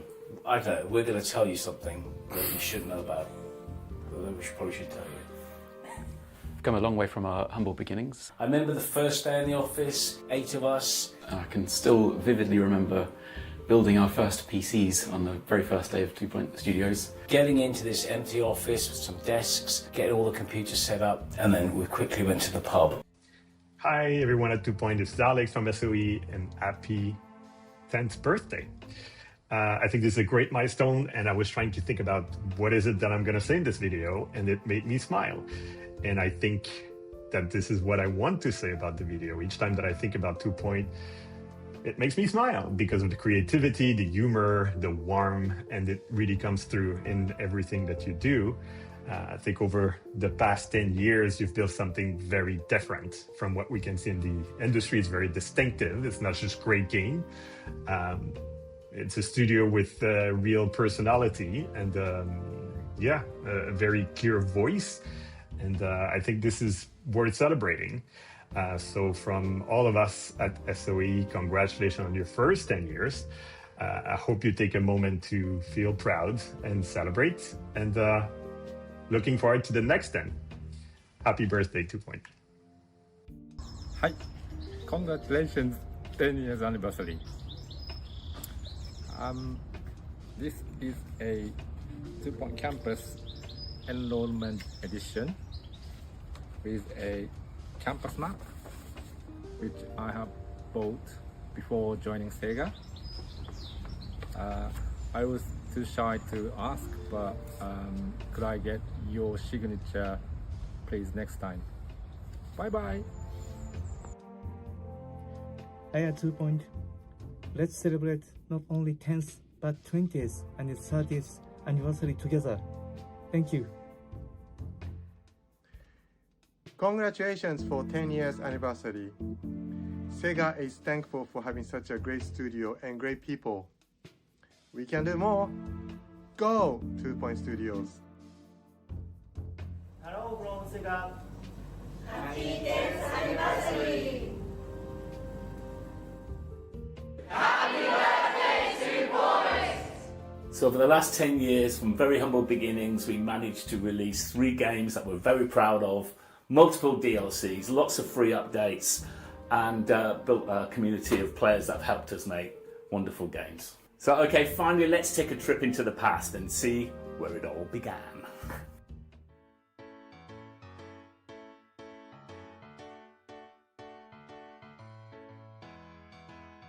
You got no sense of humor.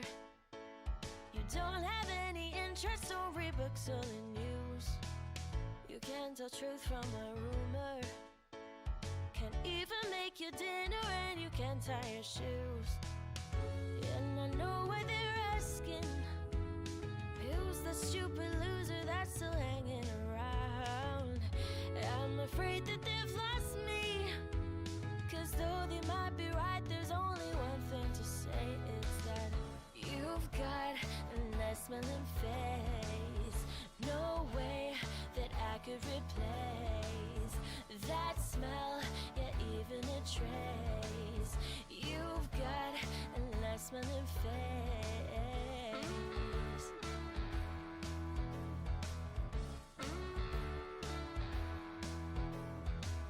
You don't get tone or inflection. You never had a conversation get very far. You got no sense of direction. You're always getting lost and never know where you are. And I know where they're at.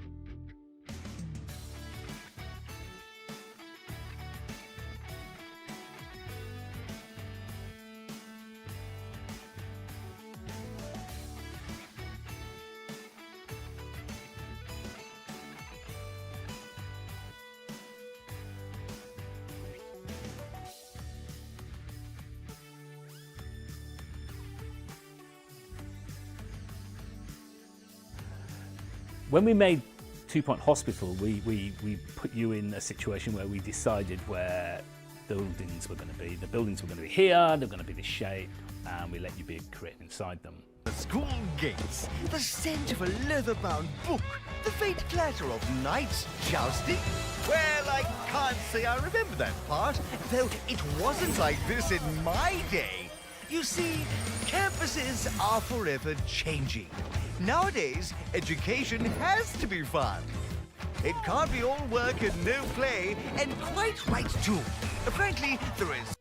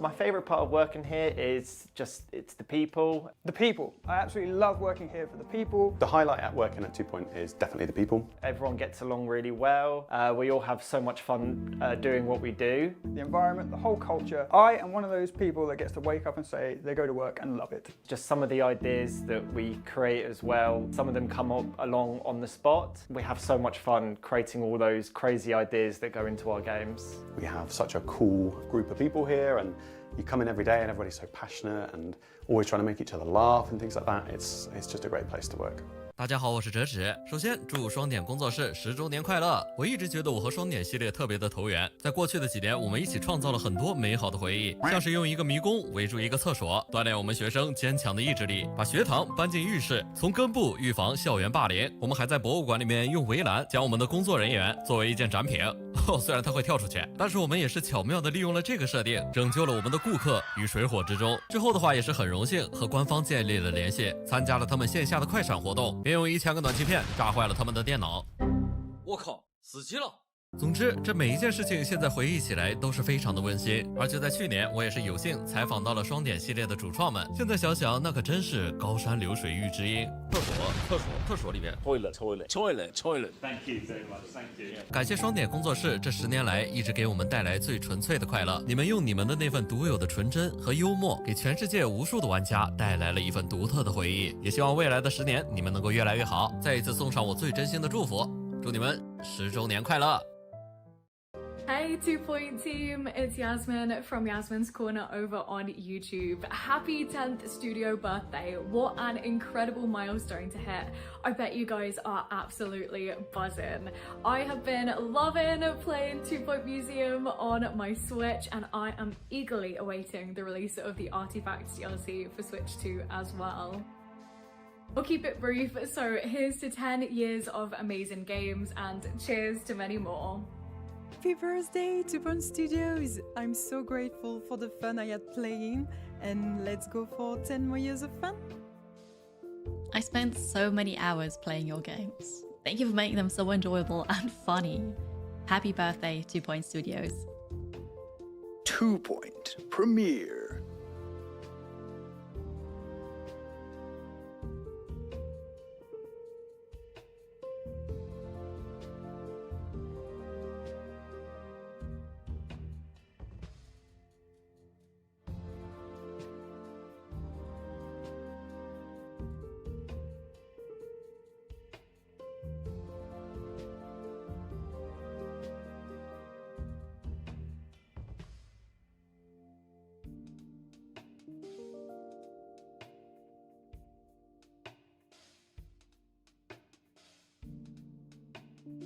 For 2 Point Museum, we've come a long way, releasing a load of new Digiverse content and 3 full DLCs.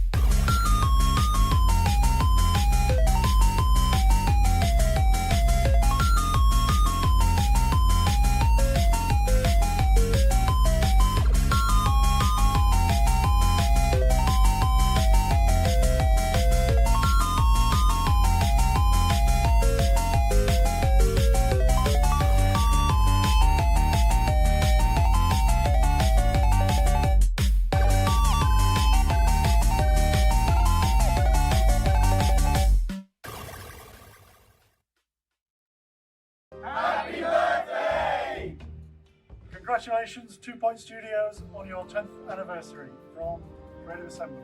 Happy birthday! Hello from Black Salt Games. We wanted to send a huge congratulations to the 2 Point team on 10 years of 2 Point Studios. It's an incredible achievement to build not just one game, but an entire series that players around the world have fallen in love with. The creativity, humour and charm that runs through everything that you make is something that we really admire. It was an absolute delight also to have Dredge make an appearance in the 2 Point Extended Universe and have our weird and wonderful creatures added to yours and your other friends. So thank you for including us. From all of us here at Black Sock Games, Happy birthday! And here's to many more years of making great games.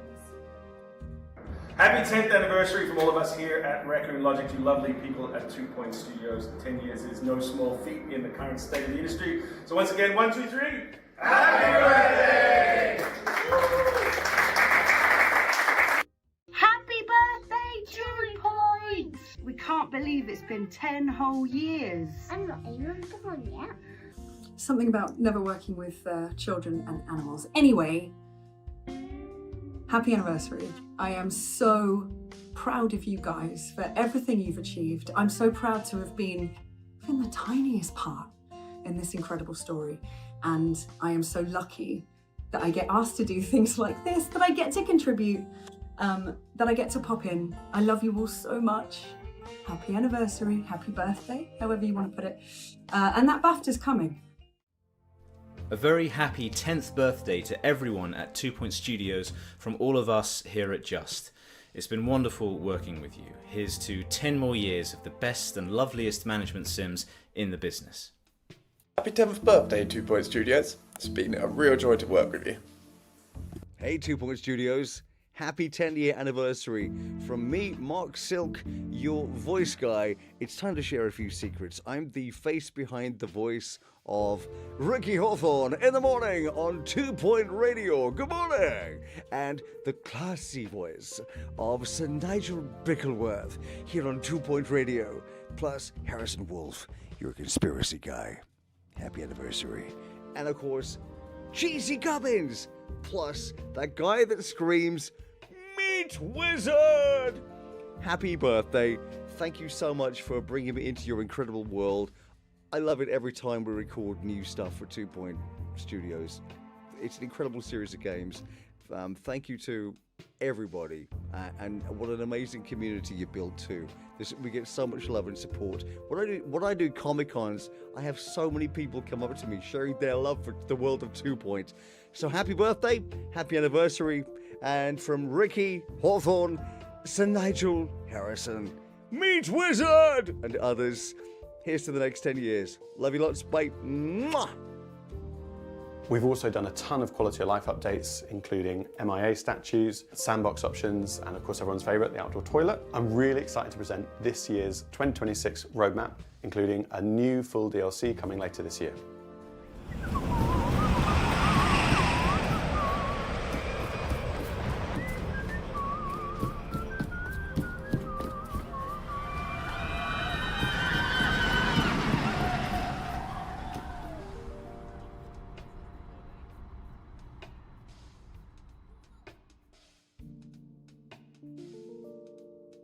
In the Digiverse, there's more temporal rifts coming, whether you're diving deep in Dave the Diver, 2 Point Premiere.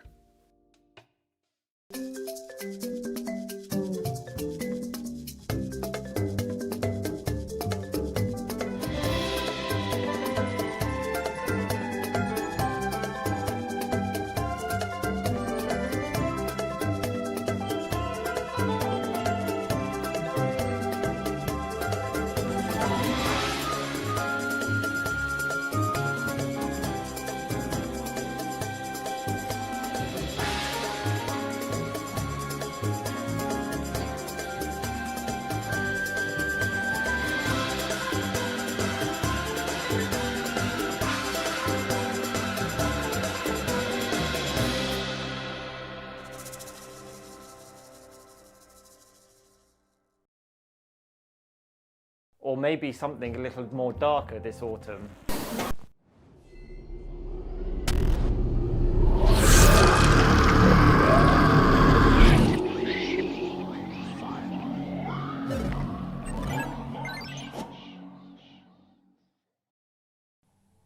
Hello Pointians, Kiralia here.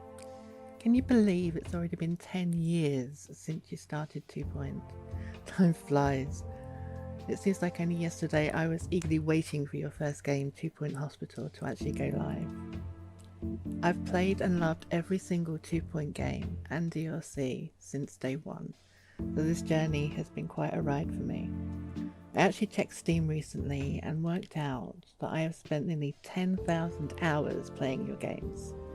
That of course includes the countless restarts every time a new DLC comes out, and there are even more new things to check out. Don't judge me, I clearly have a problem. In fact, I think we might need to make that restart support group official at this point. So yeah, that's a lot of hours of fun, laughter, and admittedly a little bit of management frustration, to say the least. On top of all those gaming hours, there are all the hours that I've spent in the Discord channel, chatting away with everyone, sharing designs, tips and tricks, learning a lot from everybody, and answering questions and having my questions answered with both the community and the devs. It's a wonderful community. Concentrating on the 2 Point world has also helped me through some quite difficult personal times. It gave me a safe space to find comfort and distraction when I needed it most. Like when I lost my dad to COVID in 2020, or when I nearly lost my mum a couple of years ago, and then again recently when she had a heart attack and had to have a pacemaker put in. So through all of that, your games and this community helped to give me something else to focus on, and I'm very grateful for that. Beyond the games, your live streams have been a fun highlight. Always makes me chuckle to see you guys forget to put out donation stands and info boards on stream. Like, every time. But tuning in, it's a blast. The community make it fun too. From Midnight in particular, pushing every dev who appears on the stream to say the word aardvark, just to hear how it sounds. Really not sure quite what the point of that is, but it's fun nonetheless.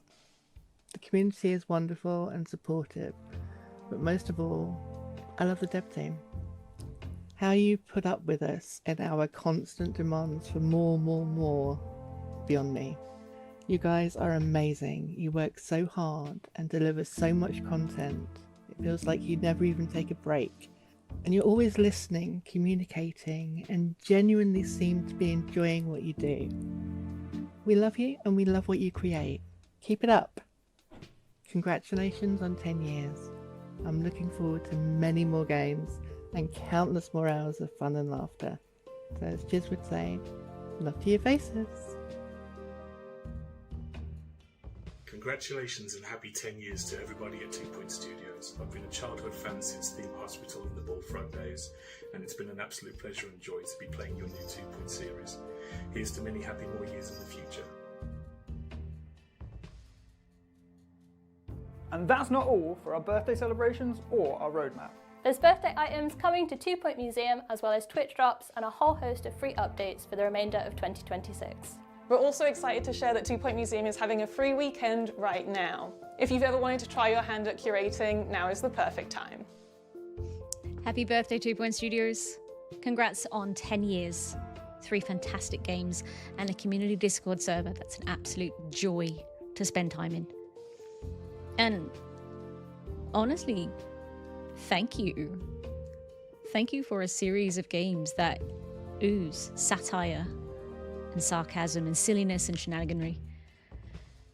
And thank you for somehow creating a series of games that turned out to be one of the greatest tools in my spinal cord injury recovery.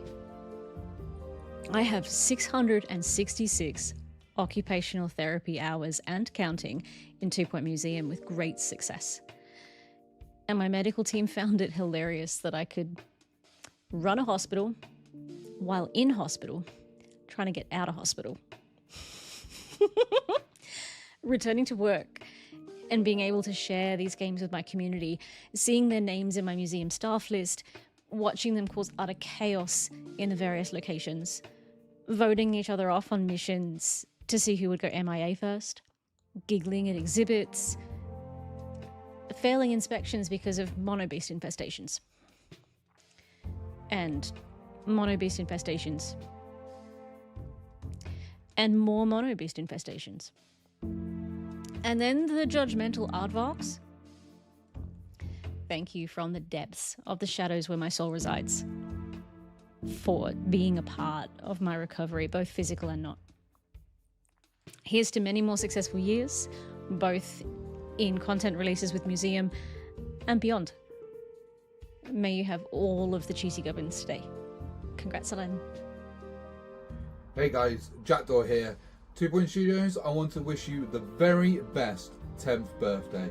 It's been a blast. Have a great one.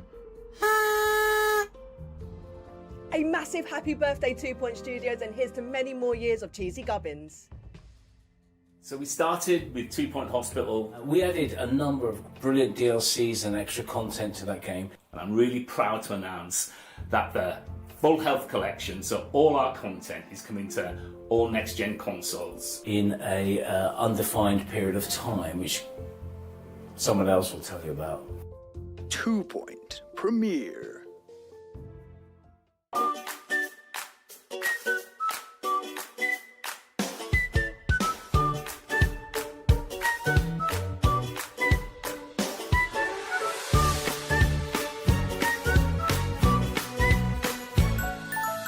Two Point Hospital Full Health Collection is coming to PS5, Xbox Series XS and Nintendo Switch 2.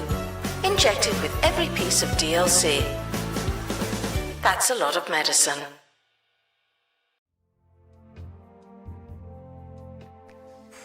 Just keep making good games. That's all we can hope for, and hope we still get the support from the public that we now have. I think the cool thing about 2 Point is nobody, like the player base, don't really know what we're going to do next, and they're always surprised. Like everybody, when we announced Museum, was like, really? A Museum game? Didn't think that was coming. And then we've had a really great reception to it. And I think one of the exciting things about working at 2 Point is we're always trying to push ourselves. We're always trying to do things that people don't expect. And I think you can just see more of that coming down the pipeline, and it's really exciting.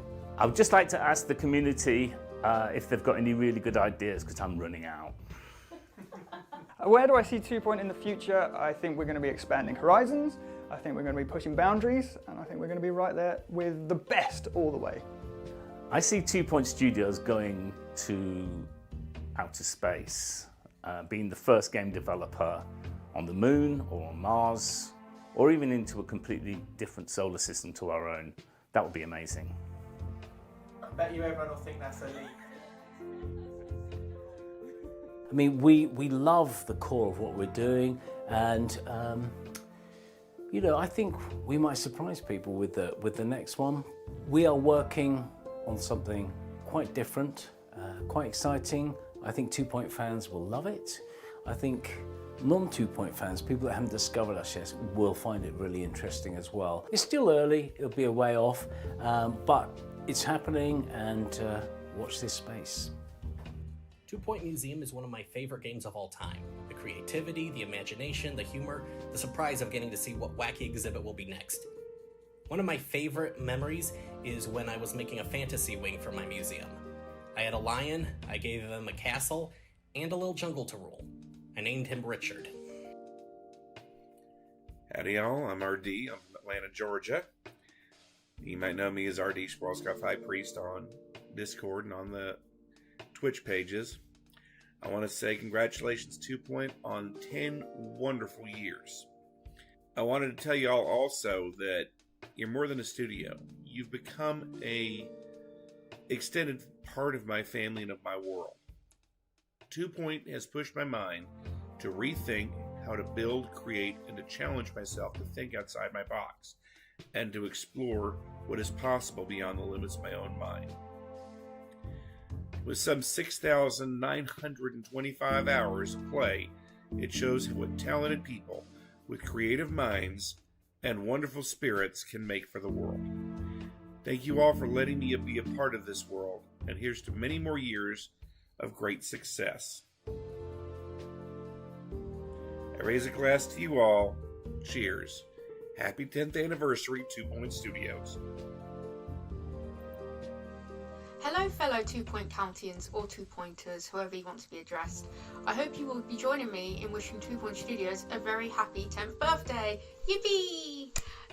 My area of studies has been studying why people play the games that they do, and I think there are loads of reasons why people play these games. They are insanely fun, they're incredibly creative, they're super engaging, and of course because they're British they're insanely hilarious. On a personal level, these games have been huge sources of comfort for me, particularly during turbulent times, like when I was finishing a master's degree last year. I personally can't wait to see what the studio comes up with next, and just know that I will be there day one, supporting whatever you guys do. Bye. Hi, my name's Treacle, and I just wanted to say, Attention 2 Point Studios. Congratulations on your 10-year anniversary. From curing our lightheadedness at 2 Point Hospital to helping us ace the virtual normality exam at 2 Point Campus, or discovering the elusive Flappydactyl at 2 Point Museum, it has been a fantastic journey. Here's to another decade of 2 Point shenanigans. Thank you.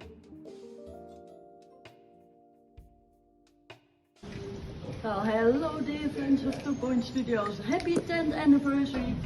And you may think, why on earth is she standing behind the lemurs, or in front of the lemurs actually? Well, first of all, hospitals at Mona Beast and animal-related campus had a perfect give and go.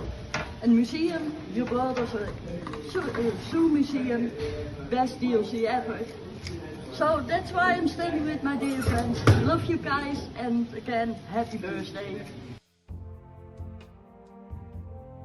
Just thank you. Thank you for supporting us. It's been an amazing journey so far, and we hope to continue on the journey.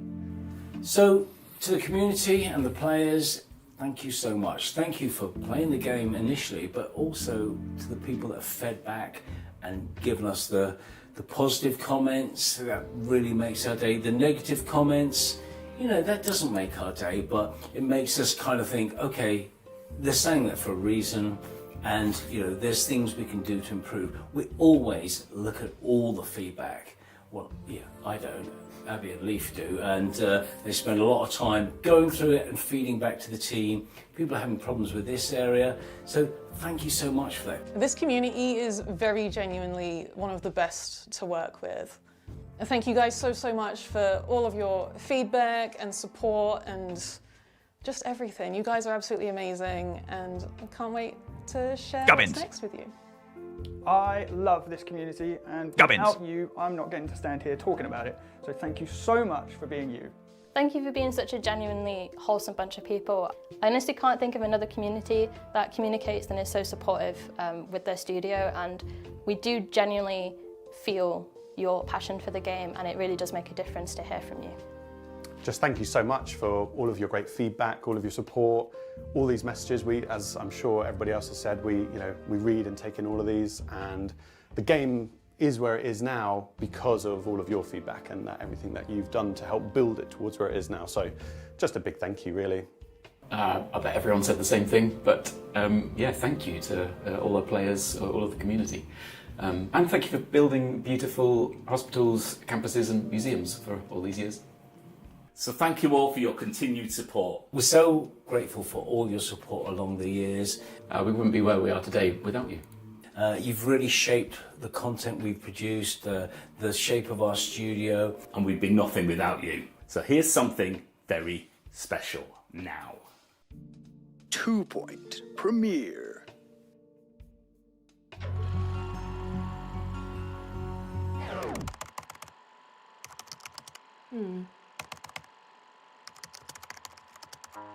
Hey. And I replied, how was it malpractice? I was practicing.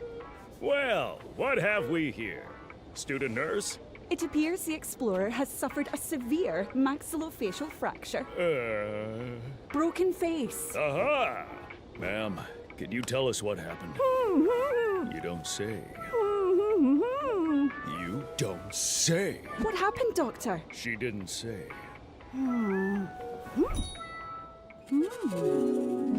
So, there I was, exploring the bone belt when I found the most incredible fossil. But it was on the other side of a perilous gorge, lined with spiky rocks, furious monsters, also rakes. So I ran at full speed. But just as I was about to jump, I noticed my loose shoelace. And I made it with ease. Woo. And it says here you're in excruciating pain, and that each second feels like a horrible, horrible, horrible, horrible, horrible lifetime? Well then, let's fix that face. Attention staff. To celebrate our 10th anniversary, there is now a limited supply of cake in the cafeteria. Right after I have a slice of cake. Oh, come on. It's not the end of the world. Nurse, I'll need a fork stat and 2 cc's of coffee. CC's? Coffee cups. Did you even go to medical school? Yeah, there is just one special birthday message I'd like to give, a couple actually. 2 Point Studios celebrates 10 successful years, and yes, we're just as surprised as you are.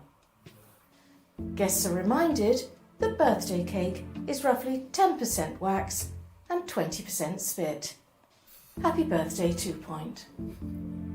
So, people have been sharing their favourite Mark Webley What? story, ranging from cat hissing, hiding behind pillows. Cat sitting? Cat hissing. I thought you said pissing. Cat hit? I haven't hit a cat. You threw pepperonis at Chris and Chiz. Oh, So- God, did I? Do you have I've got no memory of this. This was maybe last week, week before. Mark Webley, one of the studio heads here, he really likes to just hide around the studio and jump scare people. And this is extremely common. It's an extremely common occurrence. I believe it's happened, like everyone's been a witness to this. And a couple weeks ago, poor Luke, our lead designer, was holding a full mug of coffee. Would you like to address the rumours that you sometimes jump out at people carrying coffee? No, well, I was hiding behind the door in the boardroom, waiting for Luke to come in, and I was coming into the office with a hot coffee in my hand, and I don't think he realised. I hope he didn't realise, but he scared me and I scalded my hands. So that was my top Mark memory. switch the lights on, which was just by the door, so I knew he would come in and turn the lights on. But I didn't realise he was holding a coffee there, so there's still a stain in the boardroom. But, The studio? all right. What's your favourite prank? Oh, Yeah. God, none of them. Jumping I have out to on do them. people. It's part of my job spec, so... Are you ready for the next one? Yes. This one you can ad-lib on. Yes, So- oh, good. Because I've Where been are we really going with sticking this to the one? script. Including some free content. Exactly, that's nailed it. Nailed it. Day marks a month, so... So... I was on camera. You went a little bit Jagger, I will say. Oh, baby! Some other things and some other things, and maybe a leak. Maybe. What are those other things? So close. I'm giving you lots of shit already, aren't I? It's really annoying to go back. Yeah. High quality pieces of entertainment. Let's take a trip into the past, and then we're going to have like... Okay. Yeah. People I'd call friends. Cool. People. Don't say that. My mum would say, "You're wasting your film." Do you want to rewind the film? Yeah, you're going to run out of film.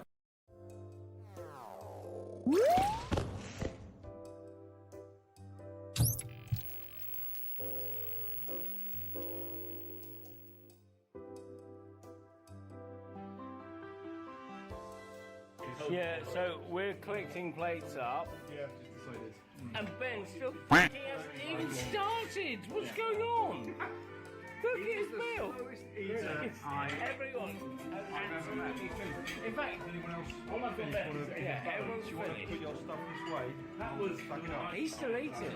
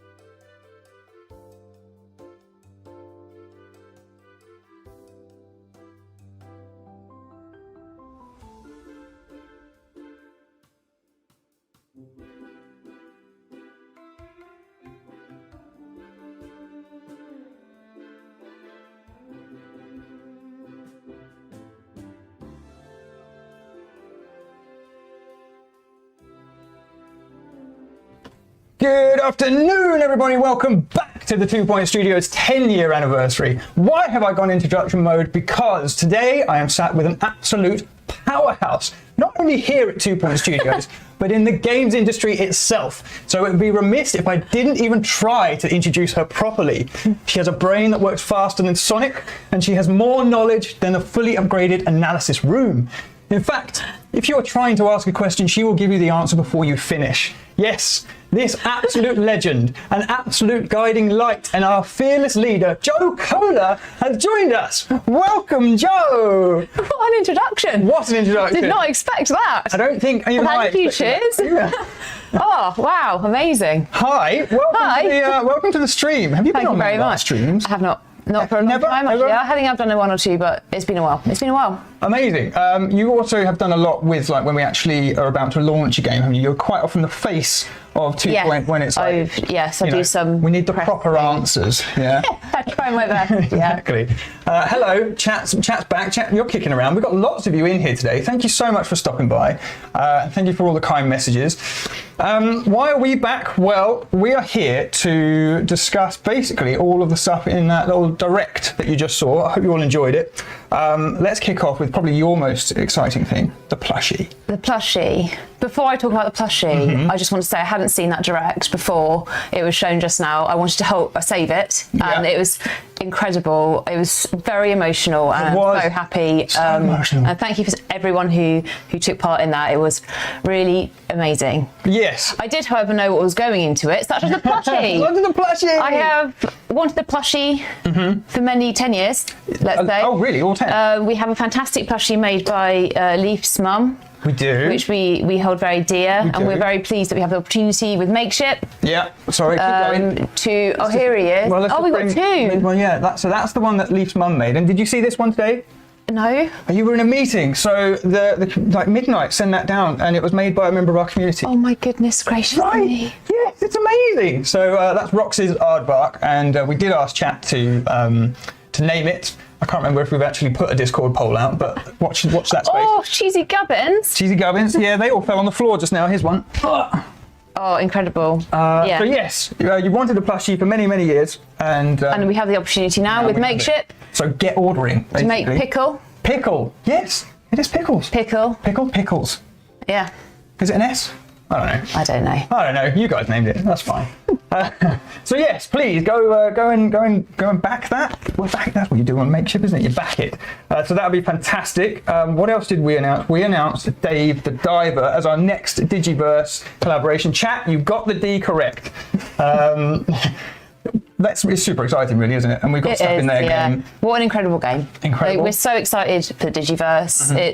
It's an opportunity for us to celebrate really amazing games, and yeah, Dave the Diver is right up there with our favourite. They have a DLC coming out as well. Yes, well, it came out actually yesterday, I think. Yesterday, yeah. Jungle Theme DLC. So yes, please do enjoy the Digiverse. You got Sushi Bar. Sushi Bar. Yeah, a bunch of new fish, and now you can go and eat them too. Yummy. Yummy. But the Sushi Bar itself is really cool, actually, as an asset. It's very cool. Like a whole new room. It looks very cool in museums. Yeah, one of my favourites for sure. Is there a fish in the game that's your favourite out of all of them? Oh, I really like the puffer fish. Is it called puffer fish? I think so. Yeah. Wrong if it was. Oh, he's so cute. Yeah, he's cute. And I like the clownfish. Right. It's like the originals. I like the originals. Yeah, the OGs. Yeah, OGs. I think mine's the wet wiper, just because I love the name. Can't argue with that. You really can't. Go within stream, Andre. Yes. No more fish. Yes, we've heard this. We have heard this. Understood. Okay. Noted. Moving swiftly on. You're excited about the Sushi Bar as well? Yes. What was that one? Mini Dave add-on? Yes. Sorry, chat. Oh, what's all the scribbling out? Not the fake beard. We don't need to pay attention to that. Ordered it. Excellent. Who else just ordered it? Loads of you ordering it. Thank you so much. Amazing. Thank you so much. Yeah. That's incredible. Really good stuff. So, Joe, did you see any teasers? Anything in there that was quite exciting? Oh, I saw a teaser which sounded like it might be maybe a DLC. There was definitely maybe for museum. Yeah, I heard that too. I heard some noises. What kind of noise did you hear, Joe? It sounded like sort of screaming. Screaming? But like happy screaming. Oh, happy, so not like a slasher. Yeah, just like happy, like, ah, yeah. Happy, ah, yay. Yeah. Happy, ah, yay. What could it be, chat? What could it be? Yeah, so that's coming soon. We didn't say when, did we? We just said soon. Yeah, lovely. So watch this space. Circus or theme park? You reckon, Ghost Dragon? Roller coaster. Oh, circus would be cool. Circus would be cool. Woo! Yeah. Yeah. The trapeze artist and everything. Yeah. Yeah. Theme 2 park. Point Carnival, theme park, amusement park. I mean, they're all good guesses. Roller coaster for sure. For sure. Caps lock. Carnival. Masters in Circus history. Yeah. Excellent. Carnival. We already have the clown. Yes, we do. So there's some good guesses. Stay tuned, I guess, for the next few months, and eventually we'll let you know what it is. Mark will probably tell you, actually, sooner or later. He likely will. Actually, do you know, I think it might be Gary, because Gary is right up there raving about this one, isn't he? He is, yeah. We're loves very the idea. excited for it. 2 Point cheese rolling. Yep, let's go. We'll get right on that one. We also teased another Digiverse. That one I think you'll only get if you actually already know the game at the moment. Yeah. Kind of, I guess, what a teaser is all about, right? It's a good tease. You know you're in the know. But that one's super exciting. The things that we've made for that are some of my favourites. They actually are my favourites, They look I think. so good. They look incredible. Yeah, I can't wait for you all to see it. It's going to be absolutely amazing. It's another fantastic game as well. Another fantastic game, really nice devs, so good to be working with them. It's been lovely working with all these devs actually. Digiverse, whose idea was it? Yours? Luke's? It's been really, really nice. Yeah, I'm not sure. It's a while ago now. Claim it. All right, it's Own my it. idea. Yeah, it was all maybe. yours, yeah. I know I spent a lot of time contacting developers on LinkedIn mostly, and I had lots of lovely replies, and everyone's really excited for it. So I've genuinely really enjoyed the Digiverse, and have no plans of stopping. Excellent. What else did we announce? The Full Health Collection. So that's all DLC now on next-gen consoles for 2 Point Hospital, which is crazy. It is crazy. Long time coming? Very long time coming. What's your favourite DLC, please? For Hospital? Yeah. I think probably Bigfoot, because I really like Snow and the Yetis. Yeah. Chat, what's your favourite? Let me know. What was your favourite? Well, I never got to the DLCs on Hospital. Oh, you should. I should, yeah. Well, because I started a Hospital playthrough. Pebbly's quite good. Is it Pebbly that's got the raining frogs? Frog rain. I mean, they exist in Campus, I know that. Oh, yeah, maybe that's Campus. But maybe I love the frog rain. Yeah, Frog Rain's cool. Yeah. Clockwise, yeah. I also really liked the cows that got the UFOs that teleported the cows. Yeah. I hope that really happened. So just a bunch of cows now in digital cyberspace somewhere. Being probed. Terraria, Stardew Valley, yeah, fantastic games. Yeah, all very good. On 2 Point Hospital console release, we'll be able to get some Steam Deck support, even if just the console version. Have we got plans for the Steam Deck?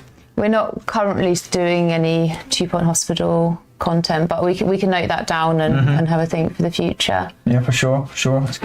She recently got verified on we did the 2 Point Museum. Yeah, now, but yes, Museum is verified on Steam Deck.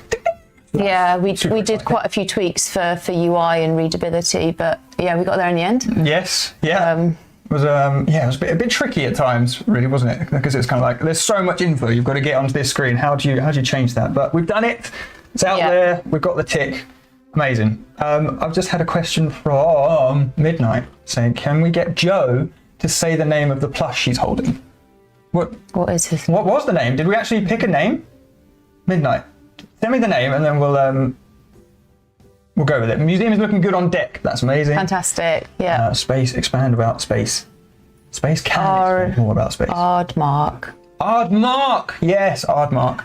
Aardmark. There you go. Aardmark. Aardmark. I enjoyed that. I enjoyed that a lot. Ari the Aardmark. Would you say Aardmark? Aardmark. Aardmark. Aardmark. I love Aardmark. Harry the Aardvark. That was a suggestion, yes. Wow, it's a bit perp. RD Mark. Yeah, exactly. No, I think that's just, it's Aardmark without any A's, right? Harry the Up. We don't have a name yet, do we? This is a lot of suggestions. Well, so we asked for the suggestions and Aardmark was a firm favourite. Okay. Abby and Leaf, get that Discord poll going so we can make it official. Yeah. Because it does need a name. It needs it's a name. so good. Oh, look at it. No. It's so good. Very good. Really, really good. Right, and what else did we announce? Because our time is fleeting. The 2-point cinematic universe. That snuck in at the end there. Yeah, what did you all think of What did you all think? 2-point cinematic universe? Yeah, should we do more? Should we do more? Yeah, tell us if we should do more, because what we could do is more, if everyone wants more, and then maybe that will lead into other things in the future, maybe. Gosh. Is that... yes, more, maybe. Well, yeah. Maybe. It needs a theories. I quite agree. Yes. Yeah. There you go. Yes. Yes. I don't understand what it means. No, neither do we. I mean, that's, I guess, what a pilot's all about, really, isn't it? Just throw something out there. If it sticks, great. Yes. And then land the ship while you're Everyone flying. could watch it lots of times. That will help. Oh, there you go. Stick it on repeat now. Just, you can even put the volume down and just have it on while you're going to sleep later. Just over and over. Lovely. What's Gary chiming in with? Or do we? Or Leaf's even said it. Leaf more. Oh my God. We would very much like to do more if that's what everyone wants. Heck yes. Yeah. Absolutely. But no, that's all been great fun, really, hasn't it? Just this last year and a bit has been incredible. For museum and just being part of it, and then to bolt that on with the 9 years previous of just this place, it's just been wow, right? Yeah, it's been an incredible journey. Were you here day one? I wasn't. I started early 2018 before hospital release. Hospital, DLCs, Jumbo, and then campus, the museum, and it's just been great. I love it. Honestly, You love your job, right? I love my job. I love the team. I love our games. I love all of the community, all our players. Yeah. It's amazing. It's been a dream. Whole dream come true. Thank you so much, by the way, for you, basically, just everything you do. Because Chris and I mentioned it earlier, but your new promotion, COO, chat, is well deserved, and you are our guiding light. So it has been an absolutely incredible journey, and long may it continue, is what I say. You're really cool too, Jez. Did you hear that? Oh my God. Joe is the chief. Yeah, Joe is the chief. Joe is incredible. Right, what we got? We've got 4 minutes. Chat, chuck some questions in. What do you want to know in the next 4 minutes? Give Joe an AMA. You're like, what was your first, so I asked the guys earlier, what was your first experience of 2 Point in terms of how did you hear about them? Was it literally you were just cruising jobs? So 2 Point, I worked with Ben Heimers, who's technical director at PlaySport Games, who made Motorsport Manager with Sega as well. Ben came here, he founded this company with Mark and Gary, and then we were friends, and I thought, you're making what now? you must employ me. And then I came on as a producer, and my kids were little at the time, so I started part-time, but ramped up very quickly because I loved it so much. Amazing. And here I am still now. These are genuinely my favourite sorts of games to play since I was little, really. So yeah, working on games that I also really am very passionate about has been really fantastic. Yeah, that's incredible. That's incredible. Dave the Diver DLC, it's free. It's part of the Digiverse. It's free content. It's free. It's ready now. It's ready now. Actually, what else is free is the whole of 2 Point Museum currently. Oh my gosh, it's a free weekend. Steam free weekend. So if you haven't had a go, fire up Steam. I think it's on Xbox free play days as well. Incredible. We are on PlayStation trials from now. So please give it a go if you haven't tried it yet, and let us know what you think. Yes, let us. Free DLC ideas. How about a mythology DLC with the likes of Norse, Greek, Egypt, Africa? Also Digiverse collab with Caresoft Studio. I could die happy. Thoughts? I do want everyone to die happy. Well then, we'll get right on it. We'll note that one. Yeah. Will in the future older 2 Point games like 2 Point Hospital get a remaster? It's not on our list at the moment, but maybe. I don't know. If we think we have lots of ideas, don't we? We get very excited thinking about all the possibilities, and yeah, our idea board is just jam-packed. Jam-packed, yeah. No questions, just a blimmin' massive congrats to all of you.